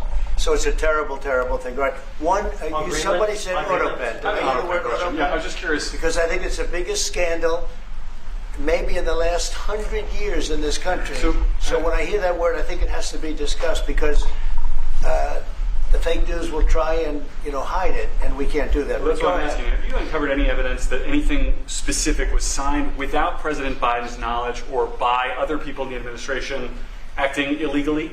Well, I don't think Biden would know whether or not he signed it. I'm asking if you've uncovered any of that information. No, but I've uncovered, the human mind. I was in a debate with the human mind, and I didn't think he knew what the hell he was doing. So, it's just one of those things, one of those problems. We can't ever allow that to happen to our country. The danger our country was in, and I know some of the people that worked with him, radical left, horrible people. And I could give you the name of some of the people that used the autopen, because I'm here, and I ask questions about people that were here also. There are a lot of people that were here when that happened, and they're here right now, and they'll answer your question very accurately. But I know some of the people that use that autopen, and those are not the people that had the same ideology as Joe Biden. These were radical left lunatics that used that, and they didn't get elected. He didn't get elected either, actually. Thank you very much, everybody. Thank you, guys. Thank you, guys.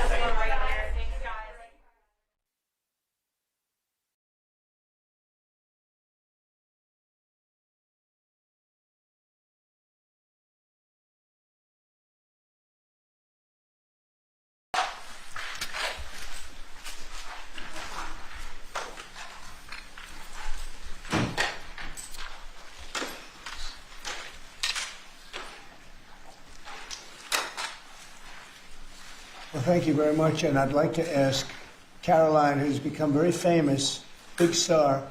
And she has a person who's a colleague of hers, a friend of hers, and that she has a lot of respect for, who comes from the area and knows exactly what's happening. Caroline, could I ask you to say a few words? Yes, sir. Here we have Haryana, who is from the continent of Africa. She's been a reporter here in the United States for many years, and she has a story to share with the press, with the media, and with these two fantastic leaders who have joined you today. So, Haryana, please. Why don't you come up here and talk so they can see?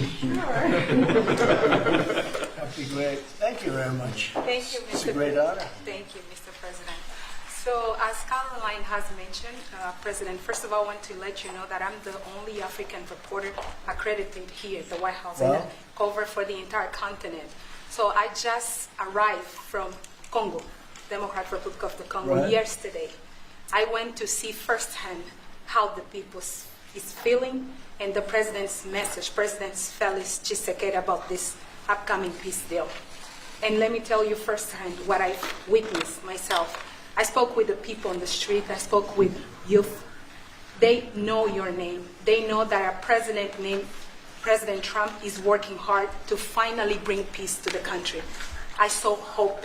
They have hope now for a better day in Congo. They see what you're doing as a future, better future for Congo. And I had opportunity to sit down with President Felix Tshisekedi for an interview because I want to understand his mind, what he's thinking, his feeling about everything that your administration is doing. And he told me firsthand that for many years, many American presidents overlooked this conflict. They didn't do nothing. Even myself, I covered President Biden's administration. I pressed many times about this conflict. People are dying in Congo. This country has so much potential, but they need help because this war is destroying the country. Right. They never gave me any answer. And he told me, President Tshisekedi, that you have no idea, he's very thankful for what you're doing, for what your administration is doing. Not only him, the entire Congolese people.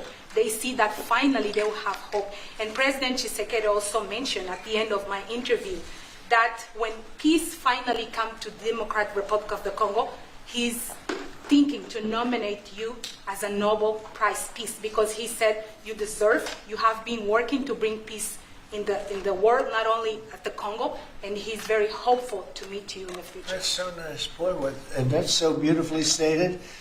And Caroline said, number one, she did say, and I shouldn't say this because it's politically incorrect, she said, she's beautiful, and you are beautiful. I'm not allowed to say that, that could be the end of my political career, but I'll say it anyway. But you are beautiful, and you're beautiful inside. So I wish I had more reporters like you. You covered Africa for a long time? Yes, for over 10 years. Wow. I covered even your first administration. Yes, I know that. That's great. Well, thank you. That's so nice that you said that. Appreciate it. And I have one more question, Yes. Mr. President. Since we know in July or in the future, both President of Rwanda and the Congo will be coming to the United States. In Africa, President John Lorenzo, the president of Angola, he is also the leader of African Union. Good. He Yes, I know. worked very hard to bring peace, but unfortunately... Let's get him here. Yes, that's okay? it. Would you invite him for me? Of course. Okay? I know that he works very hard, and he's the head of essentially the union. So the union all over Africa, not the kind of union that we have. This is the union all over Africa, and I'd love to have him, so you'll let him know. Of course, Mr. President. Thank you very much. Thank you, Good. Mr. Now you go back to where you belong, right? That's great. That was a great job. It's real knowledge and real heart, too. Congratulations. Okay. So we're here today to celebrate a glorious triumph, and that's what it is, for the cause of peace.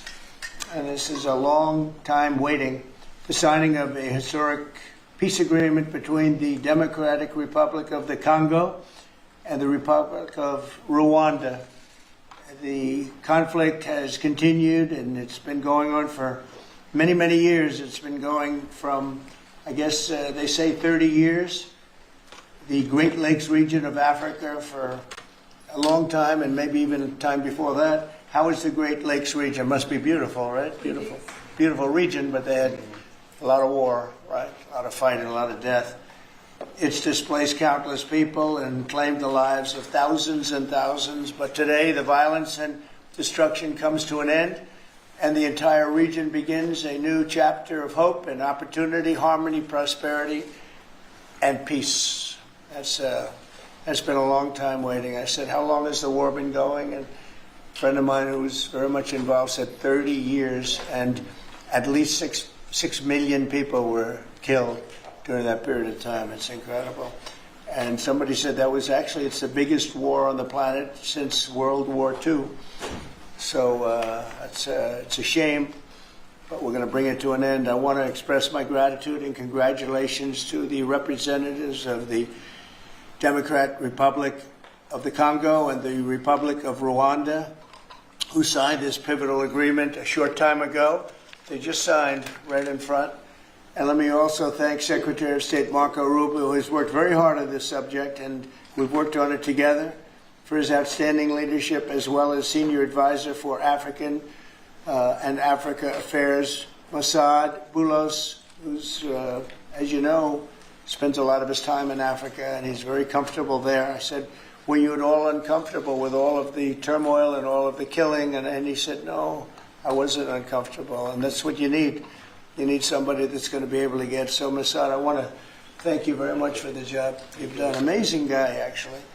I also want to thank African Union, Qatar, Togo, for working closely with the United States. And I know Qatar was really working hard. And African Union, we just spoke about that. And I look forward to having them representatives here when we do the official meeting, and that'll be sometime in July.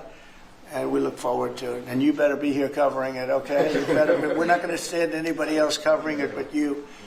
But this is a tremendous breakthrough. In a few short months, we've now achieved peace between India and Pakistan, Israel and Iran, and the DRC and Rwanda, and a couple of others also. Serbia, you know, was they were getting ready to go to war with a group I won't even mention because it didn't happen. We were able to stop it. But I have a friend in Serbia, and they said we're going to go to war again.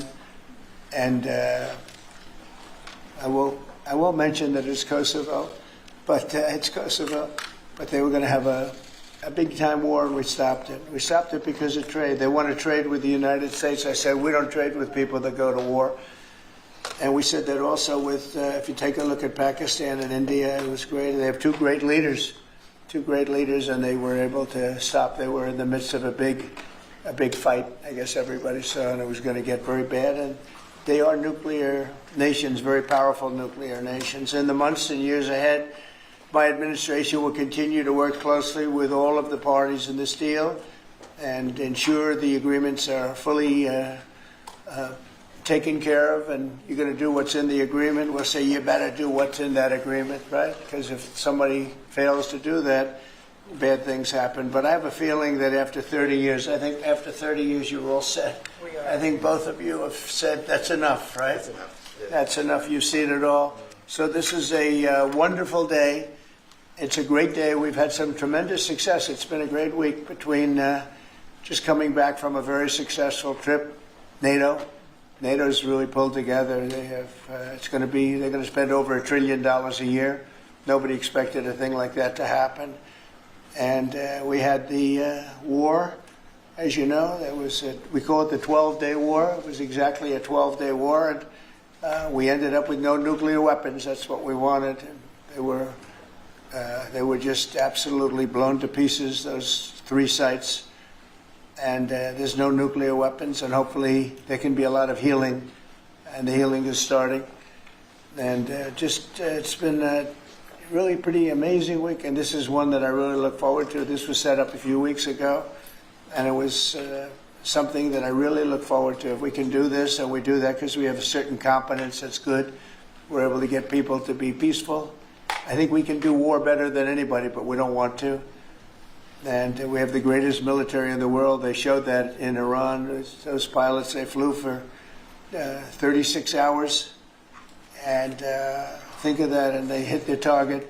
The size of this desk, half the size of this desk, from about 52,000 feet in the dark of night with no moon, 0 moon. They wanted it that way. Can you believe it? And they hit, every missile hit exactly half the size of this beautiful Resolute desk. We don't want to talk about it when it comes to rockets hitting it, but half the size of this, and they hit dead center from tremendous heights, going at tremendous speeds. It's amazing. Nobody could do a thing like that. Nobody has that weaponry, and nobody could do a thing like that. So we had a very busy and successful week. And in addition to that, our economy is doing great, setting records with the economy, and a lot of other good things happening. But this is about Congo and Rwanda. And I'd like to ask, if I might, would you say a few words before we introduce our guests, please? Sure. Thank you, Mr. President. Yes. So, under your leadership, Mr. President, and the full support of Secretary Rubio and the entire team at the State Department, we engaged with the two parties in early April, and within 3 weeks they signed the Declaration of Principles. And now, within about 2 months from that, we have signed today the final. This is actually the final peace agreement.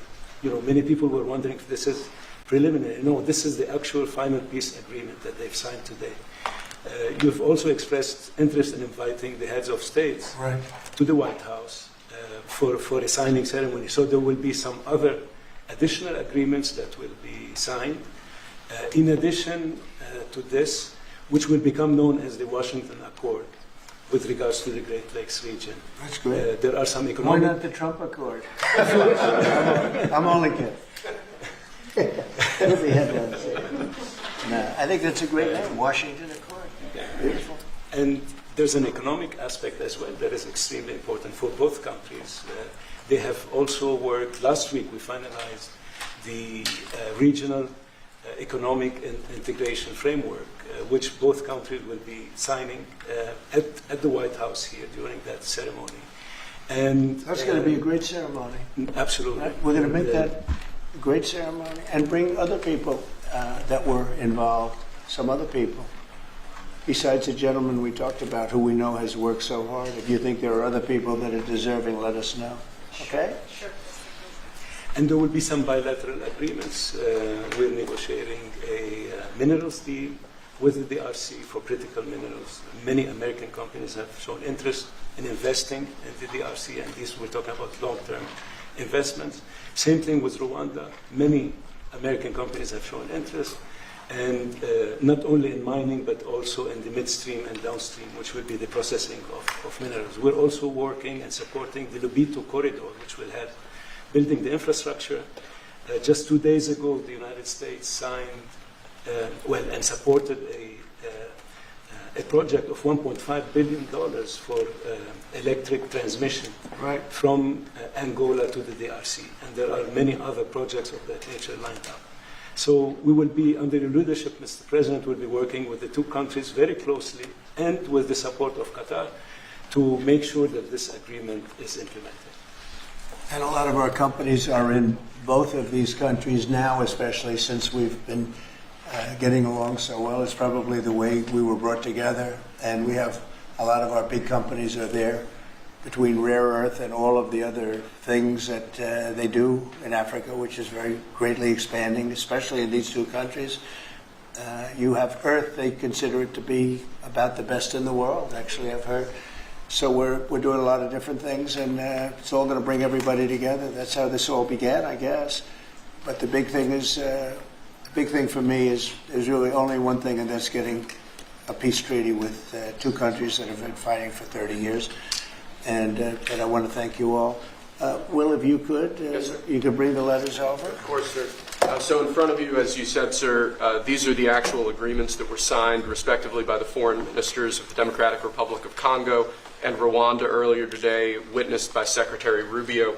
We've also prepared for you 2 letters. This is to President Paul Kagame of Rwanda, expressing your appreciation and congratulations for everything that's happened already, and of course inviting him to Washington for, as Dr. Bula said, what we hope will be the Washington Accords, finally setting the terms for peace and prosperity in this region, hopefully for a very long time. That's great. That's beautiful. Very important. We're going to put a picture in there, right? As soon as this is over, they're going to put, we have a fast-moving photographer, Dan, who's going to put a nice picture of us here, okay? That's And this is a letter to President Chikisade of the Democratic Republic of Congo, again congratulating him on settling this long-running war and inviting him to Washington, D.C. for the final conclusion of the agreement, hopefully soon. That's great.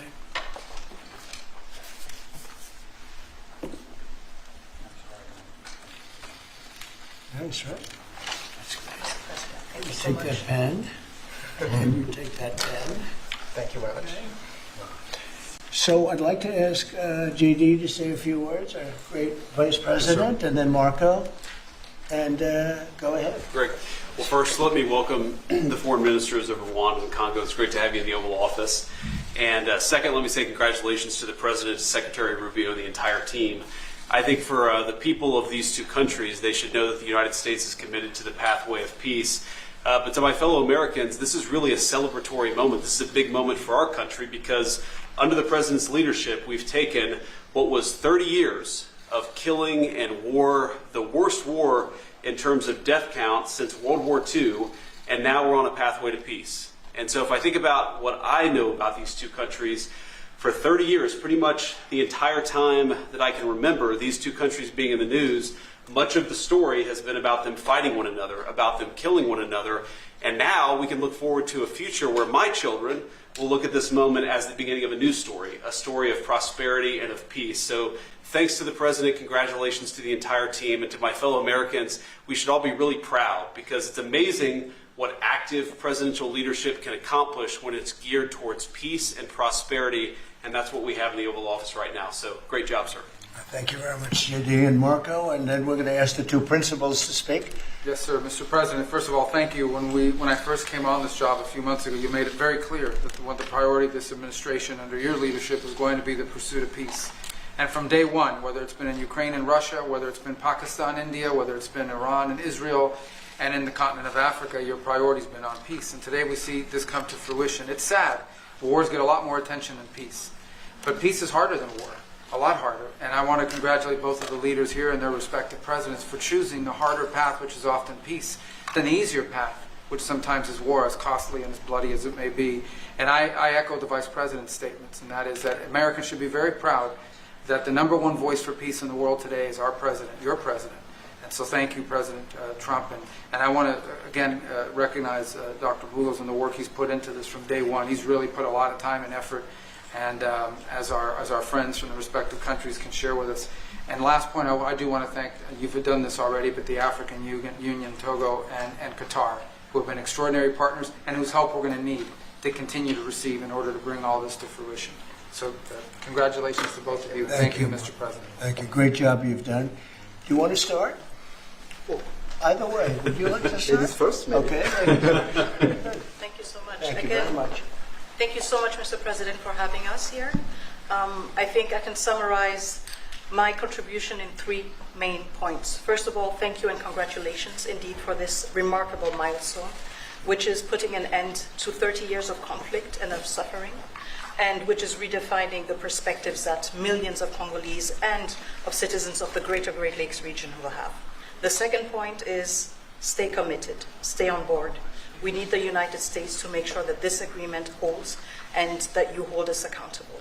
And the third point is, if you stay on board, I think there are so many perspectives that we can transform our partnerships to, and that can usher in an era of prosperity, of growth, and of shared bilateral relationships that go well beyond the challenges that we've shared together, and that can at least, or finally, focus on the potential and of the wealth that we can share.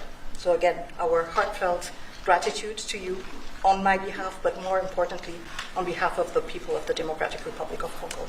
Thank you so much. Beautifully spoken, and I look forward to seeing your leader.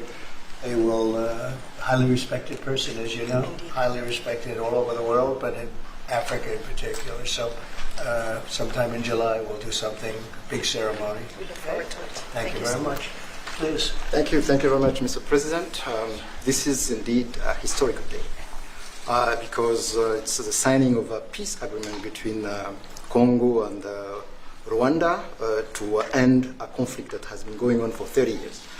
And there has been many mediation, facilitation in the past.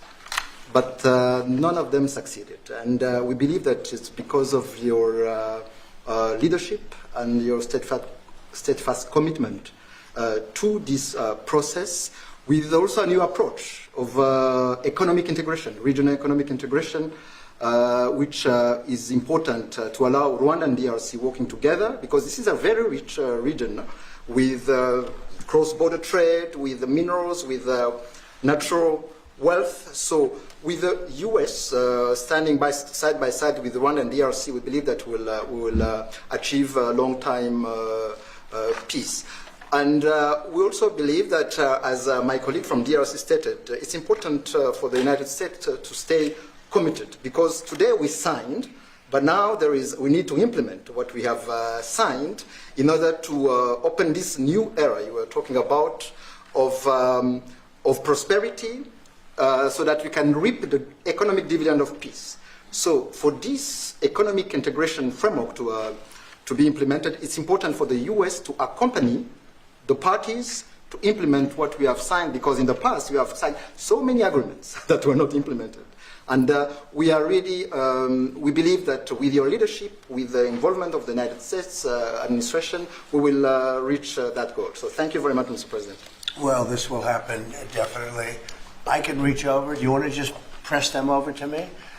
Let me have them. And I just wanted to give you each. These are your signed agreements. And we'll make sure that you follow through. We'll make sure you follow through. Yeah. We'll make sure that you follow through. Okay, that's for you. And we have one other thing that we're going to give, that we give to special people only. It's a coin. Thank you. And I hope you do that. I'm going to give you a second one for your leader. Oh, thank you very much. These are serious coins. You don't want to lose them. You'll be very. I think that your reporter from Africa should get one. What do you think? Is she allowed? I think yes. Are the reporters okay with it? Brian, yes? Darling, that's for you. Okay? You did a fantastic job. Thank you, And I heard you do a great job in covering everything. Thank you. And Mr. President, we actually have the pictures that you took earlier Oh, with let the me foreign see ministers that. here already. Thank you so much, Mr. President. Thank you. Let me see that. They're in this folder right here, sir. Okay, this one? Yes, sir. Oh, they look better than me. I don't like it. I don't like it. That's beautiful. That's very good. We have a good photographer. Beautiful. That's great. You better, I'll tell you, you better do the job here. We're going to come down. It's beautiful. Thank you very much. So we'll put them in. That's for you. I can do that. That's for you. This is from the Congo. What is it? From the Congo. Yes. Okay. Let's see, we have two of them, I think so. You wouldn't give us one, you would have made a big mistake. Isn't that nice? That's for you. That's for you. Thank you, Mr. President. Thank you very much. And you're all set, and this is for you. You're going to get this. Good. Might as well hold it. Thank you so Thank much. you very much. Good luck. Thank you. Do you have any questions? Yes. No, not Canada. This isn't about Canada. Why not? Why not This Canada, is by the way? about- Why? I mean, Because this is about a different subject. But right you're now. ending all This is right now actually a much more important subject. We just ended a war that was going on for 30 years where 6 million people died. So don't ask me a trade question on Canada. Mr. President, Kara Castronova from Lindell TV. Now that your administration, and congratulations, has secured peace in Africa to a bloody, horrific war that's gone on for decades and no other president could do it, do you think the mainstream media will finally... I love her, I'm telling you. But you're right, no other president could do it. They tried and they didn't even try, I don't think. I actually don't think they tried. Do you think Biden tried? He didn't know he was alive. Do you think the mainstream media will finally give you credit where credit is due? No, the media will never give me credit. But the people give me credit. That's why I'm here. The people didn't give me. That's why we're here in a landslide. We got all 7 states. We won the popular vote. So the media won't give me credit, but the people give me credit. That's more important to me. Mr. President, you're going to go down as a peacemaker. You're also going to go down with the president who had 0 border crossings in May. You secured the border most than anybody has ever done. But I don't know if you know this. You're on track right now to have the lowest murder rate in history in this country, and I think a lot largely go to the fact we closed down the border. But do you want to comment on that? You might go down as the lowest murder rate in U.S. history, President Trump. I saw that the other day, and it's an honor. I mean, and that's really even better because, you know, we've taken a lot of illegals into the country through the Biden administration that are murderers, 11,888 to be exact. And many of them are now gone. We got rid of them. They're back where they belong. But so it's a great honor. You know, if you took that out, the numbers would be even better. They've created a lot of problems. You Truth Socialed earlier about getting money to the air traffic controllers and the big, beautiful bill, which hopefully, praise God, we get this thing signed. What does that mean to that industry that have been suffering the last couple of years, probably a decade of being underfunding, and how that changed the safety of air travel? Well, they've underfunded the airports for years, and I started the process of getting it completed in terms of the equipment necessary to land the planes, where the planes, like the helicopter accident with the plane, would have never happened if they had the right modern equipment. It would have been bells and whistles would have been going on all over the place. And I had that all set, but when I wasn't here, they totally dropped it. You had a terrible head of transportation. We have a very good one now, Sean Duffy. But you had Buttigieg, and he didn't know a damn thing. He'd ride to work on his bicycle. He didn't know what the hell was going on. He was terrible. So he totally dropped that. It was a project that should have happened, and I was all set. But we had a very sad experience with the voting. And so we didn't get to do that, but now I'm doing it, and we're going to have a great system. And it's funded partially by the bill. It's the initial funding is by the bill, and then it gets to be funded. The rest of it comes a little bit later as we build it out. But we're going to build out the best in the world. We have the best companies in the world. A couple of countries have very good systems. In fact, I noticed when I was landing, my pilot often would use the system of another country, and I said, "What are you doing that for?" He said, "The United States system is so bad." So we have the best companies that do that in the world bidding. You have Raytheon, you have IBM, you have a lot of different companies bidding, and we'll get the best one, the best system, for the best price. And they're going to go to town and give us a system that will be better than any other system in the world, and you won't have planes bunking into each other at 35,000 feet. On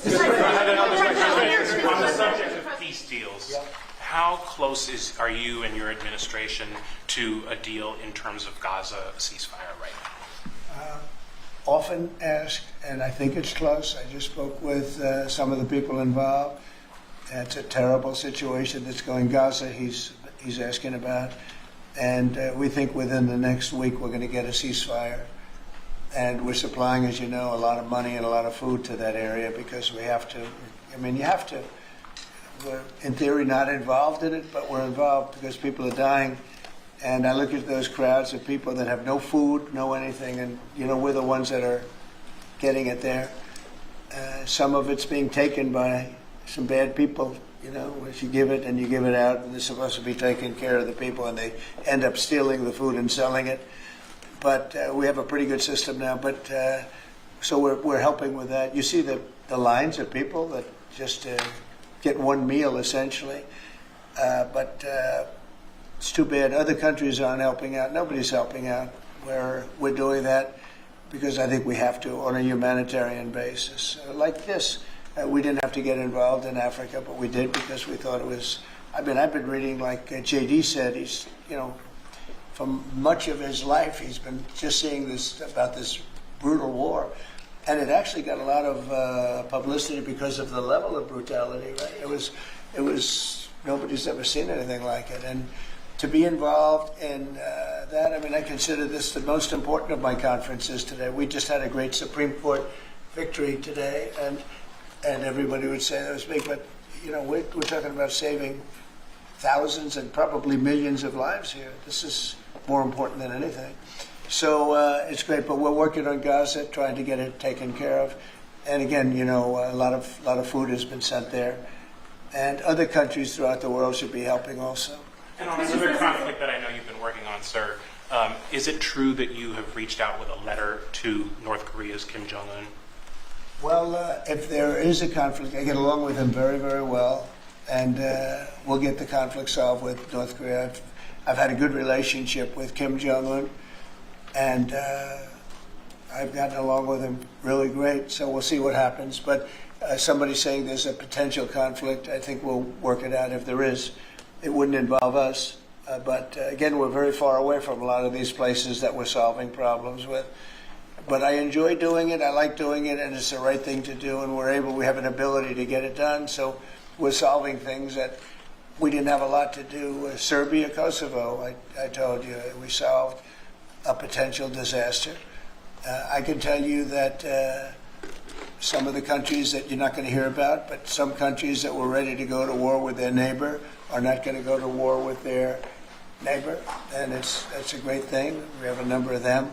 But I'm very happy about India and Pakistan because they actually have nuclear weapons. You know, when you talk about Iran, they were trying to get it, but India has nuclear weapons. Pakistan has nuclear weapons, high-level nuclear weapons both, and getting that solved was really great. We did it through trade, so it was a great thing. Mr. President, when it comes to nuclear weapons, Mr. President, are you concerned that the Iranians may have some enriched uranium at Pickaxe Mountain? The last thing they're thinking about right now is enriched uranium.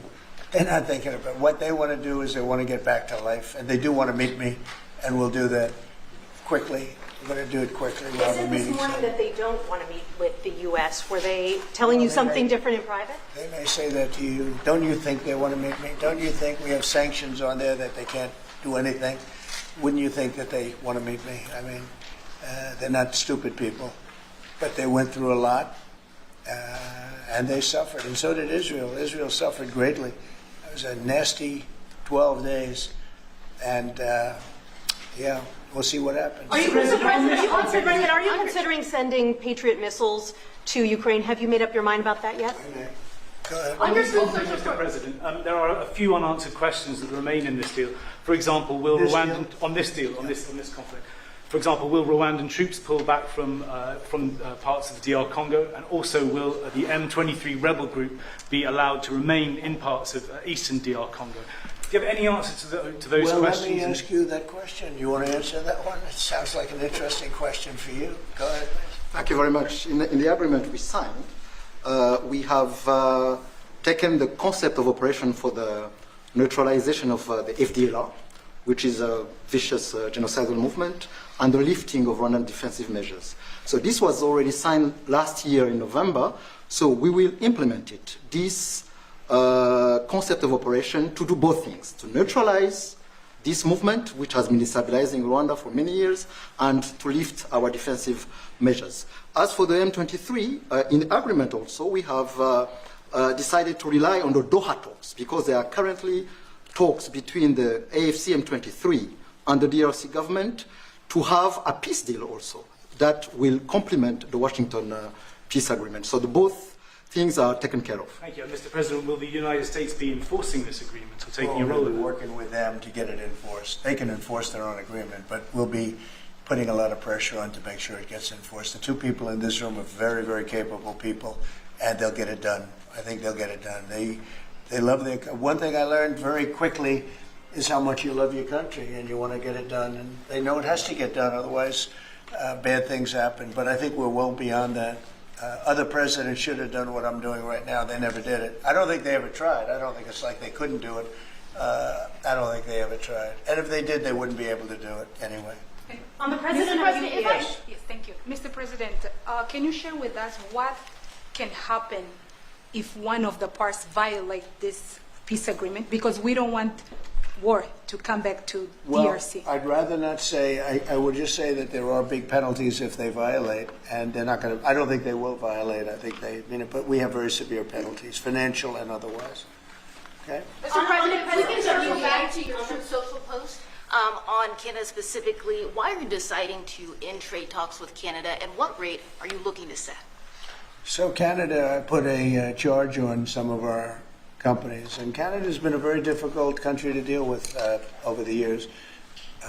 We hear Canada, we have a great relationship with the people of Canada, but it's been very difficult, and they put a charge, and they were a little bit early, we found out about it. So, and we have all the cards. We have every single one. We don't want to do anything bad, but they have, economically, we have such power over Canada.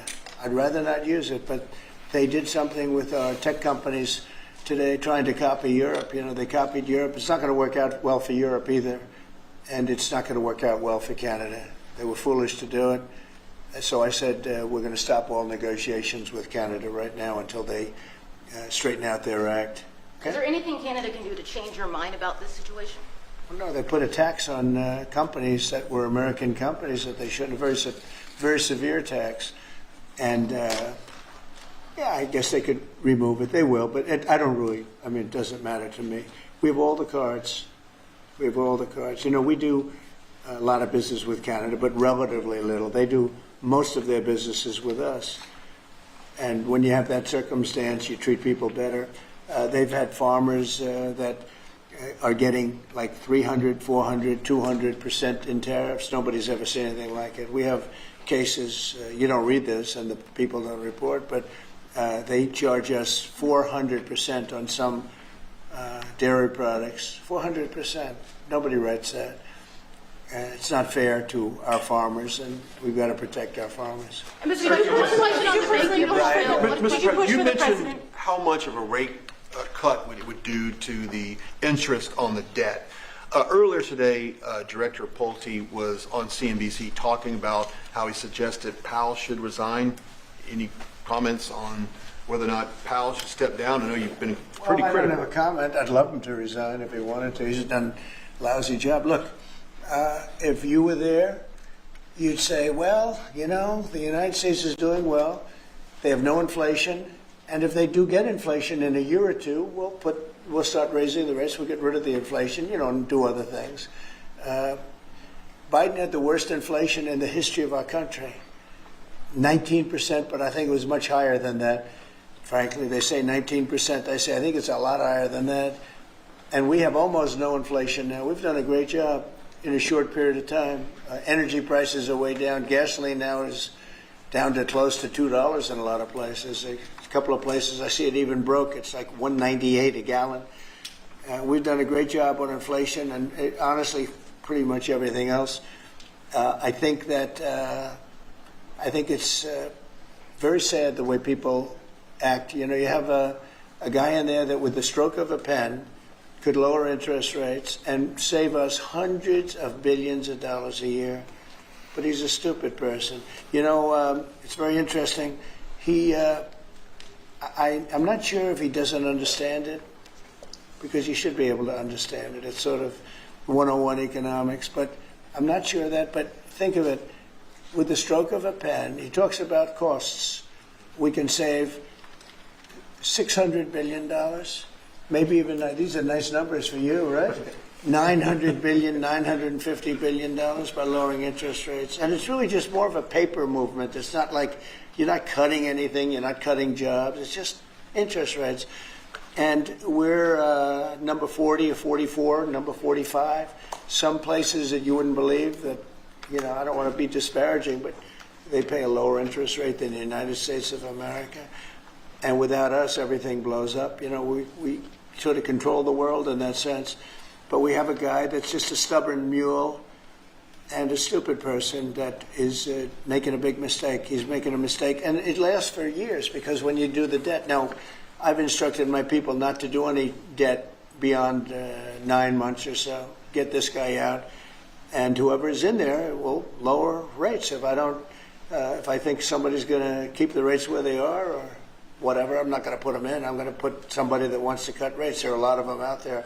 And I said this morning, a lot of the business shows today were saying, you know, Trump is right. He should be cutting rates.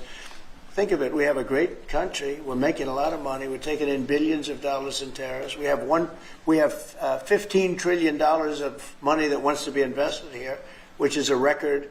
In 2 months, it breaks any record that we've ever had for a whole year, and not even close. 15 trillion, and it's going to be much higher than that. That's after essentially 2 months, because, you know, we've been doing it for about 2 months, 2.5 months. $15 trillion breaks every record in the book. There's never been anything like this. We have factories moving in. We have car plants moving in. We have everyone wants to be part of the United States. And as I told you, and I say it to everybody, when I was in the Middle East, the King of Saudi Arabia and Qatar and UAE, all great leaders, they have all great leaders. All three of them said, you got the hottest country in the world, and you did it in, at that time I was there for 4 months, because we got back a little while ago. But everybody says it, not only them. We have the hottest country in the world right now. The only thing is we have a Fed chairman that is, he doesn't get it. And you could have substantially low. Like if we cut him 2 points, would save more than 600, think of it, more than $600 billion just because you cut. But you can't go out to the market and say, well, we have a guy that's got us at 4% or 4.5% and we want to pay 2% or 1%. I think we should be paying 1% right now. And we're paying more because we have a guy who's, suffers from, I think, Trump derangement syndrome, if you want to know the truth. But he's not good for our country. Mr. President, did you push for the president of UVA? Did you push for the president? Not you. A related question on banking. There have been reports, Mr. President, that your administration is considering issuing an executive order about debanking, which is the practice of banks denying services based on people's political beliefs or industries such as crypto, people involved in that. Would you be open or interested to sign such an executive order targeting debanking, and what might that look like? Well, I think the debankers, I think that banks, I can tell you because I've been a victim myself, because of my politics, that big banks were very nasty to us. And I actually think it was Biden's people that told them to be, because the one group of people the banks are afraid of are the regulators. They are petrified of the regulators. And I've seen the biggest banker. I can tell you, you see him on television all the time. If a regulator walked into the room, he gets all nervous and crazy. They're afraid of the regulators. And if the Biden people order the banks to be virtually closed, they can do anything they want. The regulators control the banks. It's not the president of the bank. The president of the bank is far less important to a bank than a regulator. And a regulator can put that bank out of business, just like bad prosecutors are very dangerous. We had a couple. I had deranged Jack Smith and some others. And we kicked their ass. But it was, it's a tough kind of a situation. Prosecutors are very dangerous. A great prosecutor is an amazing asset for a country. But a corrupt prosecutor, a bad prosecutor is very bad. Well, the regulators are the same thing. And when they tell the regulator to go and make life impossible for big banks or little banks, they really control it. So there is a lot of debanking, and they call it debanking, call it a lot of different names. Essentially, they make it impossible to do business.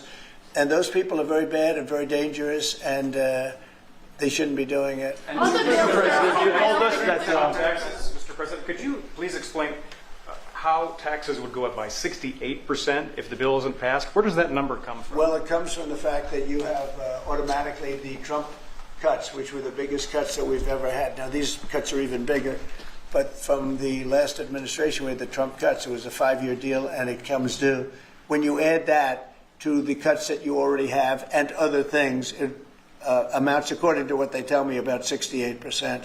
That would mean you'd have a tax so that that the tax cuts that they got, the biggest tax cuts in our history, would immediately go up to that level. And that alone is a big chunk of the 68%. And then you have the other taxes that would accumulate. And they say that you'd have about a 68% tax increase. Sir, you said a moment ago that it won't work out very well for Europe on trade. Does that mean you want to cut off those negotiations as well and just tell them what they should be paying? They've been very tough. The European Union was formed in order to take advantage of the United States on trade. That was why they were formed. And they're nasty. They're very nasty. We have a good relationship. I'm dealing with Ursula right now and the group. But it's a very tough situation. They have been unbelievably bad to us. If you look at past precedents, they've treated them very badly. They're being very nice to me because I get it. I know the system, and we have the cards. We have the cards far more than they do, and they have not treated us well, and they're coming to us right now. I said I was going to put on a 50% tariff. As soon as I said that, I put it out on Truth. As soon as I said that, they came to the table. They didn't want to come to the table. My people were telling me, Scott was telling me, and the whole group was telling me that not a good situation. They want to tap it down the line. They don't want to really deal. So I said, we're going to put a 50% tariff on you. And Howard, as you know, was very much involved, Lutnick, Commerce, and he said they don't want to talk. As soon as I put that on, I was getting calls from them like, can we meet tomorrow? And the problem is they have a lot of very unfair taxes. They have a lot of taxes that you wouldn't put on, and they sue all our companies. They're constantly suing Apple and Google and all of these companies, and getting in front of judges that essentially almost work for them. I guess they do work for them. They're European Union judges, and they're getting these crazy rewards. Apple was fined $17 billion, and others are being fined tremendous numbers of dollars. They're nasty people, and I don't want them affecting U.S. companies. I don't want that. If anybody's going to affect a U.S. company, I want it to be us. And if they're going to have to pay a penalty or a fine, let it be to us. So they've done this for a long time, for years, but they're very nasty. The European Union is very nasty, there's no question, but they'll learn not to be so nasty very soon. They know that. They know it's coming. Vladimir Putin reached out to you to help you with the Iran crisis. Well, he made some nice statements today. Did you see the statement? I saw the statement. Very nice. Vladimir Putin made some very nice statements today. Look, he respects our country again. He didn't respect it a year ago, I can tell you right now. But Putin respects our country. And President Xi of China respects our country. And Kim Jong-un they respect our country again. We were not a country that was respected just a year ago. We had a president that was incompetent. We had bad people circulating around this desk, this beautiful, resolute desk. They had, I guess, evil intentions. You couldn't be that stupid. I mean, they had evil intentions. But the world respects our country again. Thank you very much, everybody. Thank you, Press. Thank you, Press. I'll write this over. Thanks, guys. Thanks, everybody. Thank you.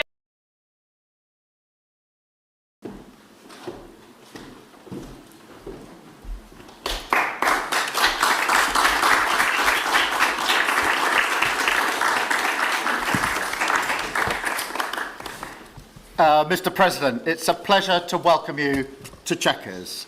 This historic second state visit is a moment to celebrate the unique bond between our two countries. But today we've gone far beyond that. We've renewed the special relationship for a new era.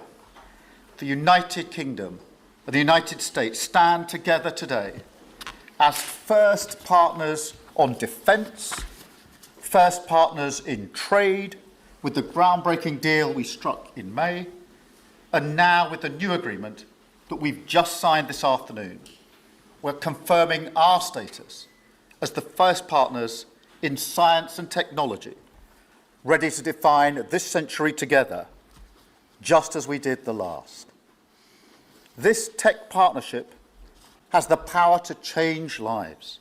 It's our chance to ensure that technologies like AI, quantum, and others amplify human potential, solve problems, cure diseases, make us richer and freer, strengthen the cause of democracy, not tyranny.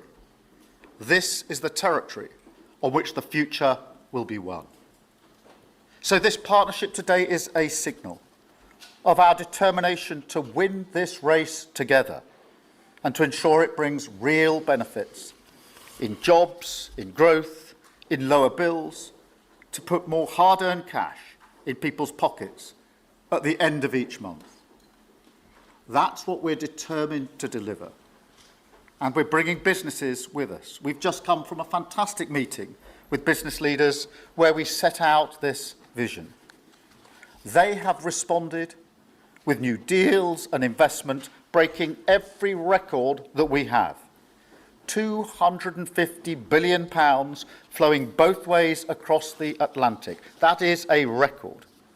Expected to create 15,000 jobs here in the United Kingdom.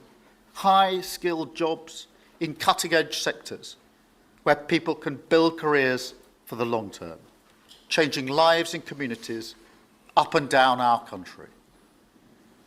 And look, while we shape this bond for a new era, the fundamentals have not changed. Security remains the cornerstone of this special relationship. We have the deepest, most advanced defence relationship in the world. Our warriors train together and they fight together. Our industries build together, everything from fast jets to the new AUKUS-class submarines.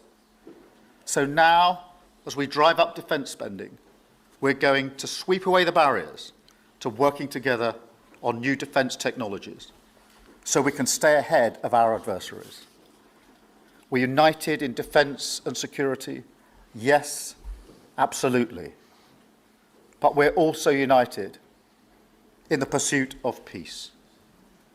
We are working together to end the humanitarian catastrophe in the Middle East, get the aid in, free the hostages, and ultimately bring Israel and the region back towards a comprehensive plan which can deliver peace and security for Israelis and Palestinians alike. We're also working together to end the killing in Ukraine.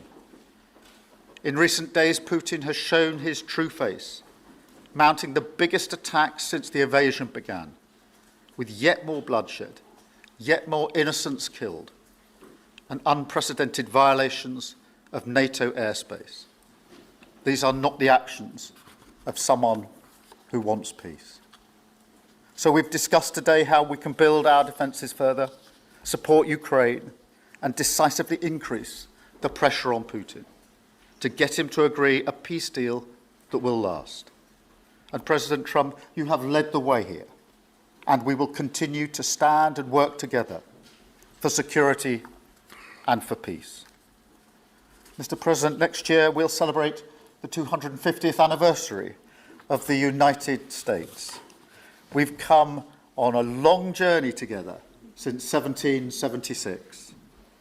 But it's no exaggeration to say that the partnership our two nations have built has shaped the world from the beaches of Normandy to the founding of NATO, to the creation of technologies that have revolutionized our lives.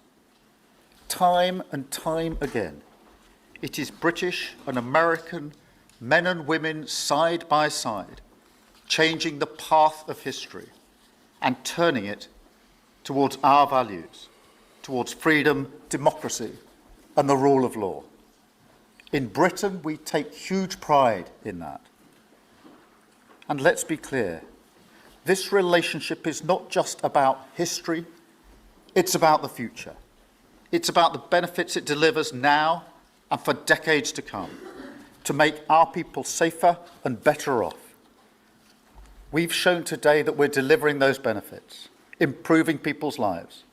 So we will go into that anniversary year more optimistic than ever and more confident than ever about our two great nations and what they can achieve side by side. Thank you. And it is now my pleasure to give the floor to Mr. President. Thank you. Thank you very much, very much. Prime Minister Starmer, Melania and I are tremendously thankful for the wonderful hospitality that you and Lady Starmer have extended today at Chequers. Quite the place, I must say, quite the place. And we're grateful beyond words for the spectacular honor of the state visit yesterday at Windsor Castle, hosted by His Majesty King Charles III and Her Majesty Queen Camilla. These are two fantastic people. We will never forget it. As I said last night, the bond between our countries is like no other anywhere in the world. The United States and the United Kingdom have done more good on this planet than any two nations in human history. That is thanks in large part to the traditions of British liberty, which grew up on these isles, these beautiful, magnificent isles, and were carried by our ancestors to the New World. We're forever joined, and we are forever friends, and we will always be friends. This enduring connection is why I was thrilled that the United Kingdom was the very first country with which we made a historic trade deal, and a very good trade deal. He's a tough negotiator. I think it was a better deal for you than us, but these are minor details. It's a very good deal for both of us. He's a great negotiator. We will extend our unparalleled security alliance into the realm of economic security for the first time, and I look forward to finalizing it very soon. We'll have it done very quickly.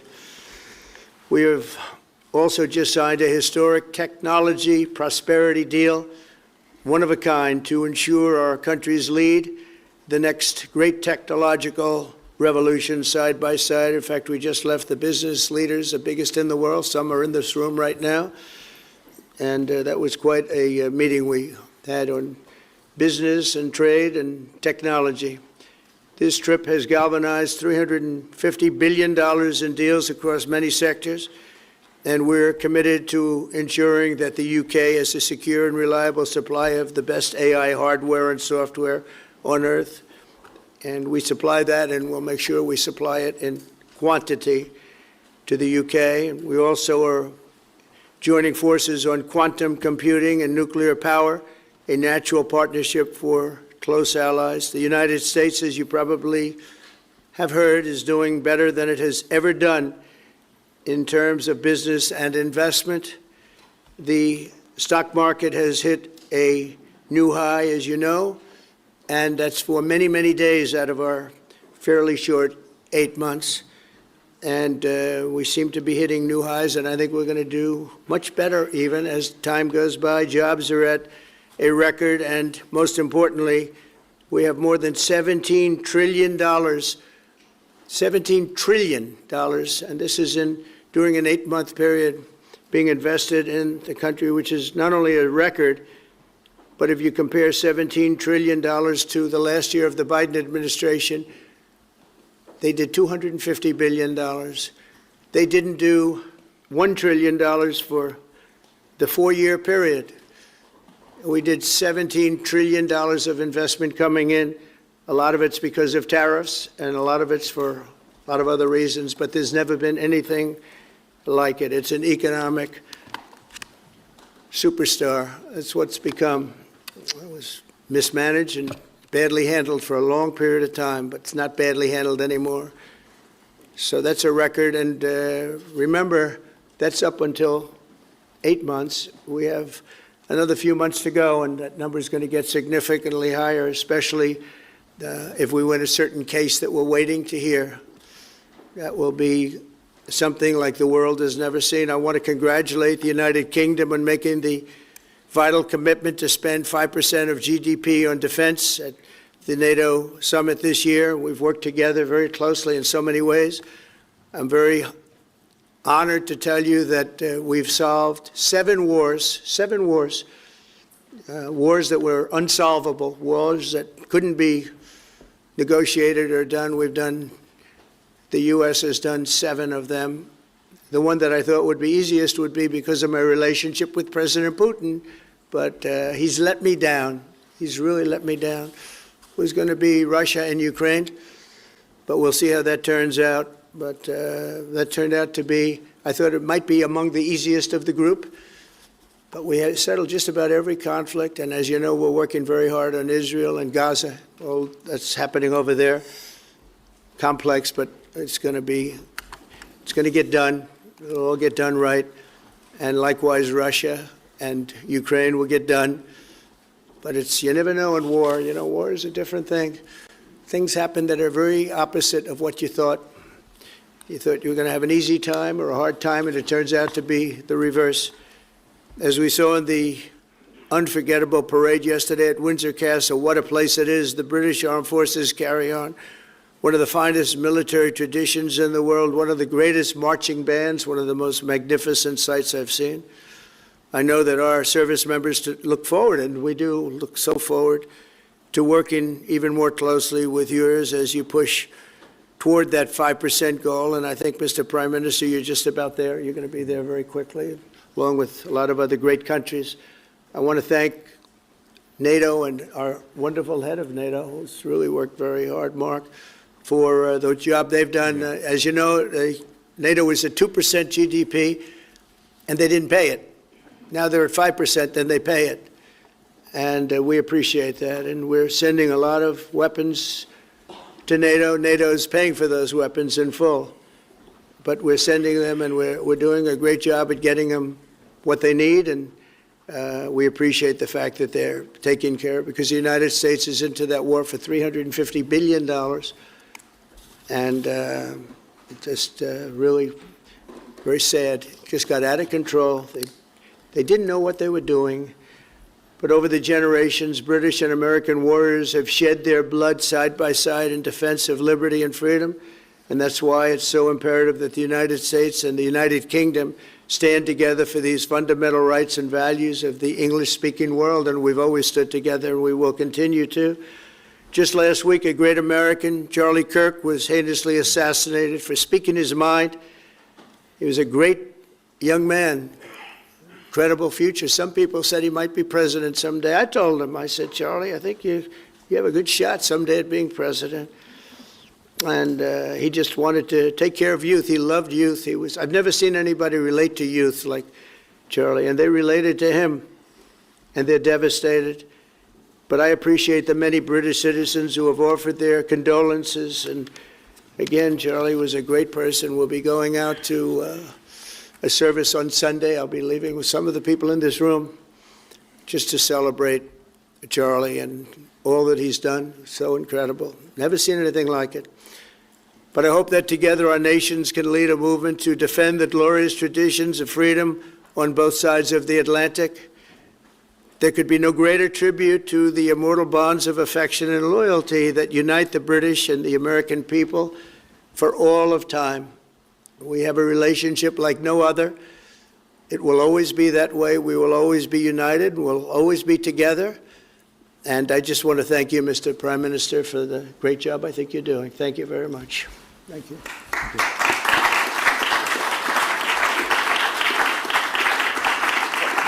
Thank you very much, Mr. President. We're going to take some questions. I'll call 2 or 3 to start with, and then I'll pass over to the President. I've got Chris Mason from the BBC first. Chris. Thank you both. Chris Mason, BBC News. Mr. President, the UK is expected to recognise a Palestinian state in the coming days as the killing in Gaza continues. It often seems that you're the only person that Israel will listen to. What more can you say to them to tell them to stop? And why is the UK's position on a Palestinian state, in your view, wrong? And Prime Minister, what will the recognition of a Palestinian state actually achieve? Is it not just gesture politics to appease people in your own party? Thank you both. Well, Chris, let me just start with that, because we discussed this amongst other things. We had the best part of an hour, I think, upstairs earlier today, just one-to-one, going through a number of affairs, world affairs, in private. And we absolutely agree on the need for peace and a roadmap, because the situation in Gaza is intolerable. The hostages have been held for a very, very long time, and they must be freed. And we need aid to get into Gaza at speed. And so it's within that context of a plan for peace, which we're working hard on, which not only did we discuss this morning, but our 2 teams have been working together on, that the question of recognition needs to be seen. And so it's part of that overall package which hopefully takes us from the appalling situation we're in now to the outcome of a safe and secure Israel, which we do not have, and a viable Palestinian state. Thank you. Well, simply, I want the hostages released now, right now, not 1, 2, we'll give you 3 more tomorrow, and, you know, like it's been, but we're the ones that got all the hostages released. We got many, many came to the Oval Office, and I've heard stories like I've never thought even possible. There was no humanity, no anything. I said to them, I said, was there any warmth shown during this stay? Like they offered you a little extra meal, they gave you a little smile, and they said, don't worry, you'll be okay. And every one of them said, not even a little bit. Amazing, you know, to think that during this stay, long stay in some cases. We had a man the other day, 451 days he was there. I always ask that question. And was there any warmth shown? Just a little word of, you know, encouragement. And the answer is every time, absolutely not. I'm shocked to hear it, because in the worst cases, there's always somebody that comes through. We have to remember October 7th, one of the worst, most violent days in the history of the world. not just there, the history of the world. And I got to see the tapes, and I wish I didn't see them, actually. But I got to see them. And I want an end. I want the hostages released. And I think it's going to be okay. But it has been a brutal period of time. But this has been going on for a long time. This is not something that's over the last year, 2 years. But this has been for decades and decades. But we want it to end. We have to have the hostages back immediately. That's what the people of Israel want. They want them back. And we want the fighting to stop. And it's going to stop. But a lot of bad things. You know, Hamas said that they're going to put the hostages up as bait. They're going to put the hostages in front of any attack. And that's pretty brutal. We haven't heard that one in a long time. So we have to remember that. So I have a disagreement with the Prime Minister on that score. Okay? One of our few disagreements, actually. Great. Can I take Jack from The Sun? Jack. Thank you both. Jack Elson from The Sun. Mr. President, in the 9 months you've been in office, you've been incredibly successful in all but eliminating crossings on your southern border. Yeah. Meanwhile, illegal migration is at record levels in Britain. The Prime Minister is trying to tackle that. What advice would you give to the man standing next to you on trying to stop illegal migration in Britain? And Prime Minister, if I can just ask, the President is all about drill, baby, drill in terms of trying to secure American energy and cut bills for Americans. Meanwhile, you are turning Britain's back on oil and gas in favour of renewable energies, such as wind turbines. Why do you think that you are right and he is wrong?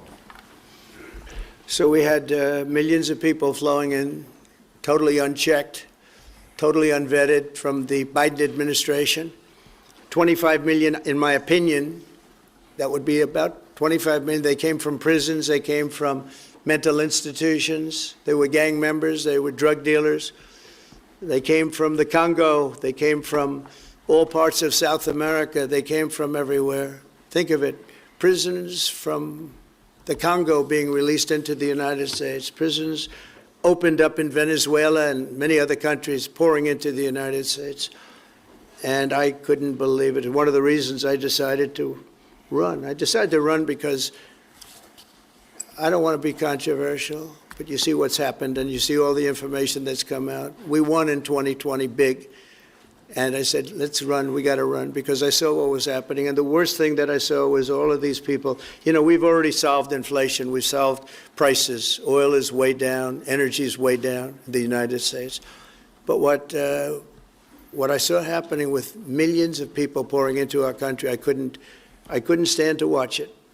And we've done a great job. Nobody, if you've seen the last, I appreciate your question, by the way, nobody, absolutely zero, and I'm not even sure that's possible, but it's a very liberal group that come out with those statistics. The last 3 months, we had zero.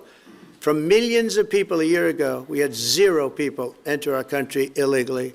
And we do have people coming in legally through a legal process and testing and lots of other things. I think it's very important, and we speak about it, and I think your situation is very similar. You know, you have people coming in, and I told the Prime Minister I would stop it, and it doesn't matter if you call out the military, it doesn't matter what means you use, but it's going to destroys countries from within. And we're actually now removing a lot of the people that came into our country. It's a very hard chore. We were given a very, very bad hand.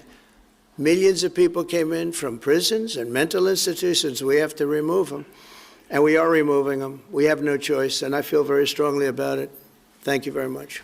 Jack, let me just deal with the question of returns, because this is obviously an issue we're taking incredibly seriously. We've struck a number of deals, both on cooperation with other countries, because this is a problem right across Europe, to tackle the problem of actually breaking up the gangs that are running this trade. We have had a record number of returns, over 35,000 now since we came into office. That's the highest number for the best part of 10 years. We struck the returns arrangement with France, and notwithstanding the challenges to that scheme, which you've seen in the last few days, a flight went off at 6:15 this morning, successfully returning someone under that scheme. So that is an important step forward. Obviously, there's no silver bullet here. There's a range of things that need to be done. But given the challenges of returning people, It is important that we're able to prove it can be done. It was done early this morning, so I can confirm that that flight went. It went successfully, and I'm pleased about that. Now we need to ramp that up at scale, which was always envisaged under the scheme, but it's very important that we have been able to prove that the proof of concept, if you like, that this can be done and will continue in that way. On the question of energy, firstly, let me be really clear that I am absolutely determined to ensure that the price and cost of energy comes down, so that bills come down both for individuals, for families, with their household bills, but also for business, because this is so important. The mix will include oil and gas for many years to come from the North Sea. We've been clear about that for some time, but we also need to mix that with renewables, and it's the mix that's really important. And the approach I've taken on this is the same approach that I take to many other things, a pragmatic approach. Thank you, Jack. I would like to say that we inherited the worst inflation in the history of our country. We had inflation, the likes of which we've really never seen. They say 48 years, and I'll accept that, but I really don't. We had the worst inflation in the history of our country. And we had a expression that I used a lot, drill, baby, drill. And as you know, we brought fuel way down, the prices way down. And we don't do wind because wind is a disaster. It's a very expensive joke, frankly. And we got our energy prices way down. That brought the inflation way down, and now we have very little inflation, and we have a very, very strong economy. So that was very important. Drill, baby, drill. And you have a great asset here, and we spoke about it. It's called the North Sea. The North Sea oil is phenomenal, and I hope, because I love this country, you know. My mother was born in Scotland, and the Hebrides, Stornoway, that's serious Scotland. We were talking about it. And I want this country to do well. And you have great assets that you're going to start using, I believe, under this Prime Minister. Thank you. And I've got Matthew from The Economist. Matthew. Thank you, Prime Minister. Mr. President, you say that President Putin has let you down. Have negotiations run out of road, and what are your next steps to compel an end to this war? Well, he has let me down. I mean, he's killing many people, and he's losing more people than he's killing. I mean, frankly, the Russian soldiers are being killed at a higher rate than the Ukrainian soldiers. But, yeah, he said, let me down. I don't like to see. It's death. You know, it doesn't affect the United States. We have, other than unless you end up in a world war over this thing, you could. This was a thing that would have never happened had I been president. If I were president, it would have never happened. And it didn't happen for 4 years. Most people agree it didn't happen, nor was it close to happening. And I spoke to President Putin about Ukraine. It was the apple of his eye. I've said that many times. It was. But he would have never done what he did, except that he didn't respect the leadership of the United States. They just went through the Afghanistan total disaster for no reason whatsoever.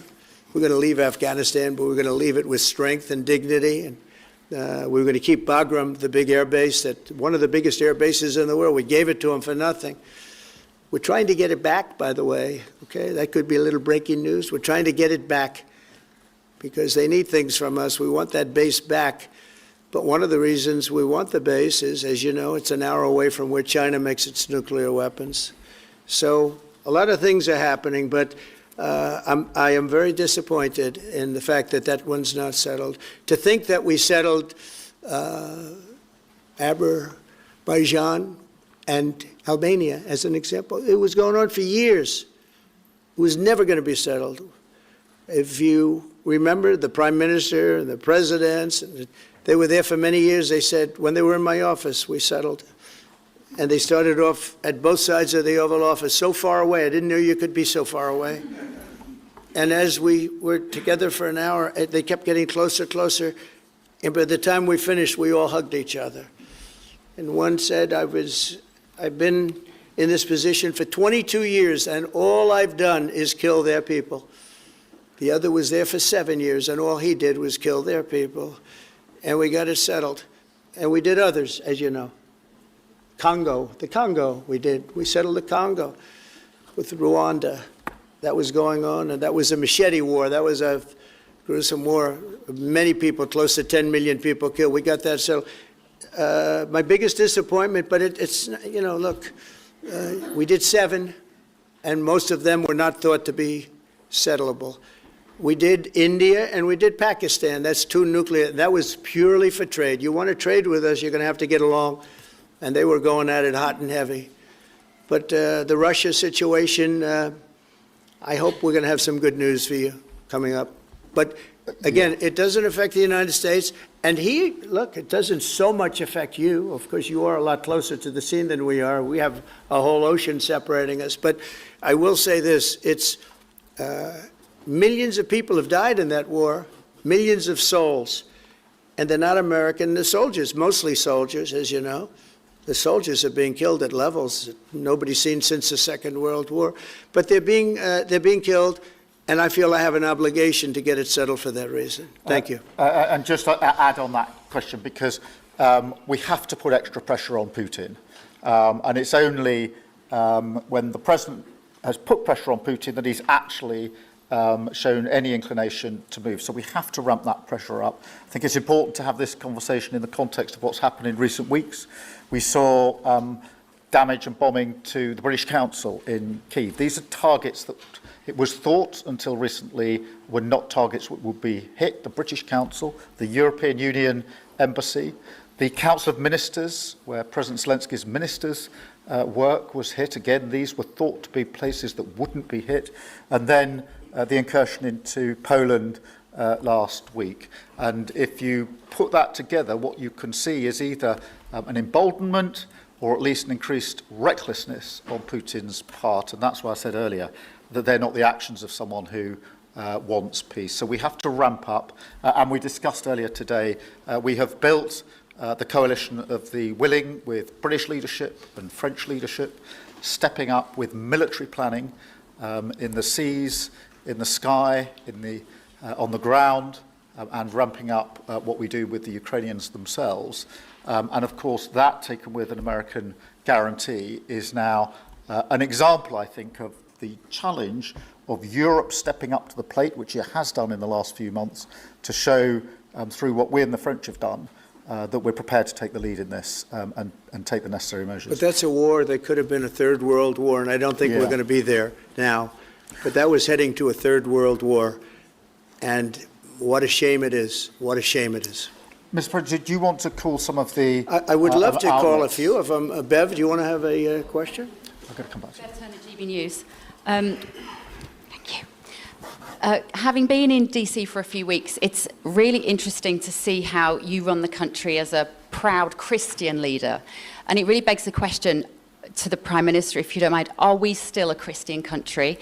But also... when you say we, are you talking here or...? Here. The Here? UK. I'm still British. I might I'd live in rather America. have I'm him still answer British. that question. But also, I can't give you that answer. that's for the Prime Minister. But also, despite what we talked about in Scotland a few weeks ago, we still have 12,000 people a year here being arrested for social media posts, for free speech violations.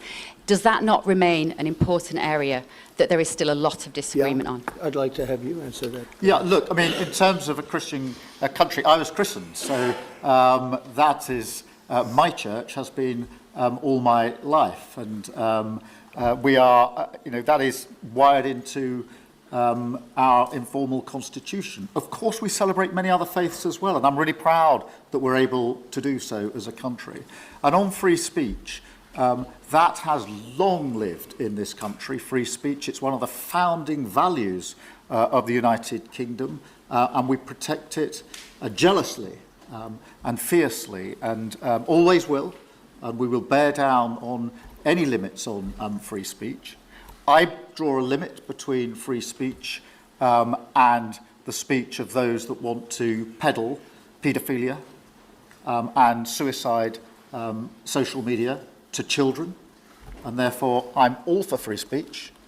I'm also for protecting children from things that will harm them, paedophiles, those that peddle suicide, which has had a terrible consequence for individual, particularly teenagers. And so that's the balance we strike. But we have had freedom of speech in this country for a very long time, and we will always protect it. Thank you. Thank you very much. Brian, please. Thank you. Prime Minister, it's good to see you again. You have a beautiful country. Thanks for having us. Thank you for being Two here. questions. One, just recently, President Trump labeled Antifa domestic terrorists. Would you consider doing something like that in your country? Well, we obviously will take decisions for ourselves. I don't want to comment on the decisions of the President, but we take our decisions ourselves. And my question to you, President Trump, is there any update on the auto pen? Yeah, it's just gotten worse from their standpoint. The people that used it, and in particular one person, was never told by Biden to do it, only spoke to Biden twice, and that was just talking about the weather, not talking about any order. And he was taking orders from people other than Joe Biden. Joe Biden wasn't giving those orders. You know, Joe Biden didn't believe in open borders. He didn't. I've known him for a long time. He was never the brightest bulb in the ceiling, as we know. You can go back 40 years ago and you'll see that. Go back and take a look at the hearings on Justice Thomas, and you'll see that very much. But he didn't believe in open borders and all of this nonsense that they're peddling now, which is why they're not in office any longer. It's a shame. The auto pen was illegal. It was illegally used. He never gave the orders. He never told them what to do. And I guess the only one he signed, or one of the few he signed, was the pardon for his son. But you had the congressman who, when they got the information, they found out they were guilty, and they deleted and destroyed all information, everything. You couldn't get any of it. They found out that Nancy Pelosi actually was offered the 10,000 soldiers, and she turned them down. They found out many things that were very bad. So they deleted and destroyed all information. You talk about freedom of the press and freedom of speech. How about that one? And there's not a thing. This is after a year and a half of hearings. They destroyed everything. And somebody's got to be held responsible. So Biden, what he did is they knew, I don't think he knew, but somebody knew. I don't think Biden had a clue about anything, if you want to know the truth. But they gave a pardon to those Congress people. They gave a pardon. Those people are so guilty. They gave a pardon, but Biden didn't know about it. The people, whether it's Lisa or any of those people in there that really ran it, I know them all. And they're sick people. They're smart people. They're very smart. They're probably brilliant, but they're sick in ideology. And they were running the auto pen, and it was totally illegal what he did. And I hope it's going to be so adjudged. Do you want to take one more, and then I'll Okay. go back to British? Let's see. Peter, go ahead. Thank you, President Trump. In the deal that you're working on for the Chinese to sell TikTok to an American buyer, are the Americans going to have to come up with their own algorithm, or are they going to continue to use the successful but addictive Chinese algorithm? So what we're doing, and we're speaking to President Xi on Friday to see if we can finalize something on TikTok, because there is tremendous value, and I hate to give away value, but I like TikTok. It helped get me elected. In fact, Charlie said, "Sir, you ought to get on TikTok. You'd be great." I said, "Really? Tell me about TikTok." And we, as you know, we did unbelievably well with youth, like at a level that no Republican has ever even dreamt of. And in what, you know, look, I think we won it for a lot of reasons, but that was a reason we won the election by such a big number. TikTok has tremendous value. The United States has that value in its hand because we're the ones that have to approve it. I specifically get the right to approve it. The people that are investing it are among the greatest investors in the world, the biggest, the richest, and they'll do a great job. And we're doing it in conjunction with China. But we are getting, the United States is getting a tremendous fee plus, I call it a fee plus, for just making the deal. And I don't want to throw that out the window. I can say this, that you'll have a lot of very unhappy youth. And I use TikTok very legitimately, very straight, just statements every day, little statements, short statements. "Sir, make it short, please." And TikTok Jack, we call him. It was pretty good. Did a good job for me, I guess. But no, I'd rather reap the benefits. I mean, the kind of money we're talking about is very substantial, and it'll be owned by all American investors and, you know, the best investors and the, you know, very rich people and companies are going to be owning it. Very, very straight, very legitimate companies, and really companies that love America. So they're going to be owning it. It's a big thing. And on a much bigger scale, and probably that's why we were able to get that, but on a much bigger scale, we're pretty close to a deal. We may do an extension with China, but it's an extension based on the same terms that we have right now, which are pretty good terms. And my question for Prime Minister Starmer, if you feel so strongly about officially recognizing Palestine for statehood, why are you waiting for President Trump to leave the country? Why can't you just do it right now? And isn't there a risk in rewarding Hamas with that? Well, let me be really clear about Hamas. They're a terrorist organisation who can have no part in any future governance in Palestine. And what happened on October the 7th was the worst attack since the Holocaust. We have extended family in Israel. I understand firsthand the psychological impact that that had across Israel. So I know exactly where I stand in relation to Hamas. Hamas, of course, don't want a two-state solution. They don't want peace. They don't want a ceasefire. So I'm very clear where I stand on Hamas.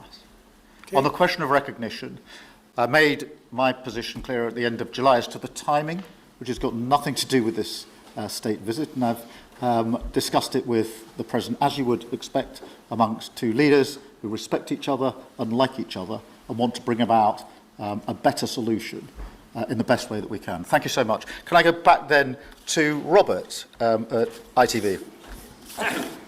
Robert Person, ITV.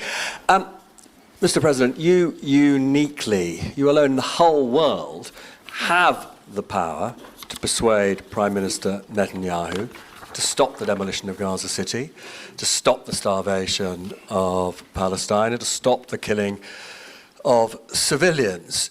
If not now, when will you exercise that power and tell him to stop? Sure. And then for both of you on... But you do understand about October 7th. You do understand. So believe me, I understand. One of the worst days in the history of humanity. What happened, I have seen the tapes. Babies that are 4 months old and just chopped up to pieces. And you've seen the tapes and I've seen the tapes. You're a professional and so am I.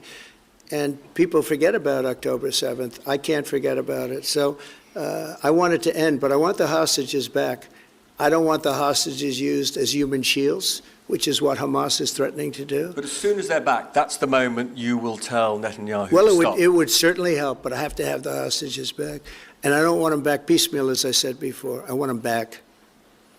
And on a separate issue, free speech, your Vice President, Vance, said that free speech is under attack in the UK. Do you agree with him? And Prime Minister, we saw the dismissal of a very well-known chat show host in America last night, Mr. Kimmel.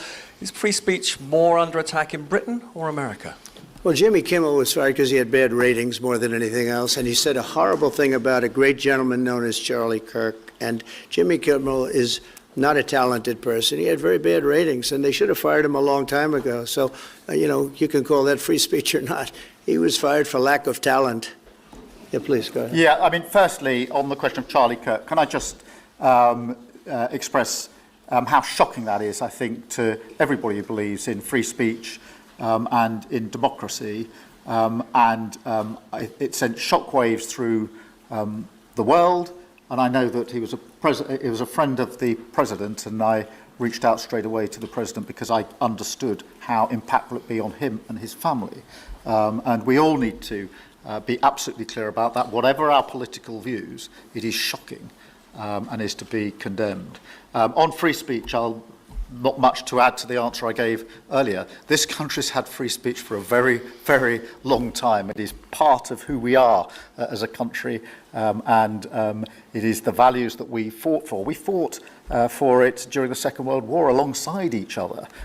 So we need no reminding of the importance of free speech in this country. Thank you, Robert. And I go to Beth for the final question, please. Beth.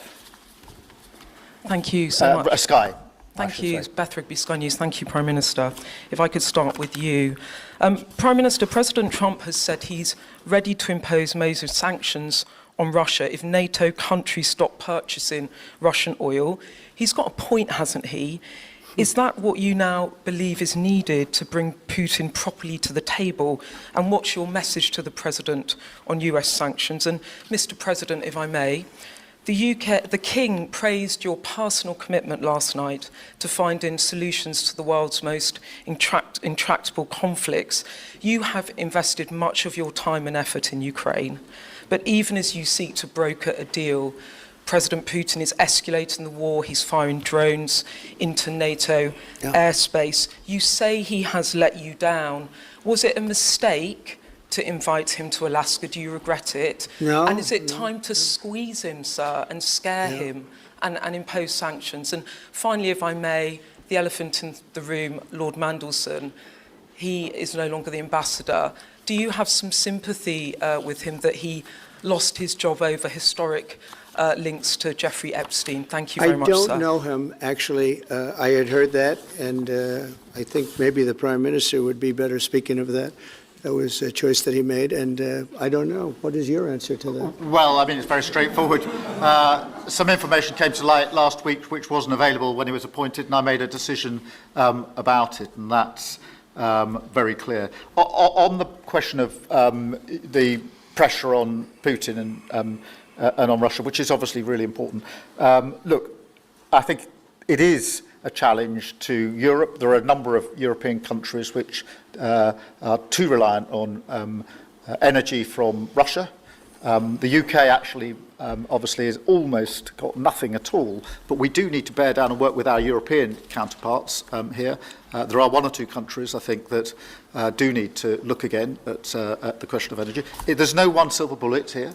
We do have to have a wider suite of sanctions, which we've put in place a number of times, working across Europe and with the United States. And of course, we must, and we are, making sure that Ukraine is in the strongest position now, because one of my long concerns here has been that whilst we talk about a ceasefire, and we all want a ceasefire, and we talk about what might happen after a ceasefire, we mustn't forget that Ukraine needs our support now. We've said we stand with Ukraine from the start to the finish, and that means we must continue to supply them with what they need in order to fight this war, which of course resulted from and is a result of Russian aggression. We have particularly done the sort of leadership role in the coalition of the willing, so that if there is a ceasefire and if there is a deal, and I do hope there is, that is then lasting and not then broken, because given previous history, I don't trust Putin. Thank you. Very simply, if the price of oil comes down, Putin's going to drop out. He's going to have no choice. He's going to drop out of that war. And when I found out that the European nations were buying oil from Russia, and as you know, I'm very close to India. I'm very close to the Prime Minister of India. I spoke to him the other day, wished him a happy birthday. We have a very good relationship. He put out a beautiful statement, too. We have, but I said, you know, I sanctioned them. China is paying a very large tariff right now to the United States, but I'm willing to do other things, but not when the people that I'm fighting for are buying oil from Russia. If the oil price comes down, very simply, Russia will settle.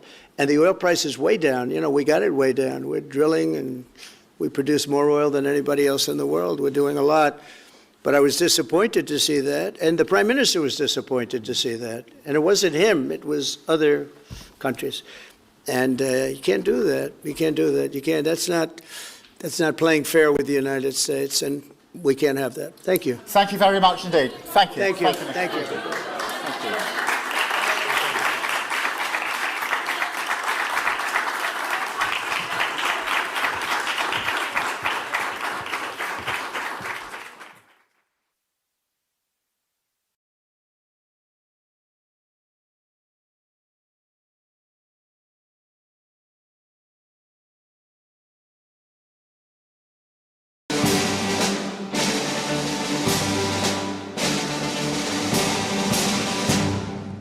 Ladies and gentlemen, the President of the United States.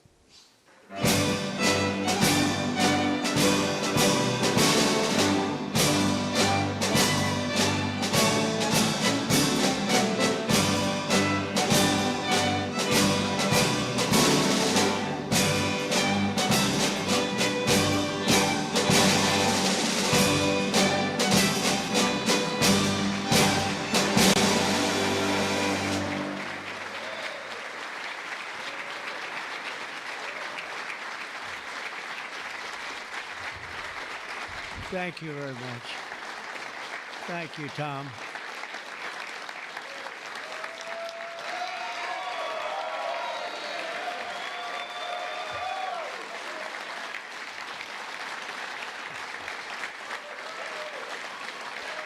Keep going. We worked hard. We worked hard. Thank you very much.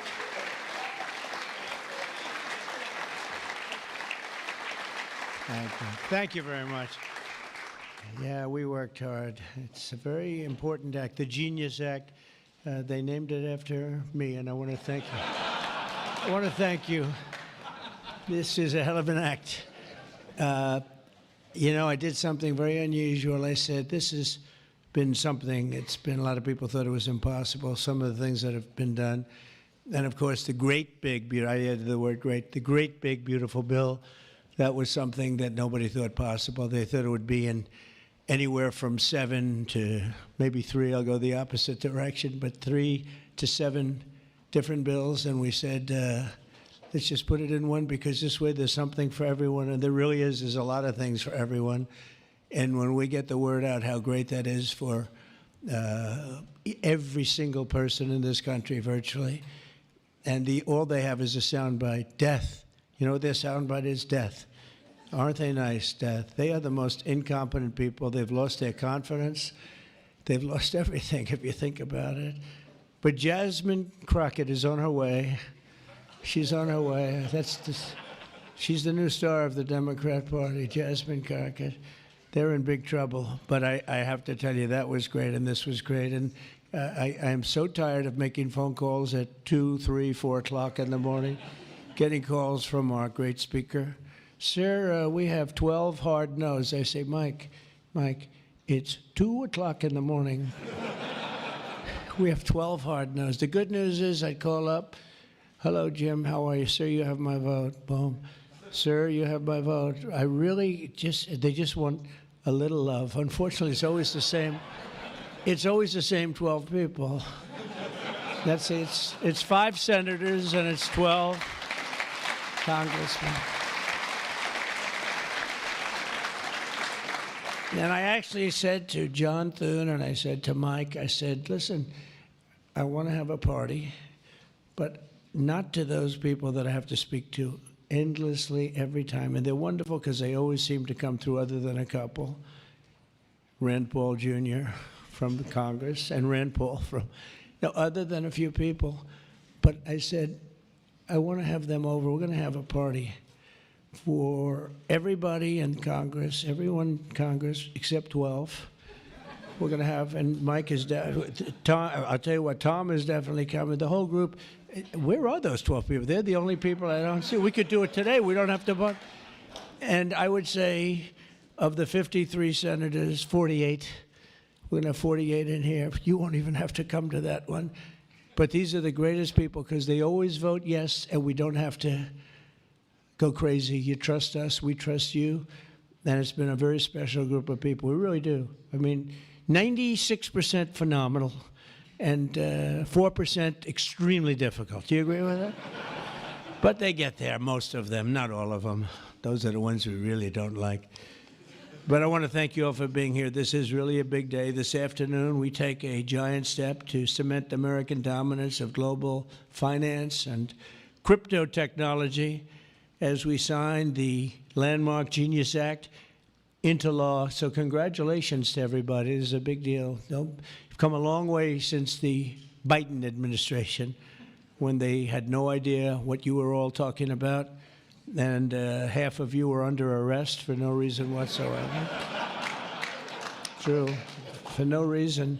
And we want to have it, not China. China wasn't actually happy. They were watching this. They like it, and we've got this. We've got AI. We've got a lot of great ones happening, and this is a very big thing. And I want to thank the bill's author, Senator Bill Hagerty, a very good friend of mine. Thank you, Bill. Thank you, Bill.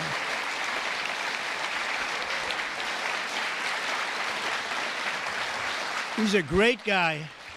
He's a great guy. He's a very handsome guy. Looks great. He's got the whole package. But, I got to know him. He was ambassador to Japan, and we had a little problem with Japan on trade. But he was my ambassador to Japan. And I went to Japan, and he is speaking fluently Japanese. I said, "Did you learn it as a child?" No, I just learned it over the last 4 or 5 months. I said, "You learned Japanese, maybe the single hardest language to learn. It's actually breathing rather than, it's breathing." I'm not going to imitate it because we'll end up with a big story, and I don't want that. But he spoke totally fluent Japanese. I said, "That's very impressive." And he was introducing me to Mr. Honda.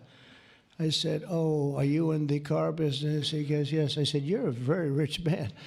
And then he said, "Mr. Toyota, right? Toyota." And I said, "What business are you in?" Let me guess. He said, "Cars." He was my interpreter, and I was so impressed. And I was getting ready to leave. He said, "Sir, I'd like to run for the United States Senate." I said, "Where are you from?" He said, "Tennessee." I said, "Well, I love Tennessee, but do they know you there?" "No, but if you endorse me, I'll win," right? And I endorsed him, and he took a 48-point lead. And they didn't know who the hell he was. And he's turned out to be a great senator. And now they all know who you are. Yeah, so you're fantastic, and we thank you. And just the fact that you're doing this and you understand this is a complicated world, and you understand it, Bill. So you've been great. Thank you very much. We're also pleased to be joined by our great Vice President, J.D. Vance. J.D., thank you very much. Good job. And he's been up speaking late at night on the phone. I said, "J.D., how about you take 3 or 4 of these people, please? Because 3 or 4 I cannot speak to. I just can't." And he'd take them, and he'd come through. Right, J.D.? Also, Speaker Mike Johnson. He is unbelievable. He's an unbelievable...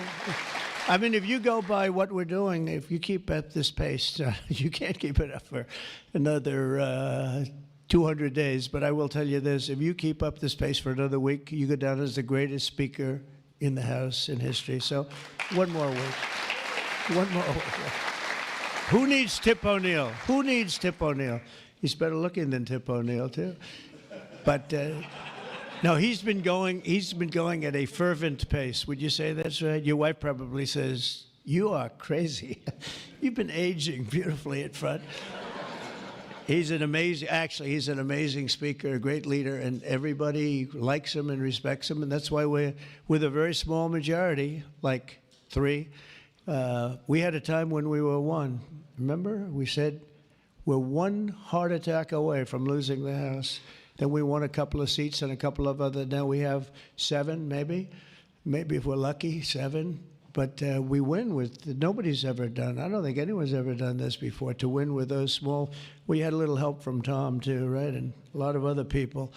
I want to introduce also Secretary Howard Lutnick, who's been fantastic. You have done a great job, Howard.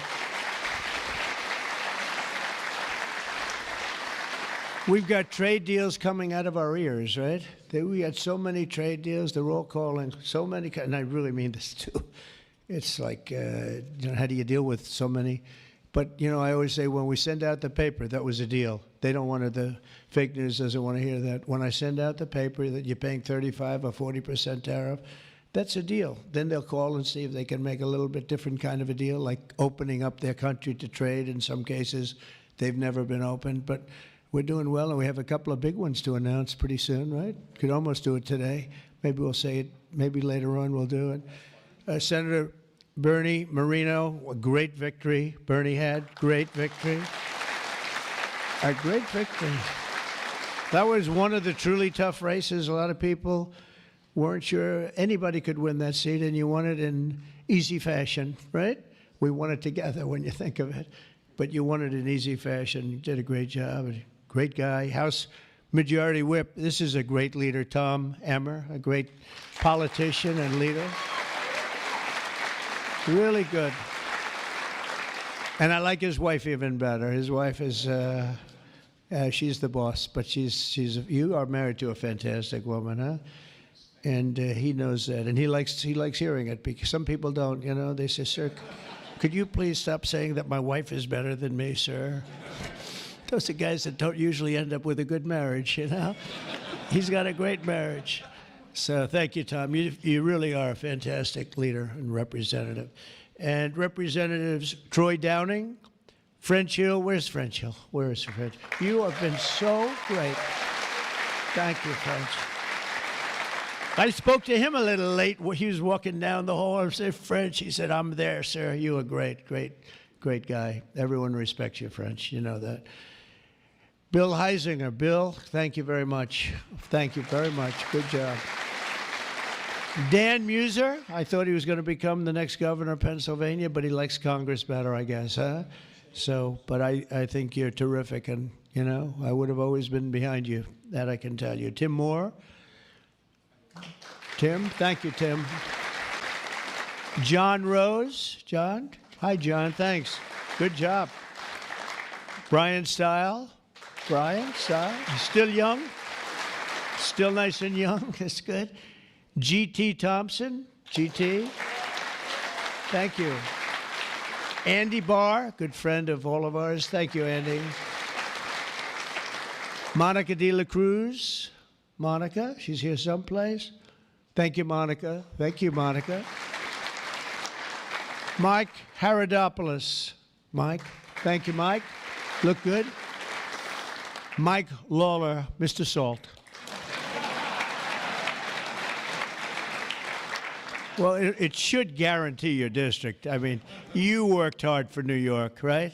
And you're on television, I'm on television, so this should be good for a couple of points. But without you and your couple of friends from New York, that wouldn't have happened. That was not easy, right? Congratulations. Great job. Anna Paulina Luna. Anna, who is so great. I don't, even if she's here or not here, I want to tell you that she has been so great and worked so hard to make sure we got it approved. Ralph Norman. Ralph? Ralph? What happened to Ralph? Nick Begich. Nick? Thank you, Nick. Good job. Good job. Good votes. I just saw a great poll on you, huh? Very good. Congratulations, Nick. Andy Ogles. Andy, who's a terrific friend. Beth Van Dyne. Beth? Thank you, Beth. Great job. Thank you. Thank you very much for the great support. Roger Williams, a great baseball player, who also had to take a bullet, unfortunately, but he is a great guy. He was involved in that whole catastrophe, but he's fantastic and has been from day one, along with a lot of other people that I won't call out because I have no idea where the hell you are. I think I saw Jason here somewhere. Where's Jason? Oh, it's lucky I called him. Ooh, it's lucky. They didn't put your name because I invited you at the last moment, right? He was over there doing some business in the White House. But you've been incredible in your position. Nobody knows more about taxes and finance than you do, so we appreciate it, right? Is that true, Howard? It's true. Thanks, Jason. Great job. And you'll help out with that other matter. You make him so strong and powerful, right? Along with Deputy Secretary of Treasury, Michael Faulkender. Where's Michael? Good, Michael. How are you? Good. You'll help out over there, okay? And Ambassador Ken Howry. Ambassador? Thank you, Ken. Great job, Ken. I also want to recognize some of the countless industry leaders here today, including Brian Armstrong of Coinbase. You've done a good job, Brian. That's a big deal. Dave Ripley of Kraken. Dave. Thank you, Dave. Jeremy Allaire of Circle. This is a big day. Good job. Good job, Jeremy. Paolo Ardino of Tether. Paolo, thank you, Paolo. Ryan McInerney of Visa. That's a good company. Thank you.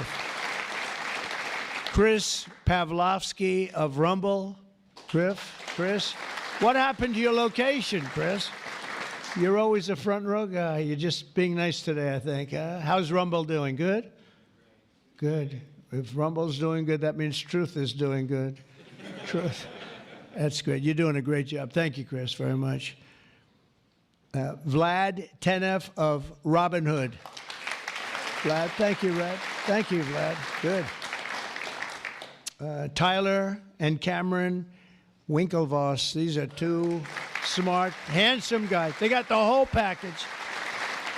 They're of Gemini, but they have the whole pack. They're of a lot of things, actually, but Gemini's just the one for today, right? They've got they've got the look, they've got the genius, got plenty of cash, and it's great that you're on our side. You guys are great. I can never tell them apart, but their mother can. I asked, can your mother tell you apart? And the answer is yes, right? Easily, or is it tough for her? Easy, I figure. Good. You guys have been great. Thank you very much. Great to be with you. Let me say the entire crypto community, for years, you were mocked and dismissed and counted out. You were counted out as little as a year and a half ago. But this signing is a massive validation. And even before this signing, over the last year, year and a half, I think your stuff has gone up more than any stock, or just about more. A couple of stocks that were pretty good, I will say. But you have certainly, as an industry, gone up more than anybody. Nobody's gained the respect in such a short period of time. But this signing is a massive validation of your hard work and your pioneering spirit and your ability to never give up, because a lot of people would have given up 2-3 years ago. So I want to thank you for contributing to the incredible strength of America. This is going to make it stronger, and congratulations on this incredible achievement. You've made our dollar look really good and strong and powerful. It's good for the dollar, and it's good for the country. And that's why I backed you at an early stage, and I also did it for the votes, because you did come out and vote, I will tell you. And they changed tune, you know, Biden's team, they changed tune right in the middle of the campaign. All of a sudden, they loved you guys. They dropped all charges. They did have, I got you guys out of so much trouble. And you know what? I don't think anybody voted for them, right? Because you remember, they treated you very unfairly, actually. So it's a great honor that we were involved. And it was a tremendous amount of support that we got at the polls. We won, think of it, we won every swing state. We won by millions of votes. We won the popular vote. We won the districts by 2,750. Think of that, to 505.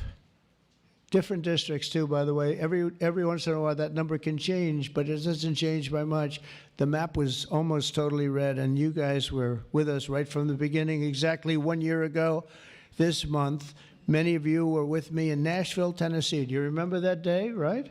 That was a big day, Nashville, Tennessee, when I became the first presidential candidate ever to address the Bitcoin conference. And at this time, and at that time, crypto builders and founders were under relentless assault by the Biden administration, which was trying to crush your industry and crush you as people and go after your families. And they were a vicious group of people. You know, people don't realize it. They were vicious, incompetent, but vicious. Well, Joe was an incompetent guy, but he was always known as a vicious guy. I guess if you're going to be in that, you're probably off, if they're incompetent is better, right? Because you don't want to have a vicious guy that's competent. If you did, I wouldn't be standing here today, right?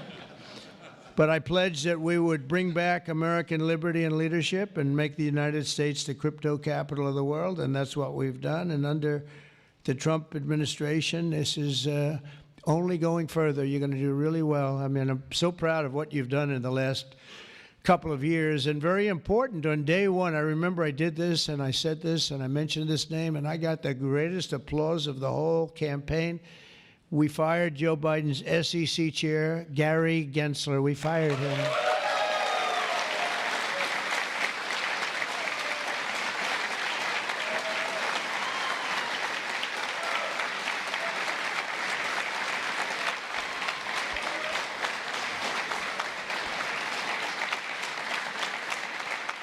But I remember I was making a speech, and it was just a line in a speech. And I said, and I will fire Gary Gensler. The place exploded. I finished like one, and I said, what the hell did that guy do? There was a lot of hatred there, I'll tell you. And it turned out, as I got familiar with everything, it turned out you were absolutely right. In his place, I appointed a visionary chairman who wants America to build the future and not block the future. He's going to be unbelievable. He'll go down as one of the greats. And Paul Atkins, where are you, Paul Atkins?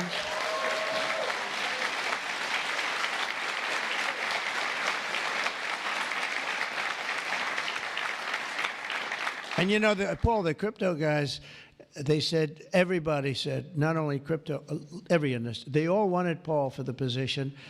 And he's a tough cookie, too. But they actually said, we don't care. We just think he's fair. All they wanted was fairness. And they have somebody that you're really a champion of the street and you're a champion of the country. You're going to do a fantastic job. I saw you interviewed the other night. I watched it about 2 o'clock in the morning. There was a little thing called C-SPAN, which I don't know how many people were watching. Don't worry, you were on primetime too, but they happen to have a little rerun. I don't want to embarrass you. But fantastic job, really. You are absolutely so perfect for the job. Congratulations, Paul. And Paul is here today among the commissioners, various commissioners, including Hester Pierce and Mark Yoida. Hester and Mark Yoida. Thank you, Hester. Thank you very much. And thank you, Mark, wherever you may be. Is Mark here?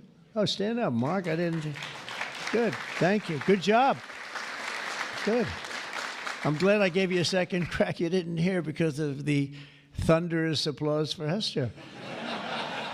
But thank you. I heard tremendous things about both of you. Thank you very much. My first week in office, I also established the first ever presidential working group on digital assets, and we have an executive director. Where's Bo Hines? Bo Hines. Hi, Bo.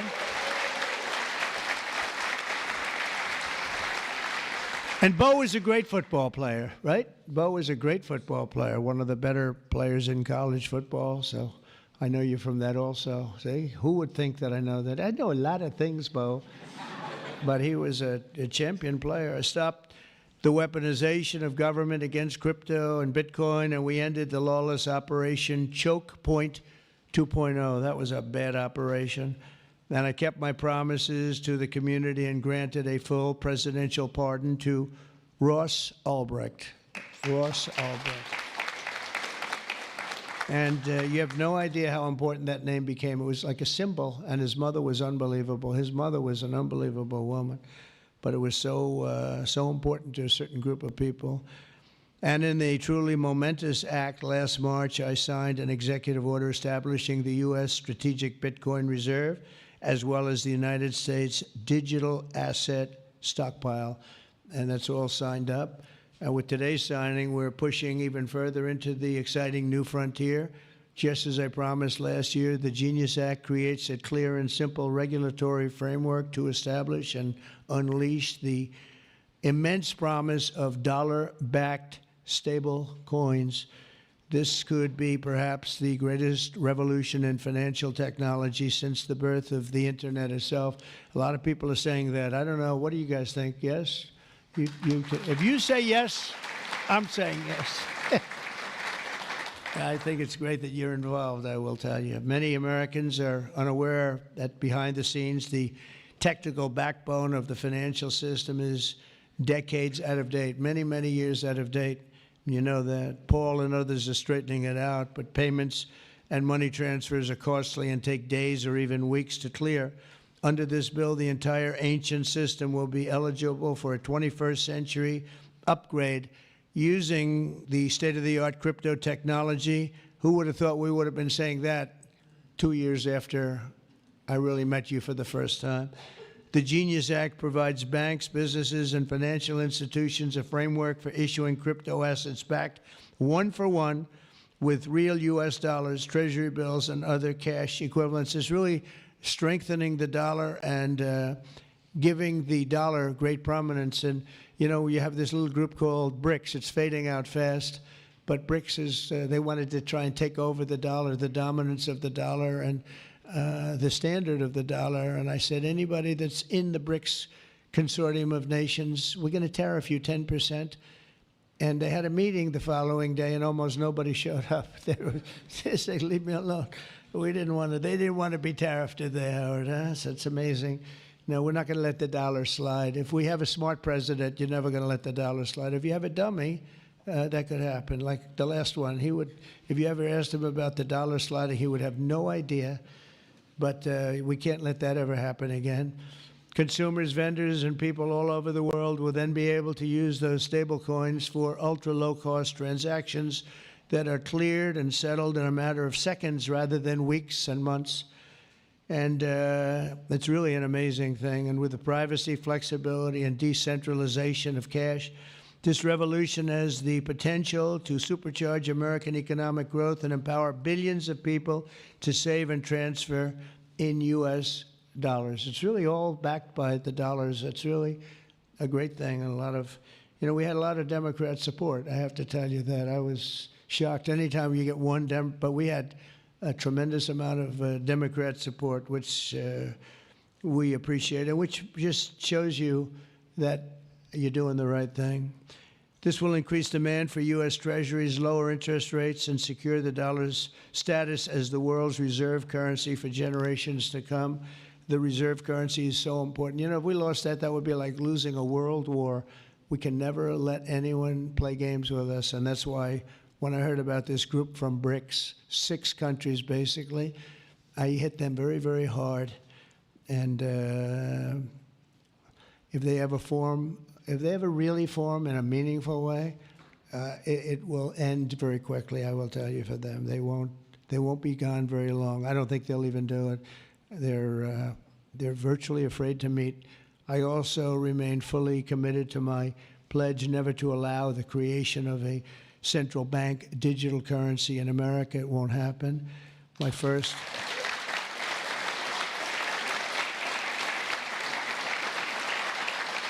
Thank you. And the other night, I will say, with some of the congressmen and women, they wanted that so badly. That was so important to them. I was impressed that they knew what the hell it was, to be honest with you. Please, sir, please, the central bank digital currency. Well, you have to make sure, sir. And I'm saying, what do you know about that? It's amazing the knowledge that people have gained all of a sudden. We had a lot of problems with some of them. I said, we've already got it from the Fed, right, from Commerce, and from an executive order. You don't need it a fourth time. Sir, we have to get it. It's amazing. But they knew their subject, though, didn't they, huh? And we helped them out. My first week in office, I signed an executive order to ban the creation of a CBDC in the United States, and very soon I look forward to signing legislation that will codify and ban make it a permanent law, put it in permanence. I'm also committed to signing landmark crypto market structure legislation this year to grow the industry. We're going to be growing it even more than people ever thought. It's a really hot industry. And for a little while, 2 nights ago, we were a little concerned because we were a little short on votes. Like, I would say maybe we were about 9 short. 9 short at 3 in the morning. We were about 4 short at 3:30 in the morning. And we were in good shape at 4 o'clock in the morning, right?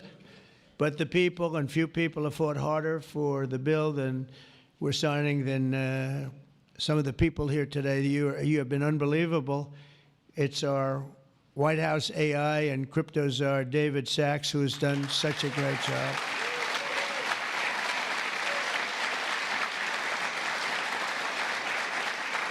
And he has a show now. I've become a showman, but a couple of years ago, right? It's probably 2 years ago now in San Francisco, and I did his show. And I heard he's a very smart guy, and we had a great show. You kept it going a lot longer, and is that still your highest rated ever show? Oh, he knows what to say. He knows what. He had a rating that he had millions and millions of people. He said, what's going on? But we had a great show. And I said, that guy's really smart. I said, if I get elected, I was running at that time, if I get elected, we're going to bring him into government in some ways. He's worth a fortune. He's made a lot of money. He's a very rich billionaire. But this is more important, isn't it? This is, me too, it's like, doesn't matter. This is much, I know Howard and I talk about it all the time. Howard could go back to his wonderful brokerage firm, hire 1 or 2 people, and it's not the same as what you're doing, right? We're doing the biggest deals in the world. Actually, the deal we're doing now in tariffs is the biggest, when you add it up, the biggest deal ever made in history. It could be 1,000 IBMs. I mean, if you think of it, it's the biggest deal ever done. So it's hard to go back to a brokerage firm and, make $79,000 commission on the sale of a stock, right? It's true. But I want to ask David. So David's been fantastic. He's done an incredible job. And I'd like to ask David to come up, say a few words. Thank you very much. Thank you, sir. Thank you so much. All right, thank you, President Trump. It's a great honor to be here, and it's true that I'd never expected to work in government at all, and then everything changed after President Trump came on my podcast, and I accepted this job as crypto czar because I thought it was a once-in-a-lifetime opportunity to work for a president who really wants to get things done for the American people, and if anything, that's been an understatement. The first 6 months of this administration have been more successful than any administration in American history. What's been done? It's just been incredible. President Trump has worked at tech speed. We're used to working fast in Silicon Valley, but even this is fast for us in Silicon Valley, the speed at which you move, President Trump. It's really incredible. And now today, you have another historic legislative achievement that is a monumental step to fulfilling your promise to making the United States the crypto capital of the world. This Genius Act will unlock American dominance in the crypto industry by creating clear rules of the road. It will update archaic payment rails with a revolutionary new payment system, and it will extend U.S. dollar dominance, like you said, globally, by creating a digital dollar that people all over the world can use. And for every digital dollar in a crypto wallet, there'll be a traditional dollar in a U.S. bank account, which will create trillions of dollars of demand for U.S. treasuries. So that is the power of this bill, is U.S. dollar dominance. This is a huge promise made and promise kept by President Trump. And there's just a few other people I'd like to thank. First, my family for being here. Thank you.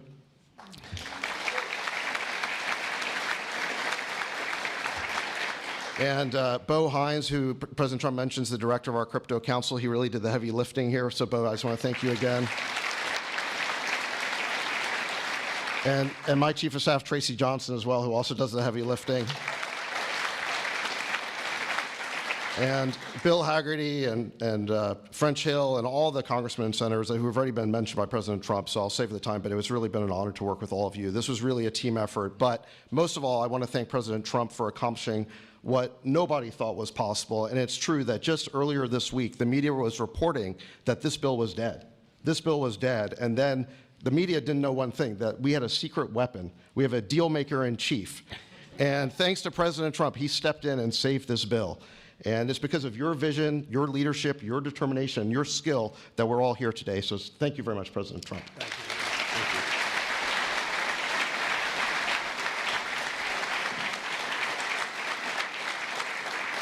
you. Is that Laura? Please come. Just come here. This is our superstar. She was the head of the Republican Party, and nobody complained about anything. We went on to great. This is Laura Trump. Married to a young gentleman named Eric. They have beautiful 2 children, but she has been so good. She stepped into that position like it was nothing that we won, and she said, Dad, I'd like to go home right now to my beautiful husband and my son and daughter, Red, but you did a fantastic job, and you worked with a great gentleman, too. He's doing a fantastic job. But I just want to thank you. I just saw you standing back there. I wanted to bring her in. Thank you very much, Laura. Thank you. So under the Trump administration, I mean, I just got back from Saudi Arabia, and we went to Qatar. We went to a number of countries, and I will tell you the level of respect that this country has now is incredible. The UAE, I tell you what, we had a time there, but every leader said the same thing. They said 1 year ago, your country was dead. And they'd say it that way. It was like, I didn't know whether I was supposed to be happy or insulted, but the truth is we were in deep trouble. But they said 1 year ago your country was dead, and today you have the hottest country anywhere in the world. And it's true. We have the hottest country in the world. We had a country, we were a laughingstock with the borders, people pouring in. Can you imagine last month, in the month of June, actually, 0. Now, I don't even believe that, 0, because you have hundreds of thousands pouring in, and then all of a sudden it's 0. But they have it down as 0. And very liberal people take that particular toll. It's a liberal group, so they're not giving us any favors. It's 0 people coming through our border. Can you imagine that? From literally hundreds of thousands and millions pouring in from all over the world. They came from They came from all over the world. They came from prisons, jails. They came from mental institutions, gang members. There were gangs. They came from all over the place, from every country. They came from the Congo in Africa, a lot from the Congo. They came from South America. A lot of came from Venezuela. They emptied their jails into our country. Can you imagine? They allowed that, emptied their jails into our country, and they let them walk right into our country like perfect. 11,888 committed murder. 50% committed more than one person. They murdered more than one person. 50% of 11,888. And we had murderers, and we're getting them out, and Tom Homan and Christie are doing a great job. That Tom Homan, I'll tell you, is he central casting or what? And he takes abuse, but they just keep fighting, and they're winning, and we're winning in the courts, so we're winning everywhere. But we've got the hottest country in the world, and you're a big part of it. So the golden age of America is upon us, and with today's signing, the future of crypto and the crypto industry, the U.S. dollar working together, because they really are hand in hand, is going to be stronger and bigger and better than ever before. And I just want to thank everybody, some tremendous people in this room. And maybe when I sign, I'll ask some of our great senators and congressmen to come on up. Some of the top crypto guys, please come on up, because you guys worked very hard on this. And we'll sign this, and we'll get on to the next battle, and we'll win. But we're winning all over the world right now. It's not even close, not even close, and we're going to keep it going. Thank you, everybody, very much. Thank you.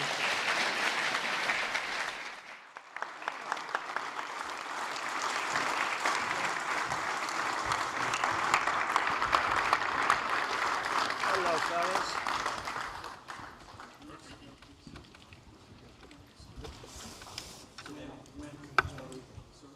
You got it?